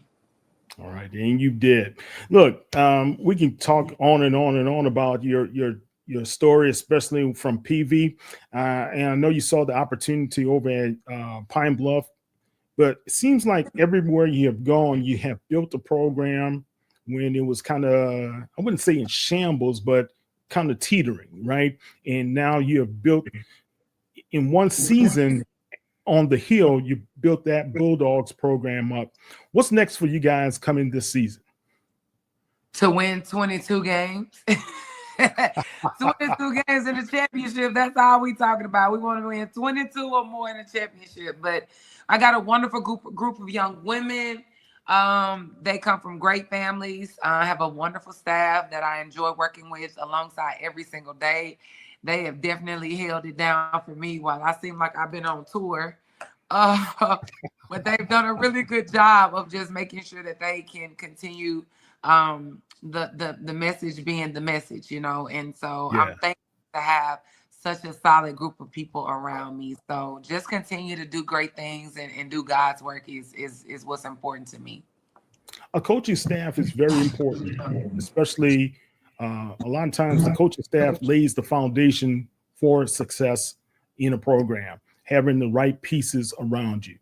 Talk about some of your key coaches that assist you on a day-to-day basis. I would think like this is close to me and a mentor to me. Coach Yo from Ole Miss is really like a sister to me. You know, anytime that I'm going to make that's a good person to have, right? Anytime I'm going to make a big decision, or anytime that I'm kind of like just on the fence about some things, some ideas, I always talk to her. I always talk to her about any way of how to elevate the program and things that we could do on an HBCU level to really and truly separate us from doing some things. But also, you know, also talking to her about some dope things with my foundation that I've just started this past season. So it's a lot of great things that's going to be happening that you all will see in the fall that we're really excited about. But just having that type of support system, I trust Yolette with my life. So, you know, she's going to always, you know, tell me what I think she's going to always tell me what's best and does not care about how I feel about it at all. You got to have those people in your life, man. Yeah, you do. Gonna make it. All right. Talk about your foundation. Let's hear a little bit about the foundation and what's the purpose of the foundation. Well, you know, we're going to do like a big launch real soon that I'm excited about. No, you got to break it here. You got to break it here on the HBCU Legends. You know, I'm still waiting on my my copyright stuff to all go through because the idea really and truly is so dope. It really is. I just don't want to be in a situation where somebody like take my idea and run with it. You know how things are, but you should see some things on social media, and you can invite me back within the next, 6 weeks or so, and we can definitely talk about it because it's gonna do some great things in the community to evolve, elevate young women, young girls from the ages of 13 to 55. We're gonna coach. If I can give you anything, we're gonna coach young women, young girls to be a better version of themselves in a male-dominant world. So stay tuned. All right. Well, look, I'm like Bernie Mac. Once we invite you in, you always family. You can't get rid of us. Thank you. I appreciate that. All right. Okay. Last couple of quick questions I do have for you. The SWAC has been growing, very competitive. And this past year, we had 2 teams in the WNIT, yourself, as well as Texas Southern. Do you see more of this opportunity as far as more teams being able to challenge in those type of roles in the playoffs or beyond just the tournament? I think in order for, I'm sorry, my allergies are killing me. I'm No sorry. problem. No I'm problem. human. I'm a human That's being. right. That's right. You hear me. No, but I honestly think that in order for us to continue to get those type of invitations, we got to continue to compete. We got to win. We got to win in the preseason. We got to make noise. And we got to dominate in conference. And I think that those are the only factors that go into play when you're considering to give an HBCU an opportunity to represent on those type of stages and platforms. So you got to take care of business in the preseason in order to be able to have some type of postseason play. So I think we can continue to start, so we can continue to see it. Hopefully we can continue that momentum, because the bigger problem that, you really didn't even ask me, but the bigger problem is how are we going to keep our kids at our HBCUs? At one point, those kids weren't getting paid at P4 schools like they're getting paid now. They just wanted to come to a HBCU to play. So it was easier for us to compete against those Power 4 schools because the kids didn't want to be there. But now the kids sit there, they'll try to transfer out your team going there because they want the bag. So this thing with basketball is going to always be a continuing. It's going to be a transitional thing, I think, for these next 3 to 5 years for sure, until they can kind of get everything laid out. Do you agree with Coach Deion Sanders and Coach Prime was talking about having limits for NILs? Only reason why I'm gonna say that doesn't really even apply to us, because you got these schools that are managing $1 million budgets. And so maybe they want to have a limit. For us, we want the max of everything that you can give us. So that really doesn't apply to HBCUs, in my opinion, because we won't ever see those type of dollars. Gotcha. We won't see those type of dollars, and I don't think even that would even apply to, from certain Power 4 schools to the next either. I don't know. Okay, no problem. I just wanted, guys, look at the fashion. Even in sneakers, she's looking good here, guys. Look at Coach. And this is my special one. I was like, this suit was the bomb. Yeah, I appreciate it. I think we definitely we had an idea of what we wanted that suit to look like. My inspiration was from Kelly Rowland. She had a maroon pinstripe. She had a gray pinstripe suit on with the white accents going down it, and we recreated that flawlessly. Oh, looking good. And here, that outfit that you had on as the panelist for Essence, who was a part of that creation as well? That's my girl India. India is in Atlanta, Georgia, and she's at. Let me tell you, because I want to get her flowers. So I definitely would love to share her Instagram with you all. I am Style Junkies Closet. Style Junkies Closet with a K. She designed that. We had an idea, a concept for that suit. India hand painted it, and she just flat out killed it. And I love it. It was so beautiful. So beautiful. Yeah, very well done. Very well done. And this is you with the whole panel over at Essence Festival of Culture in New Orleans, Louisiana. All right. Well, Coach, let me get this out of here.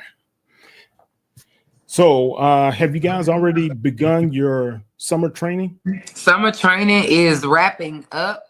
Next week will be our last week of actual training. We've been at it since May. The end. Really? Okay. Yeah, our kids came. We started summer school in May, so our kids have been back. Which are the big non-conference games that you guys going to tip off with early on in the schedule? Well, we have, we don't really talk too much about the, because we got a splash. we inviting some people to the Hill. And Okay.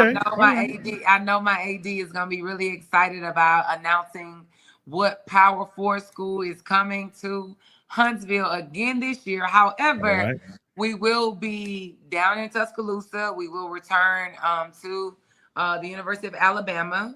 We're gonna head to Reno, Nevada. Of course, we're gonna be everywhere in the state. So north, south, east, west in the state of Alabama, we're gonna be all around there. But you know, we haven't released our schedule just yet, but it's going to be some great, highly competitive games, and I'm excited about that. Well, I'm glad. I think you guys are going to do very, very well this year. Now, here in the SWAC West Division, there's a young lady named, let's see, her name is Vernette Skeet, who has some things to say, and she made some noise this year. She really shocked some people. Talk about what you have seen of her progress. You know, I think anytime that a coach comes into this conference, it's very important for him or her to do an assessment of what winning looks like first. I've been in this conference as a player and as a coach, and I think that coming in, you really and truly have to look at what the winning product looks like. Because for me, I've always thought that I put a team together, and I thought that that team was good enough to win a championship, without me sharing too much, because I don't want to be giving out my keys to success, right? But I think that it's important that, you know, I'll give you an example. When Tamika Reed was at Jackson State, it was very important that we put a team together that could compete against Jackson State. So I think that Skeet has been in this in the conference long enough for her to get it right. You know, she's had some turnover with players, with staff, and that's a part of it, because you really and truly got to figure out who's going to buy into what you're saying, who's going to be locked into what you're trying to say, and who's going to be able to execute your vision. And sometimes you bring people in, you hire coaches, you bring kids in, you're thinking it's one way, and they don't pan out to be what you want them to be. So I think that, you know, I think this is her third year. She just completed her third season. Completed third season, just got a contract extension. Exactly. And I think that's well deserving of her, because she stayed to course doing what she needed to do to get some success, and she did. All right, excellent. Coach, one thing about being on the Hill is that it's very, very nice campus, nice environment, great culture. Why is it that you wanted this job with Alabama A&M? Well, honestly, I'm a product of an HBCU, right? I believe in our schools. My parents went to Tennessee State. My son's father went to Alabama State. I graduated from Jackson State.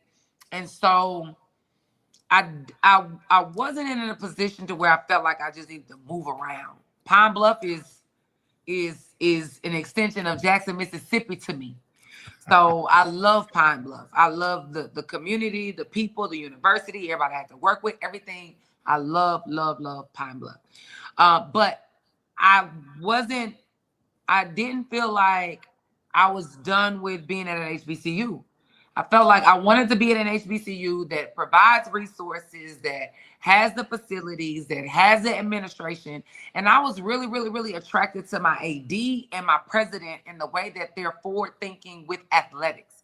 And I knew that they were doing some things that a lot of schools weren't even privy of, of even knowing what to do in a lot of those, situations and stuff. So for me, I'm not done with being at an HBCU. I want to be able to, like you just said, wherever I go, I want to be remembered. I want to be a legend. I want a basketball court named after me. I want to be in the Hall of Fame. I want my son to come back to say, my mom always found a way to make something out of nothing. But now I wanted some stuff. Yeah. I wanted stuff, and we got a lot of stuff. We got facilities, we got locker rooms, we got NIL, we got cost of attendance. We have so much to offer our kids at Alabama A&M. Being that we're HBCU, I wanted to see what that looks like, so we can go and make noise and beat all the Power 4 schools and all the mid-major schools with that. Yeah, you're on your way. You're on your way.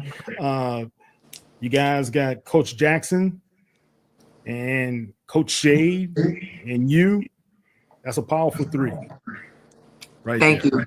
Thank You you. guys are doing a great job. Thank All you. right. Coach, any last words or any last thoughts? I just appreciate everything that that you all do for our HBCU community.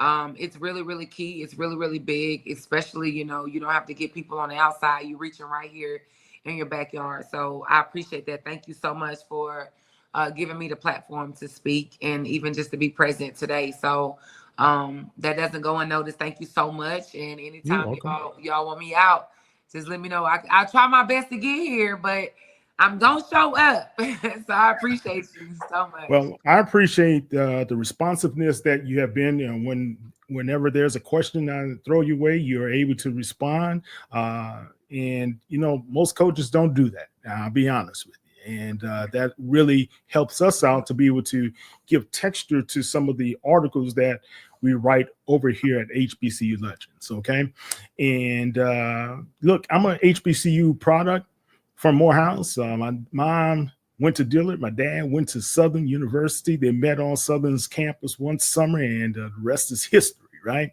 My grandmother also, she was a Dillard grad, and she also taught over at Clark Atlanta. Before it was Clark Atlanta, it was just Atlanta University. So being grounded in HBCU is very important, but also understanding the culture and understanding it brings us a lot further if we're able to keep on investing into these young people who are part of the HBCU experience as well. Absolutely. Absolutely. All right. Excellent. Tell everybody how they can find you on the World Wide Web on social media. You can find me on Instagram at Dawn, DAWN, the Diva Coach.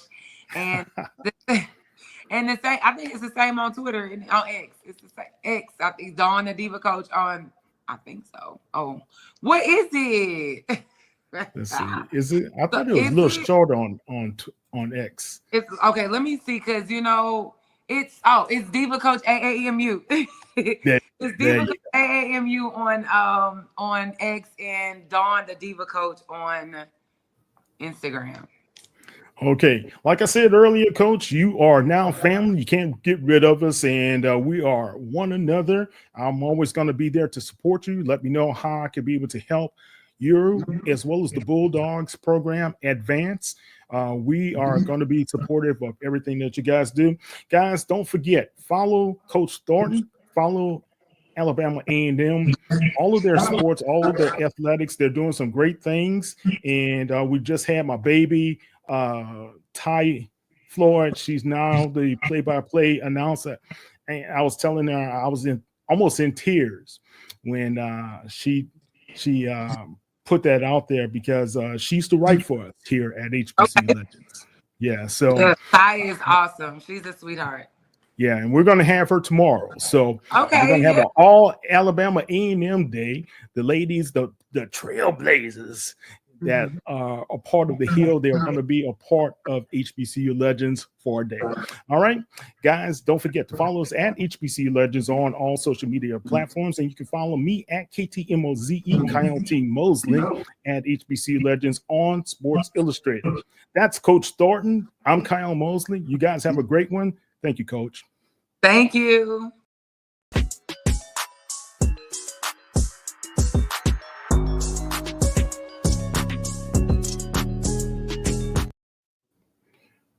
All right, it's Kyle T. Mosley of Black Sports Insiders, as well as HBCU Legends. I'm here with my son, Kyle Anthony. How you doing, man? I'm doing good. I'm all right. It's Kyle T. Mosley here. Yo, what's good, guys? How are y'all doing? Let me do it my way. Hold on. Hello, this is Kyle Anthony Mosley here with HBCU Legend Sports Culture Reporter, coming to you live from my bedroom. How's everybody doing today? How's everybody doing? I like that, man. You sound like James Earl Jones, man. Well, you know, I am a trained actor. You are a trained actor. Yes, you are. That is true. All right. So, guys, we want to bring something different to you. We're going to talk a little bit about the world of international sports. We're going to call it iSports. And talking about sports, we're going to give you guys a glimpse at F1, NASCAR. I don't know. Kyle loves soccer, and we can talk about some cricket as well. But we're going to just give you.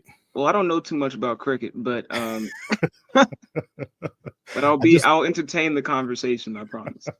Okay, but seriously, this past weekend, Bubba Wallace, he became the first Black driver in NASCAR history, as well as history at the Indianapolis Speedway, to be able to win in the oval. But he wasn't the first Black driver to win at International Indianapolis Motor Speedway. That is left up to Lewis Hamilton, where he won on F1. And but think about that. 2 Black drivers winning at the Indianapolis Brickyard, the famous Indianapolis Brickyard. And Bubba Wallace won the Brickyard 400. And he also gained entry into the playoffs. Kyle, what do you make of this? And as a young guy who loves speed and loves to be in those cars, what are your thoughts? Well, I mean, off rip, that's fantastic for Bubba Wallace. I mean, what an incredible accomplishment for him. Winning a NASCAR race is no easy feat because, yes, from the European point of view, if you're a Formula One watcher, you'll be like, y'all just driving in circles for like 2.5 hours. Yeah, but it's some of the most competitive circle driving you've ever seen. You don't understand. They're going so fast.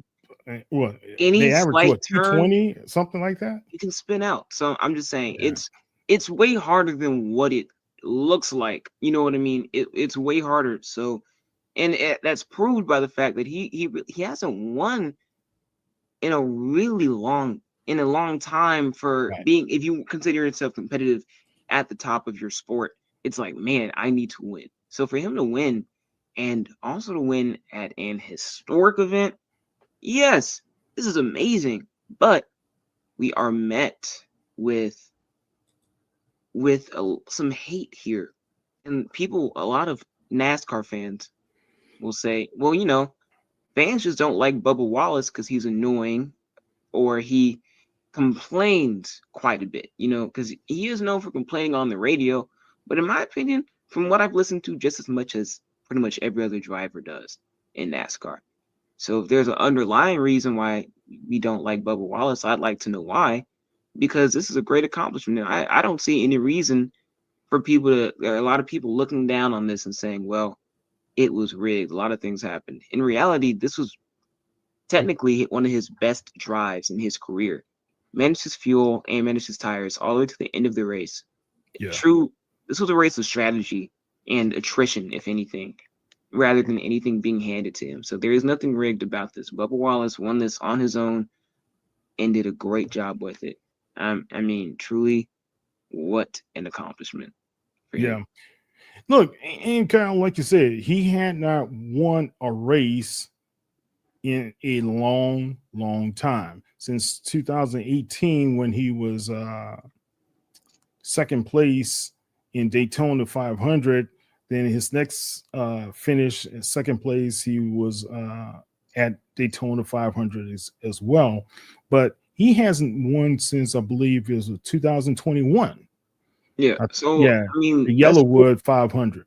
That's 4 years of working and trying your best to get back to winning ways and falling short. And then when you do, you're met with a lot of fans saying that it was a rigged race, and that's really upsetting. That's really upsetting because there's no replay of that where you can be like, yeah, this was rigged. Yeah. I think one thing he said to his distractors and detractors is that it doesn't matter. I am already winning at life. I got the best wife, the best kid. People always are going to say something. I'm excited to see how far the goalposts are moved. So I get to go and chase that now. So many days since my last win. How many? Zero. Yeah, that's right. Zero. You know what? That's right. I like that. That's his statement is really powerful, especially at the end, because how many? If you've watched the F1 movie, or if you've even seen the trailer, you know there's a line where Brad Pitt's character says to Damson Idris's character, "How many F1 races have you won?" And he's like, I haven't." Exactly. So, you know what I mean? So Exactly. if you're not even a competitive racer, any opinion you truly have on Bubba Wallace, and if you're not a journalist covering NASCAR and you have that information like that consistently, your opinion is your opinion to keep. But you cannot. I hope you don't think that that's going to put a dent on Bubba Wallace's spirit, because he's sold y'all. What Yeah. have y'all won? Yeah, it was great to see, because I know a lot of people have been questioning him. I know last year, Michael Jordan, Denny Hamlin, who are the co-owners of the 2311 team, they wanted to, they want to see wins. Let's just be honest. They're owners of these cars, and have Bubba Wallace as one of their premier drivers. They wanted to see him to win. And I know Bubba wanted to see himself to win. He had a series of did not finish. I think it was 4 straight races. And now to be able to put this monkey and get it off his back, it means a lot to him. So congratulations to Bubba. No, truly. Everybody watched Talladega Nights at some point. So you can't help but feel great watching somebody win a NASCAR race. Because even in the movie, they let you know it's not easy. So you got to be happy for anybody to win one, especially when you're making history and doing so. If you ain't first, you're last. Exactly. If you're not first, you're last. All right. If you're second, you lost.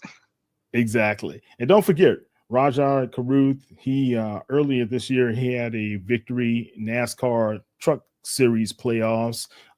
He's getting his field there. So, and who's his girlfriend? I think he's Massa. I really didn't know who his girlfriend. Yeah, I was like, Massa and Martin. That's awesome. That's his girlfriend, man. So congratulations. And she's doing her event, on the 29th, right? Yeah, Texas Southern. Going through Labor Day weekend. What's the name of the event? Size Summer Cookout. Size Summer Cookout. And she's been doing that across the nation, guys, and it's been getting quite the following, and it's going to be great for Texas Southern people to be able to host that as well, especially with Labor Day weekend going against Prairie View at Shell Energy Stadium. And if you guys didn't know, Rajah Caruth is a HBCU. He's an alum of Winston-Salem State University. All right, Kyle, what's been happening on the F1 series? Well, last weekend we had the Belgium Grand Prix, so that was at Spa in Belgium, of course. And it was a wet race going into it. So we went for about 2 laps, and then we had a safety car because there's the FIA, they were worried about conditions and safe driving, didn't want incidents, and that's understandable, because especially after there has been a loss of life at Spa before, and we honor. Wow. Yeah, we honor Jules. His passing every time we come to Spa. Jules passed away. I believe he was in Formula 2 at the time, and he had a deadly crash. But so safety precautions at Spa are often, we look at them through a lens of ultra safety following that. But this race, a lot of fans could say it was very boring because of that. So after the race. Not after, but after that safety car, things just felt very predictable, because we did take a long break for the rain, and then once we did get back to racing, we didn't have a lot of overtaking, so a lot of fans might not have felt like there was the same. The best way to say it, they didn't feel that it was as entertaining as some races have been, but the conversation does go that way for a lot of Formula One right now. Across the board, there is the idea that sometimes the races just aren't being as entertaining as they were before. Even though, yes, we love open wheel racing, we love the cars, that's what we're here for. But entertainment is also a factor because it's starting to feel we're leaning towards the money a lot. You know, the spectacle is no longer being the spectacle because of how grand it was on its own and exclusive. F1 is known as an exclusive sport because it is hard to get into. It's very difficult. And you pair that with it being European, a lot of Americans are like, wow, that's extremely exclusive because we're not just going to fly to Europe to get our child started into Formula One. And you have to start at the karting level. So if you're a child, of course. So there's a lot of money that you're putting into it. And it feels exclusive, right? But now we're in this realm of exclusivity doesn't feel the same as it used to, right? The how do I say this? It just doesn't feel the same. Monaco doesn't have the glitz and glamour that it used to in the sense of, wow, these are all the stars in the world. Yes, these are all the stars in the world, but we also saw a lot of them at Miami. We also saw them at Vegas. You see what I'm saying? So who are the stars, Kyle? I mean, let people know who are the people that you should you're be saying the stars of F1? Like, yes, or stars of F1. Okay. Well, right now, my GOAT honestly is Lewis Hamilton. He's my GOAT. Yes. He's not my favorite driver though. No. Okay, hold on. Some would say recency bias, but I disagree. I'm just a big Max Verstappen fan. His presence while he's driving is insane. I mean, I love him, man. On the Sundays going through. He's a bad man. Max is a bad man. Max's 2023 will never be forgotten. It was just insane consistency. I think at Spa that year he had like a 30-second gap after like lap 20. It was just insane. And I think that was without a pit stop from anybody else. He's just that the car paired with him in 2023 were just so competitive, you did not know what you were watching a lot of the time. But if we're looking at real stars right now, I mean, Max Verstappen, George Russell, Lando Norris, Oscar Piastri, Leclerc, let's see. I would even say Gasly he's a star in the right of, yes, he's popular in the Formula One world. But if I'm just going general stars who's branching out, I would say Lewis Hamilton is definitely the biggest star in Formula One right now and will continue to be so until he retires. He just has that level of appeal. He's got a lot of charisma and he's producing things outside of Formula One. So, it makes people look at him differently. Right. And I saw there was some controversy with Lewis Hamilton just recently about someone asked the question why rivals of his are so negative against him. And he had a cryptic post about whatever. So we're just going to leave that gossip where it is. But let's look at these drivers. You got Oscar Piastri, the McLaren driver. He's in number one standing. Then you have Lando Norris. Then you have Max Verstappen. How did they get like this? Max is not number one? Well, we're in a very different spot right now. In terms of development wise, Red Bull team principal was fired a few weekends ago. And then, the car isn't the same this year. We don't have Adrian Newey in our aerodynamic department. He's now with Aston Martin. But the thing is, Aston Martin is also not performing well. So it's like, dang, if we could have Adrian Newey back, that would be fantastic. Because the car just has a lot of issues this year. There's a lot of complaints over at the Red Bull side with the car. But then on the McLaren side of things, they're just having a fantastic year. They haven't slipped up once. They've just been in a great position. I mean, there hasn't been much to go wrong for them going throughout this season. They've had minor issues, and when they were minor, they were so minor, it was during that race, and you didn't even – next thing you knew, they were back in the lead. So when you have Max, who is truly, in most people's eyes, the current best open-wheel driver in the world, the reason he is behind, I can't say it's actually due to the fact that he hasn't been driving well. It's, car truly hasn't been there. Hasn't been producing. he's been putting in the work. McLaren are just leaps and bounds above the competition this year. Okay. Which is great with it being the 75th anniversary and them being a historic team. It's great for them. Okay. Then you have George Russell, Leclerc, then Hamilton at number 6, Antonelli, and then Albon at 8, Huckelberg 9, Ocon at 10. All right, guys, that's from the F1 website and Formula1.com website, I should say.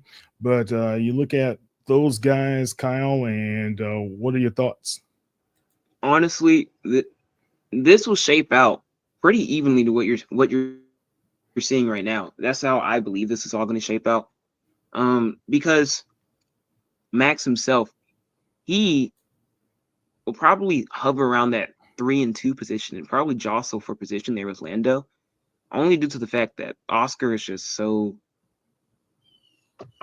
very locked in his driving style. He doesn't slip up. He rarely makes mistakes, but when he does, they do mess him up, and they're usually in qualifying rather than in actual race time. So This isn't something you would even notice on race day. Now, Lando and Max are friends. They're really close friends. So Lando will be like after a race, they're like, "Where you headed?" Oh, about to go get in the jet with Max. Like, that's so funny because they've grown up together as well. And a lot of these guys have. They've all driven the same circuits together and grown up in going from F1, going through F4 to F3 to F2, and now to F1. They've built relationships and they've built a rapport. So what we're seeing with a lot of the guys on the grid now is they don't even crash the way that we used to see crashes happen, because even though of course there's a respect before, there's even more of a respect with a lot of these guys, especially with some of them having raced on the same teams with each other and then going to another team later, maybe after 3 or 4 years. So okay. Well, that's they know each other well. So good. All right, let's turn our attention right now to the top racers in NASCAR, especially going into the playoffs.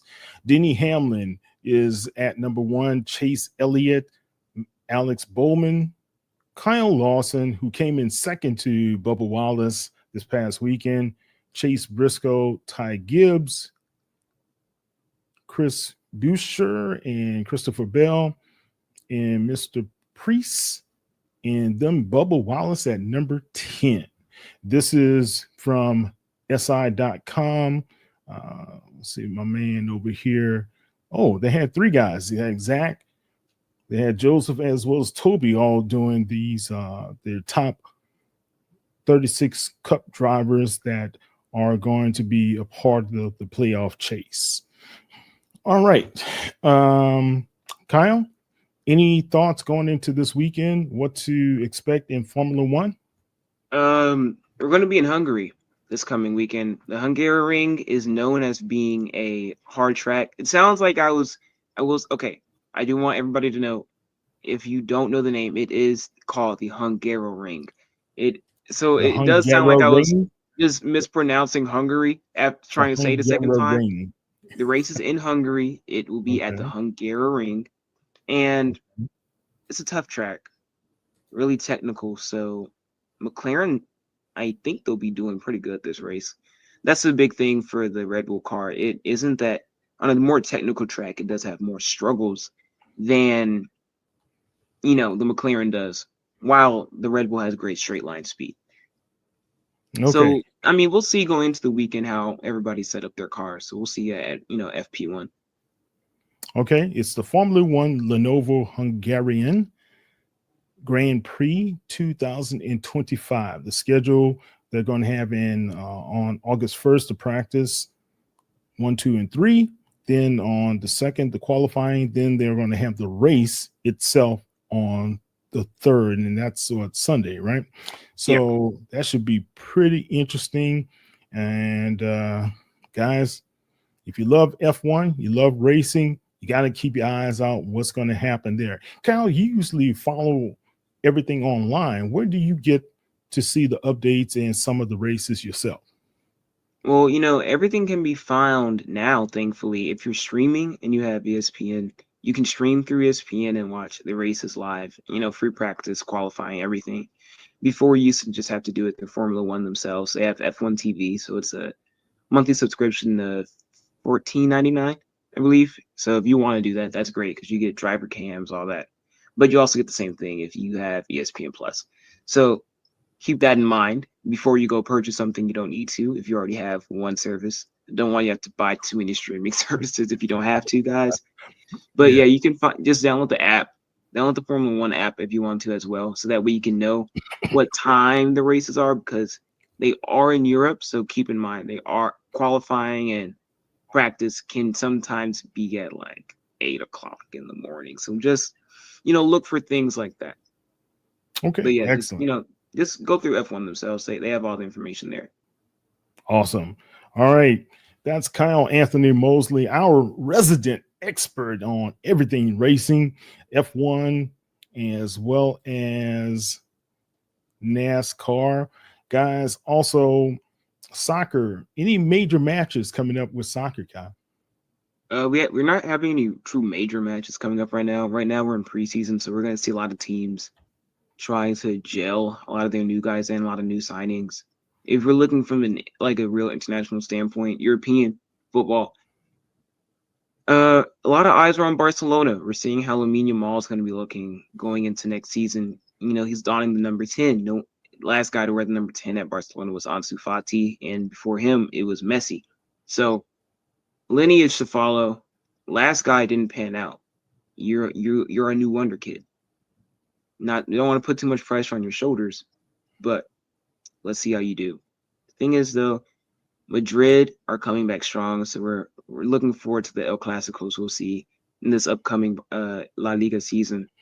But then with the Premier League, Man City isn't looking strong like they used to. Not at all. Really? There's been some shifts there. But Chelsea, my club, we just won the Club World Cup 3-0 on PSG, who were supposed to mop the floor with us. But I believed in our press from Cucurella and Moise Caicedo. I believed in it. And now look at us. Look at Cole Palmer. Look at João Pedro. I'm just saying, we have a lot of squads who have made a lot of development. Liverpool, who won the Premier League last season, they've been saving money because what are these signings? They spent almost 300 mil in signings just in this transfer window, and that was on like 3 to 4 players, and they're still looking to spend. So is Chelsea.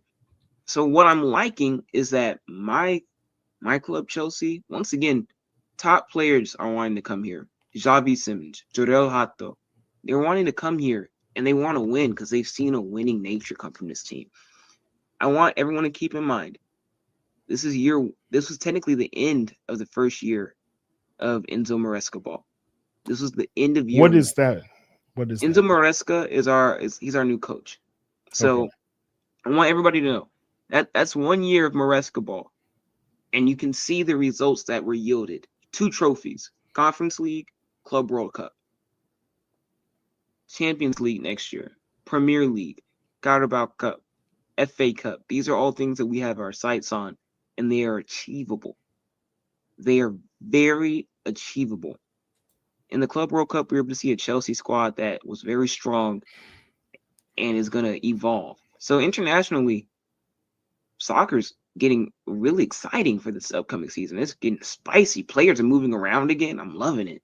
I'm really loving it. It feels like FIFA, like playing on your PlayStation in real life, seeing these player transfers. I'm loving it. All right. So we just got this in today. The 2026 FIFA World Cup group stage draw dates and the locations have been revealed, Kaya. So this comes from Sports Illustrated, Roberto Casillas. And let's see what we're looking at. Okay, well, let's look at it like this. FIFA. It's going to be in Vegas? DC. Vegas is one. DC is another. And you're going to have sites in U.S., Canada, and Mexico, which all are co-hosting some of the biggest competitions. So the world's group stage is going to have 3 groups. 20 12 groups, I'm sorry, guys, and 4 countries drawn. Okay, 13 nations already have been booked their spot in the World Cup. 35 outstanding nations have to be able to qualify, right? So Las Vegas has already hosted the draw for 1994. Can they do it again? We shall see. I mean, I think they probably will for reasons of staying away from political things after how things went at the Club World Cup. So Okay. I think they'll probably have it in Vegas, but it could also be in DC for the said reasons, the aforementioned reasons I just gave. It could also be in DC for the very same. I will say though, keep in mind the USA, Mexico, and Canada are automatically qualified for this competition, but we have not seen the United States men's national team at their strongest. They haven't used their strongest lineups at all recently. We saw that in the Gold Cup, which Mexico just won, and Canada were eliminated from. So I want everybody to have an open head going into next year. Let's see how our guys do on the international stage at their club levels before we, make any hard opinions on the United States men's national team going into the World Cup. Okay, excellent. All right, guys, you can find some more information about the soccer matches as well as some of the players from the Premier League, La Liga, and some of our featured articles that are on si.com with our colleagues over there. All right, Kyle, tell everybody how they can be able to find you on the World Wide Web. Yeah, y'all can find me on Instagram at Kyle Anthony Mosley. I can be found on TikTok at Kyle A. Mosley. Then you can find me on Twitter, formerly known as, X, formerly known as Twitter. You can find me there at Mosley Kyle A. So those are all right platforms.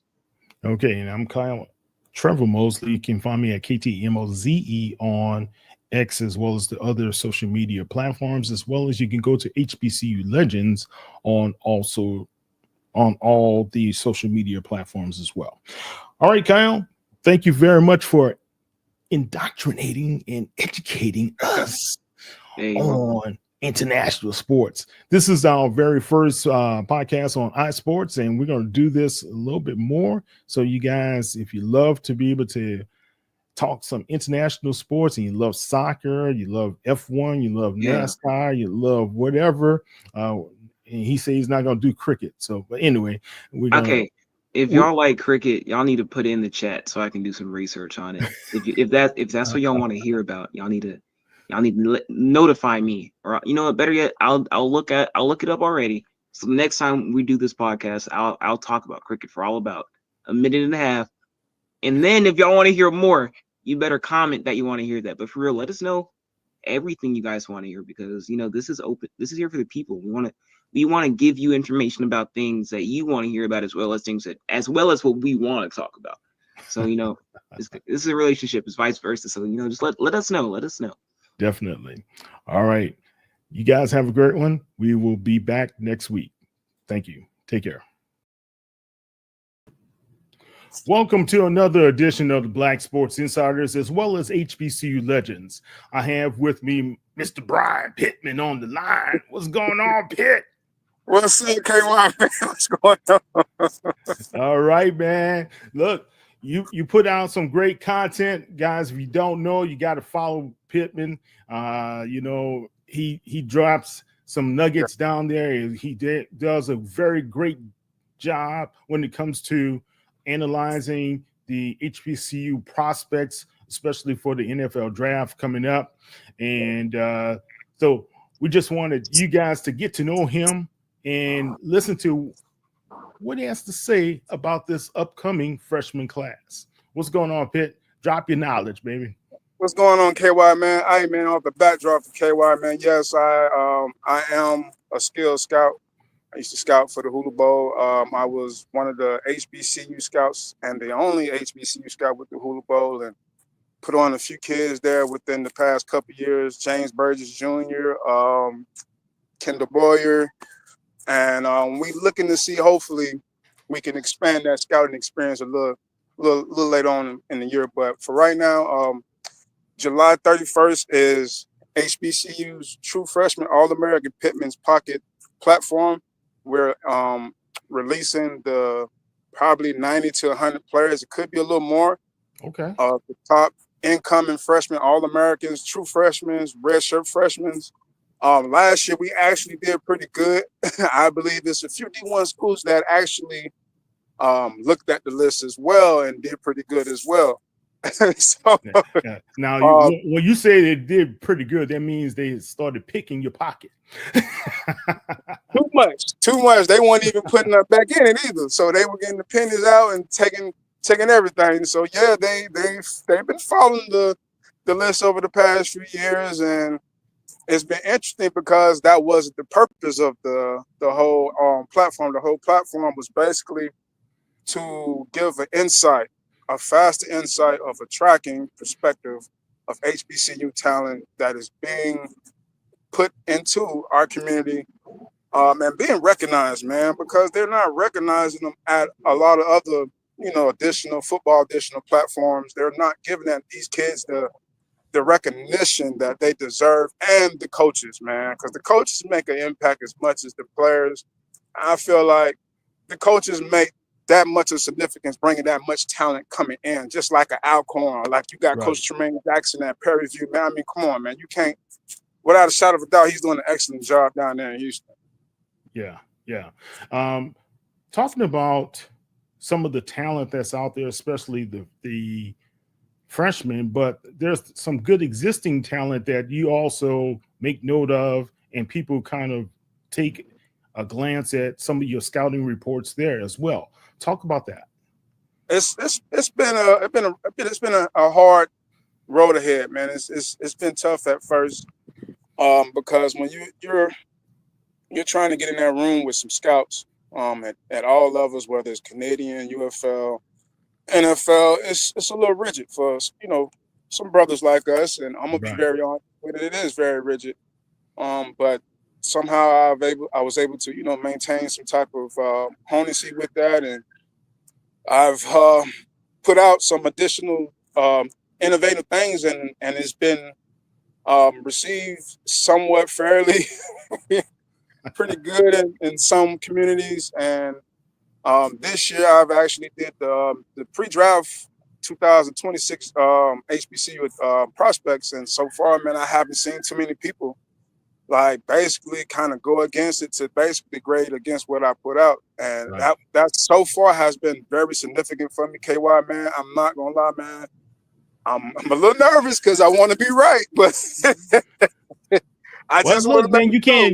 you never can be 100% right? So you don't know who's going to be making those decisions in those war rooms a lot of times, especially the scouting departments of the National Football League. So, hey, man, as long as you keep on putting out the work, that's what's necessary. Now, people are going to ask, who is Brian Pittman? What do you tell them? Oh, man. I just got to tell them they just got to keep doing their homework. I've always been misunderstood, man. How so? It's because of my nature. I'm a well-rounded guy. I'm, strong-minded. I'm not so judgmental, but I'm, critique with, want to see things in perspective, want to see things being perceived correctly, want to see things done, especially from the HBCU community. And it has a lot of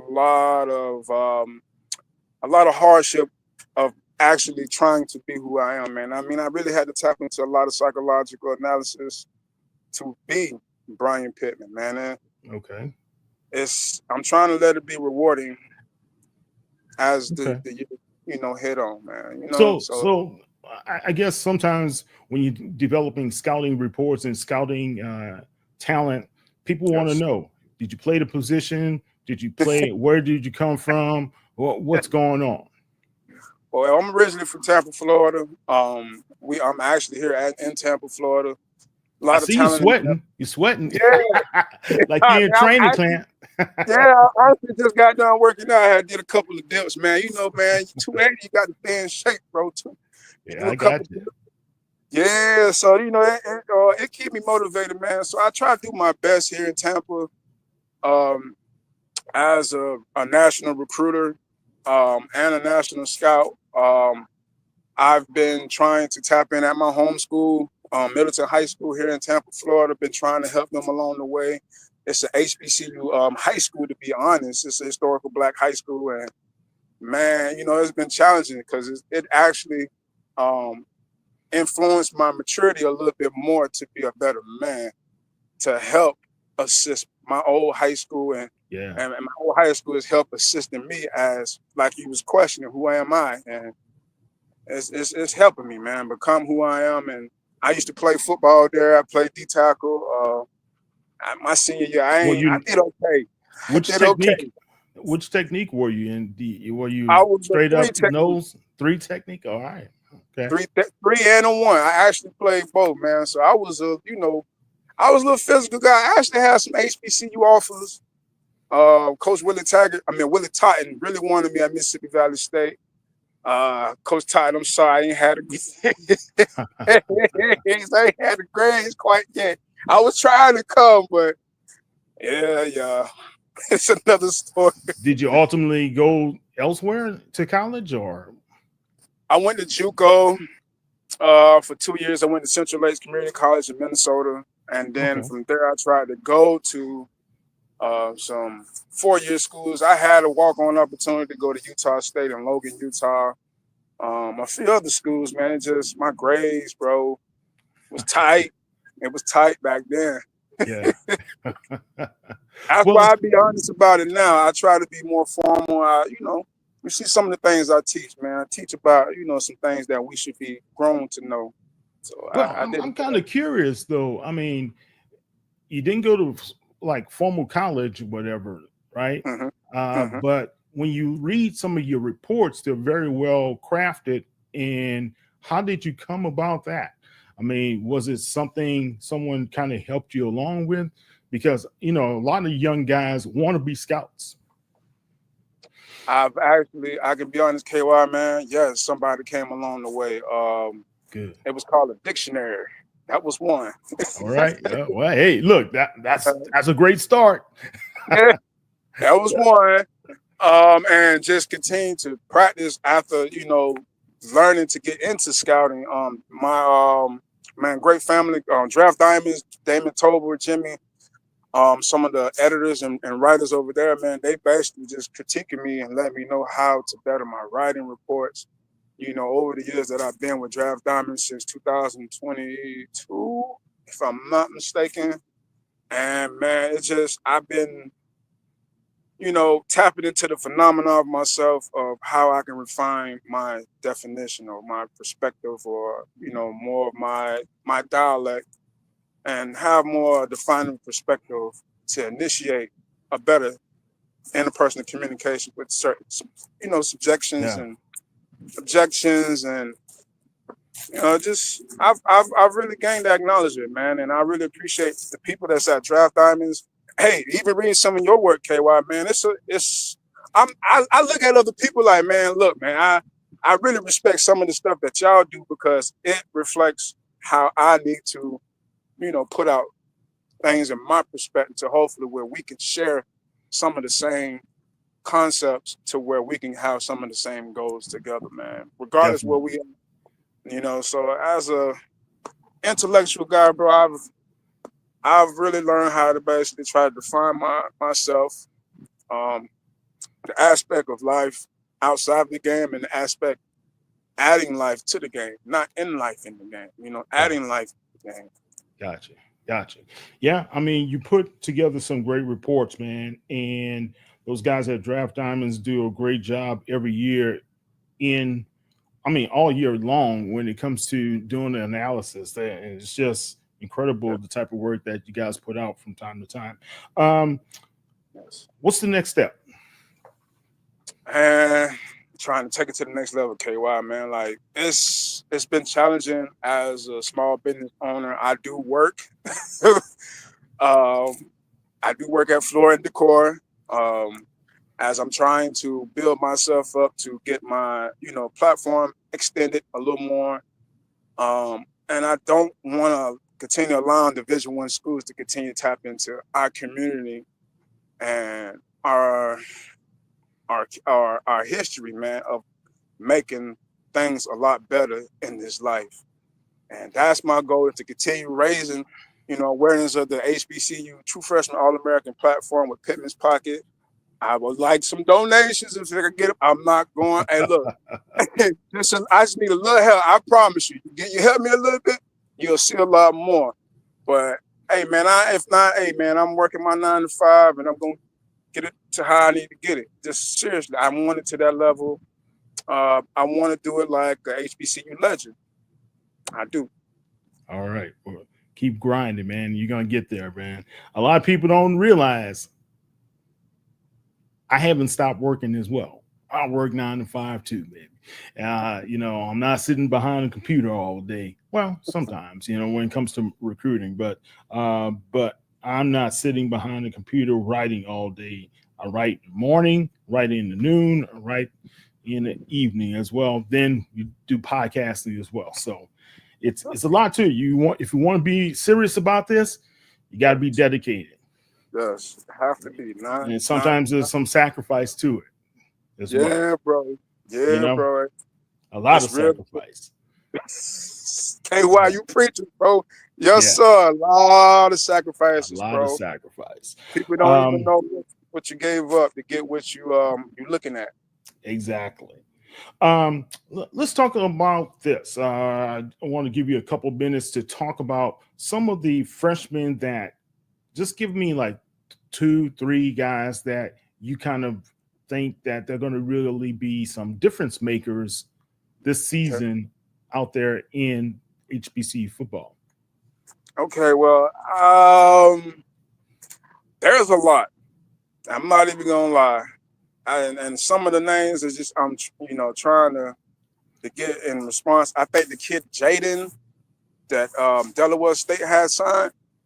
Okay. The athlete, I can't remember his Jaden Ross. I think that might be his name or something like that. But I never forget his first name. He's the athlete from Delaware, California, that's going to Delaware State with Deshaun Jackson. Hopefully, is that the young man that just transferred from Sacramento State? No. And that's a good question. Now you see how that happened. Now I see how that happened. So it was like, oh, okay. So no.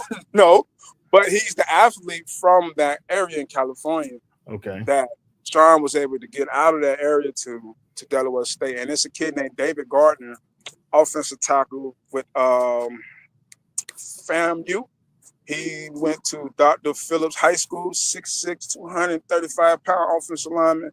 Oh, 6'6". Yeah, bro, 6'6", bro. This kid is he's already off like left side, or which side he's playing? I think he's left tackle, but they might try him out. 6'6", bro. He's solid, bro. He almost 6'7". Dang. Man, and he's going to grow and get stronger. Man, just freshman, bro. I mean, we talking like he ain't even peaked yet. He's in the maturity stage, man. Makes you wonder also when you talk about having a guy like that, if he gets some development under Coach Cozy this season, will he be able to stay there? Will they be able to keep him as a Rattler? And that's the most terrifying thing, because if he makes my list, which I'm gonna just go ahead and say he's already on it. Okay. It's gonna be hard because I'm not even gonna lie. What's his name? Isaiah Spencer was one of the ones that was on my list in 2023 when I first did it. And we see where he's at right now. He's not at Jackson State. Yeah. Well, hey, man, these guys are looking, and the challenges of having a big NIL bag awaiting these guys these days is kind of alluring, right? So we're going to run into that more and more. Talk to me about teams this year. When you look at Jackson State, I still believe they're the premier team to beat as the top HBCU football team, but Tennessee State has been doing some great stuff. You've got, like you mentioned, Prairie View. Texas Southern has been doing some great stuff. Then you got the talent still at Alabama State, Florida A&M.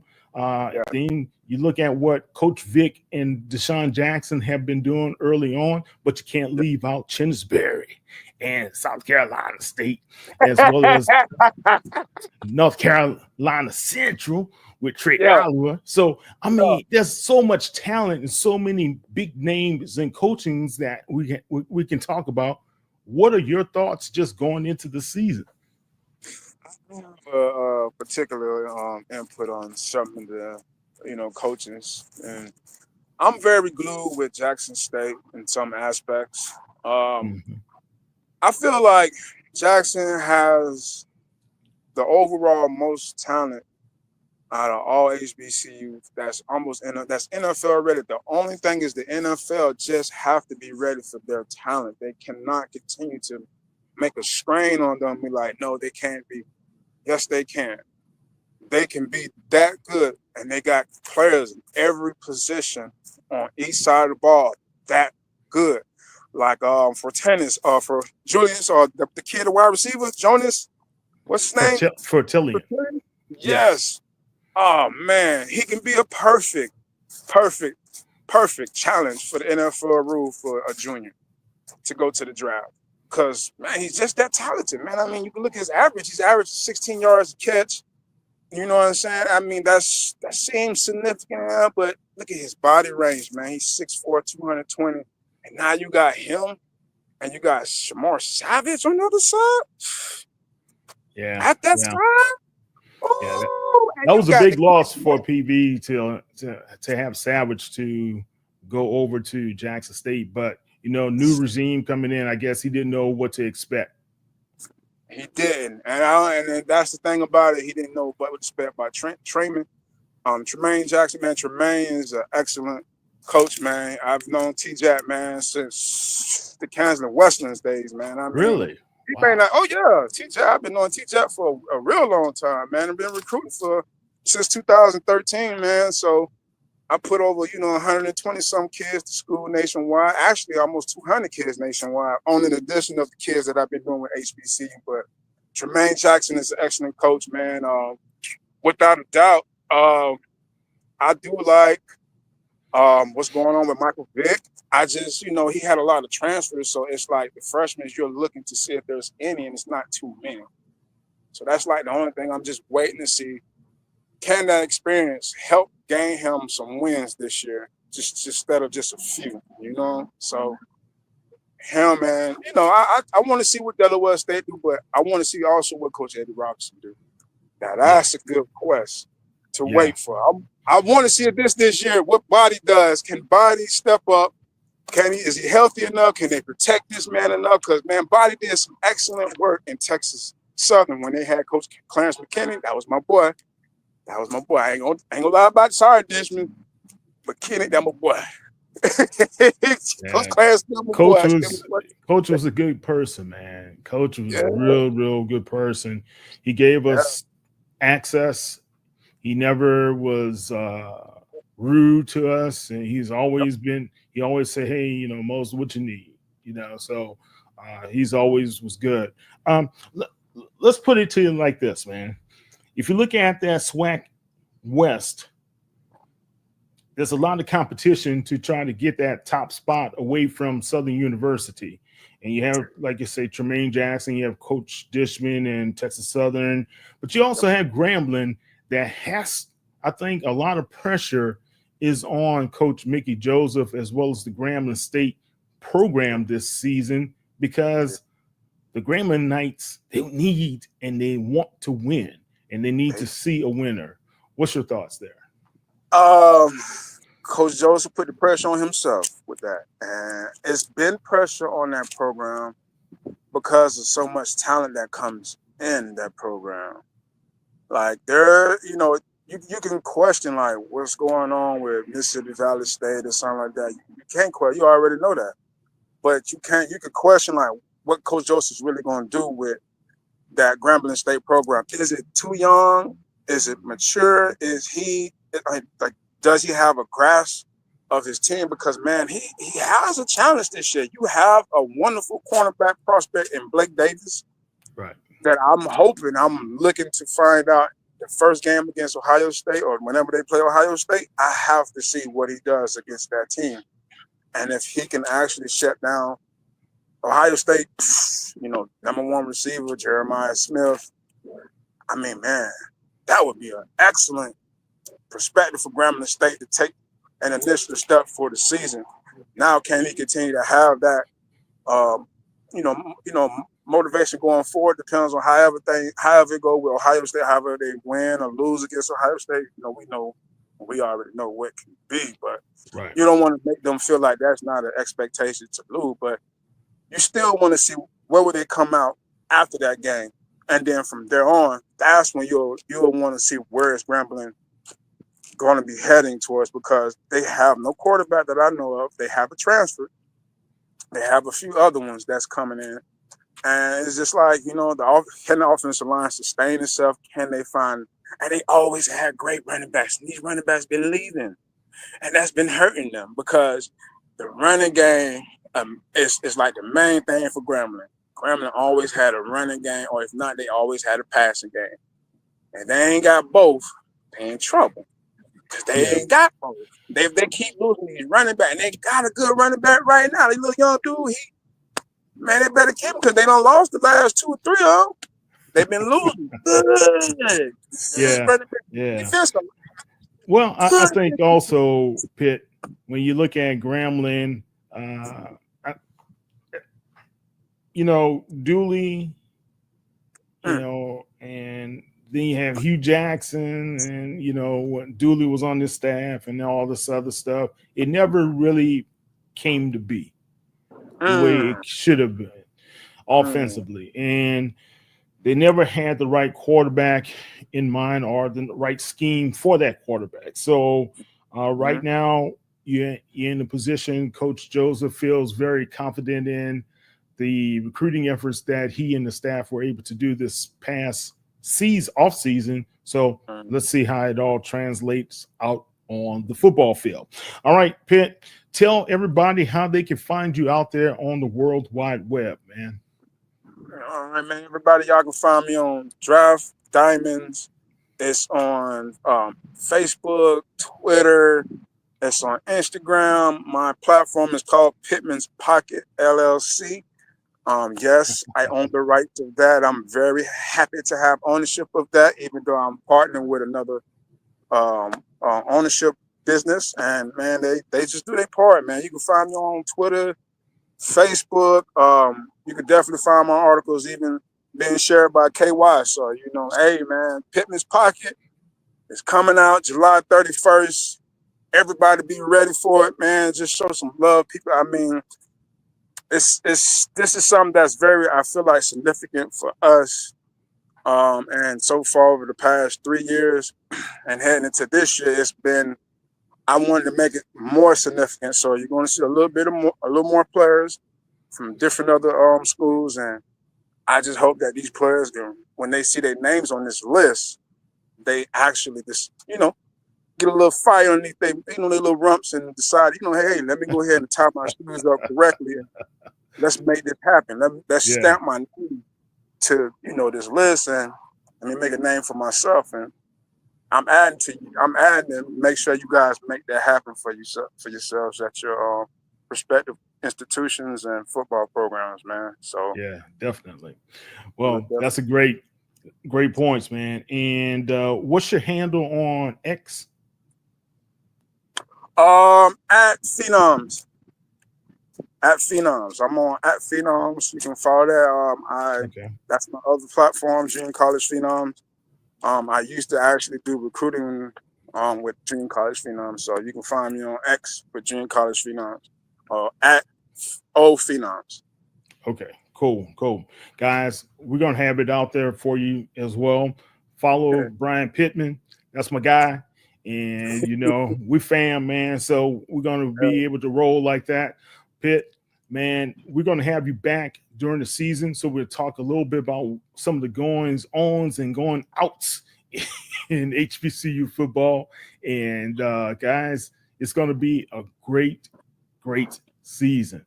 That's Brian Pittman. I'm Kyle T. Mosley of HBCU Legends. You can check us out at HBCU Legends on all social media platforms, as well as you can check me out at KTMOZE on all social media platforms as well. All right. You guys have a great rest of your Sunday. Pitt, take care, man.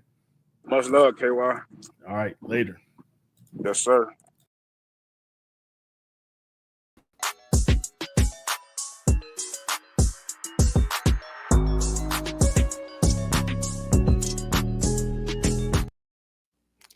Hi, Kyle T. Mosley here with AD Drew and Keisha J. Kelly of the Black College Experience. Going to talk about MEAC. The MEAC was in full force today with their media day. And Drew, you were there. And Keisha, you had some great observations to talk about what happened there. But guys, if you didn't know, is the 2025 MEAC Football Media Day at M&T Stadium in Baltimore, Maryland. And Drew, how was it all together, man? From what I get, because this was my first time going to the BAC, they had more media members there this year than they have had in recent history. I wonder why. Great venue. Mute her, man. Mute her. Mute the one, my left, your right. Anyway, great venue there at M&T Stadium.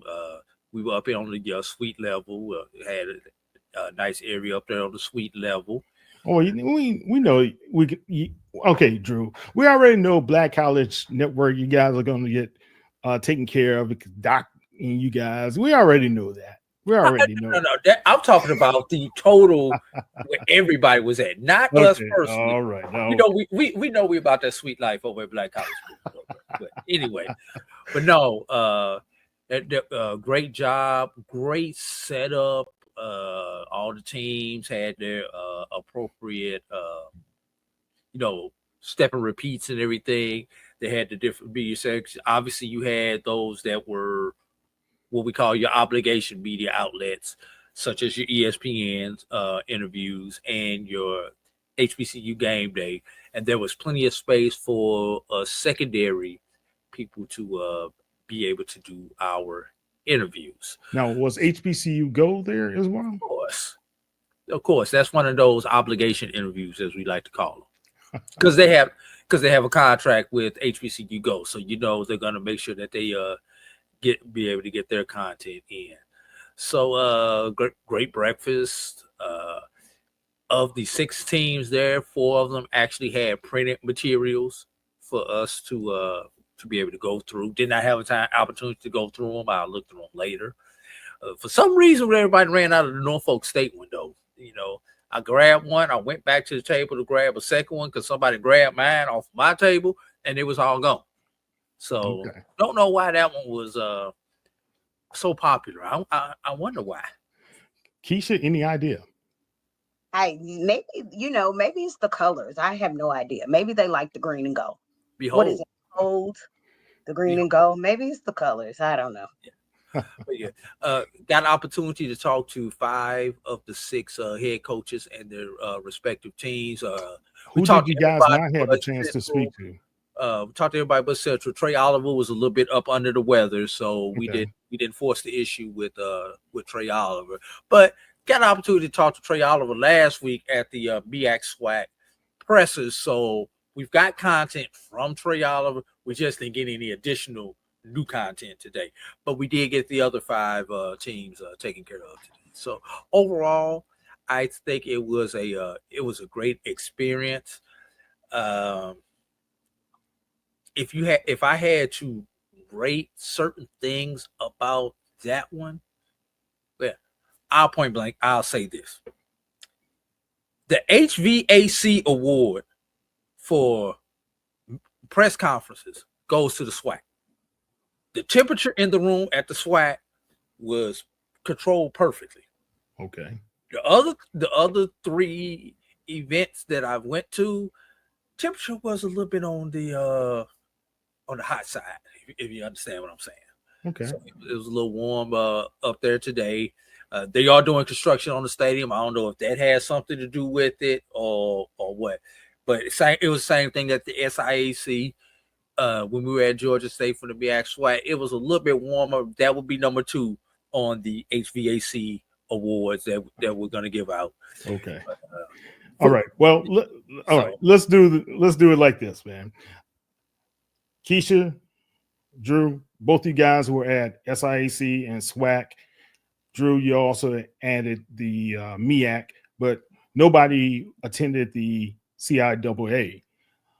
Based upon what you saw, Keisha, from the MEAC, but also being in attendance at the other 2, and you, Drew, how do you guys rate this particular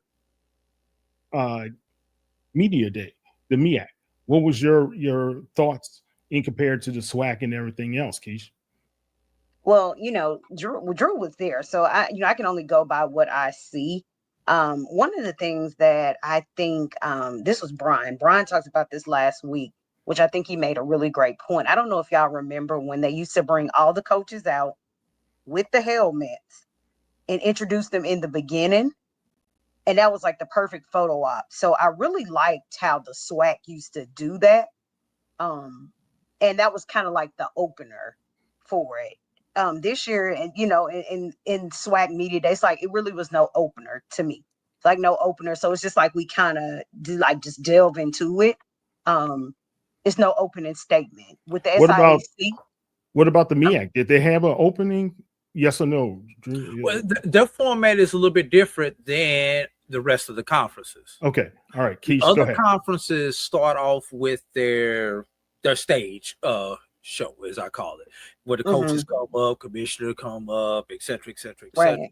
The MEAC does it the exact opposite. The MEAC opens up and let the players and the coaches talk to the media outlets, and then they close with the stage show with Jay and Tiffany hosting the event at noon Eastern on ESPN. But your interviews start in the 9 o'clock hour, so you have two and a half hours to get your content, and then they close with the with the actual TV portion of it. So the formats are a little bit different, and there's things to like about both formats.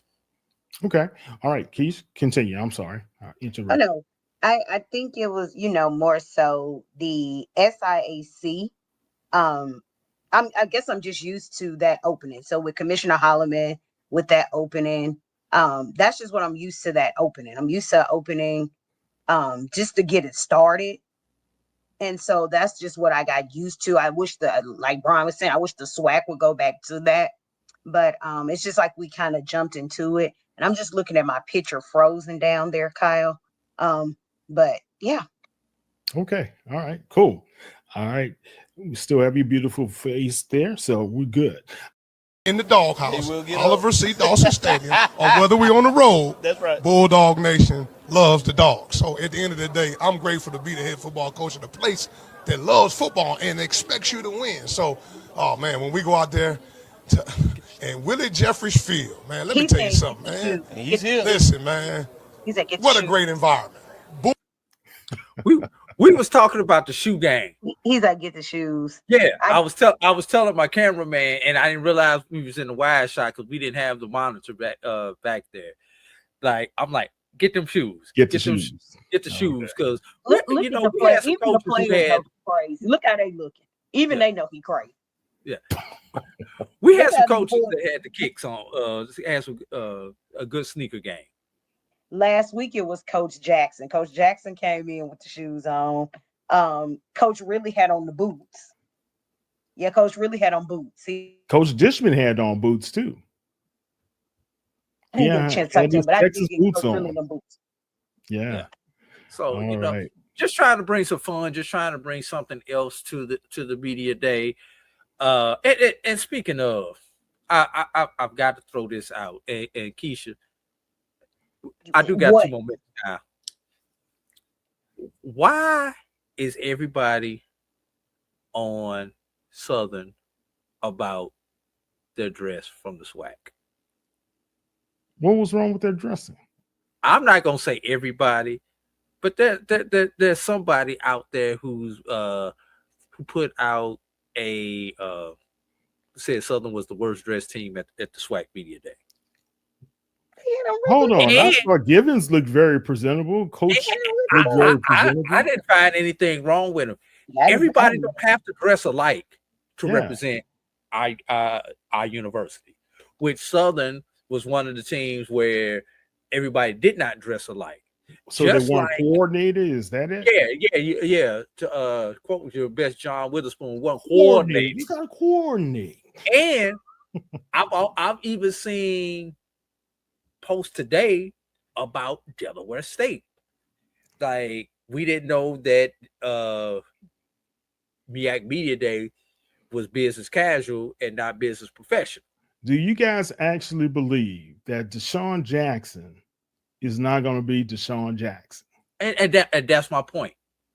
He's going to wear what he wants to wear and do what he wants to do, and he's always been that way. If he was there in a T-shirt with about 10 gold chains, I might have said something. But he was there. Delaware State down. He had his hair back, right? Shirt. He had on a white shirt. The players had on, I believe, the players had on red.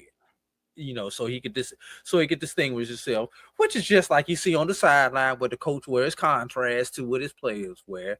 But they were all in team issue gear. Right. Are we focusing on the wrong thing, everybody?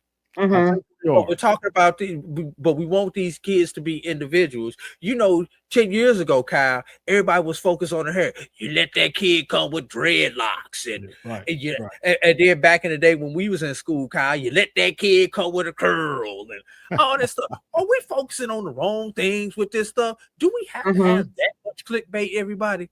I do. I think the thing is that everybody's trying to find that, like you said, the clickbait. They're trying to find that one thing. And I always say sensationalize it, right? Yes. And it's like, what works for me is not going to work for y'all. Like, y'all notice I'm always with the, can I play football? Because y'all know I'm little and I can't play football for nobody's team. That's just my thing. I know I'm small. Cal, you better not laugh. So everybody has to find that one thing. Cal, what's funny? I'm just looking at a photo. I'm just trying to find a photo. That's all. See, no, you find a photo. You know what? You better not pull up that photo with me and Coach Oliver. Oh, that's a good photo. Yeah. Let me try to find that one. So seriously, Trey Oliver, 6'4", 6'5".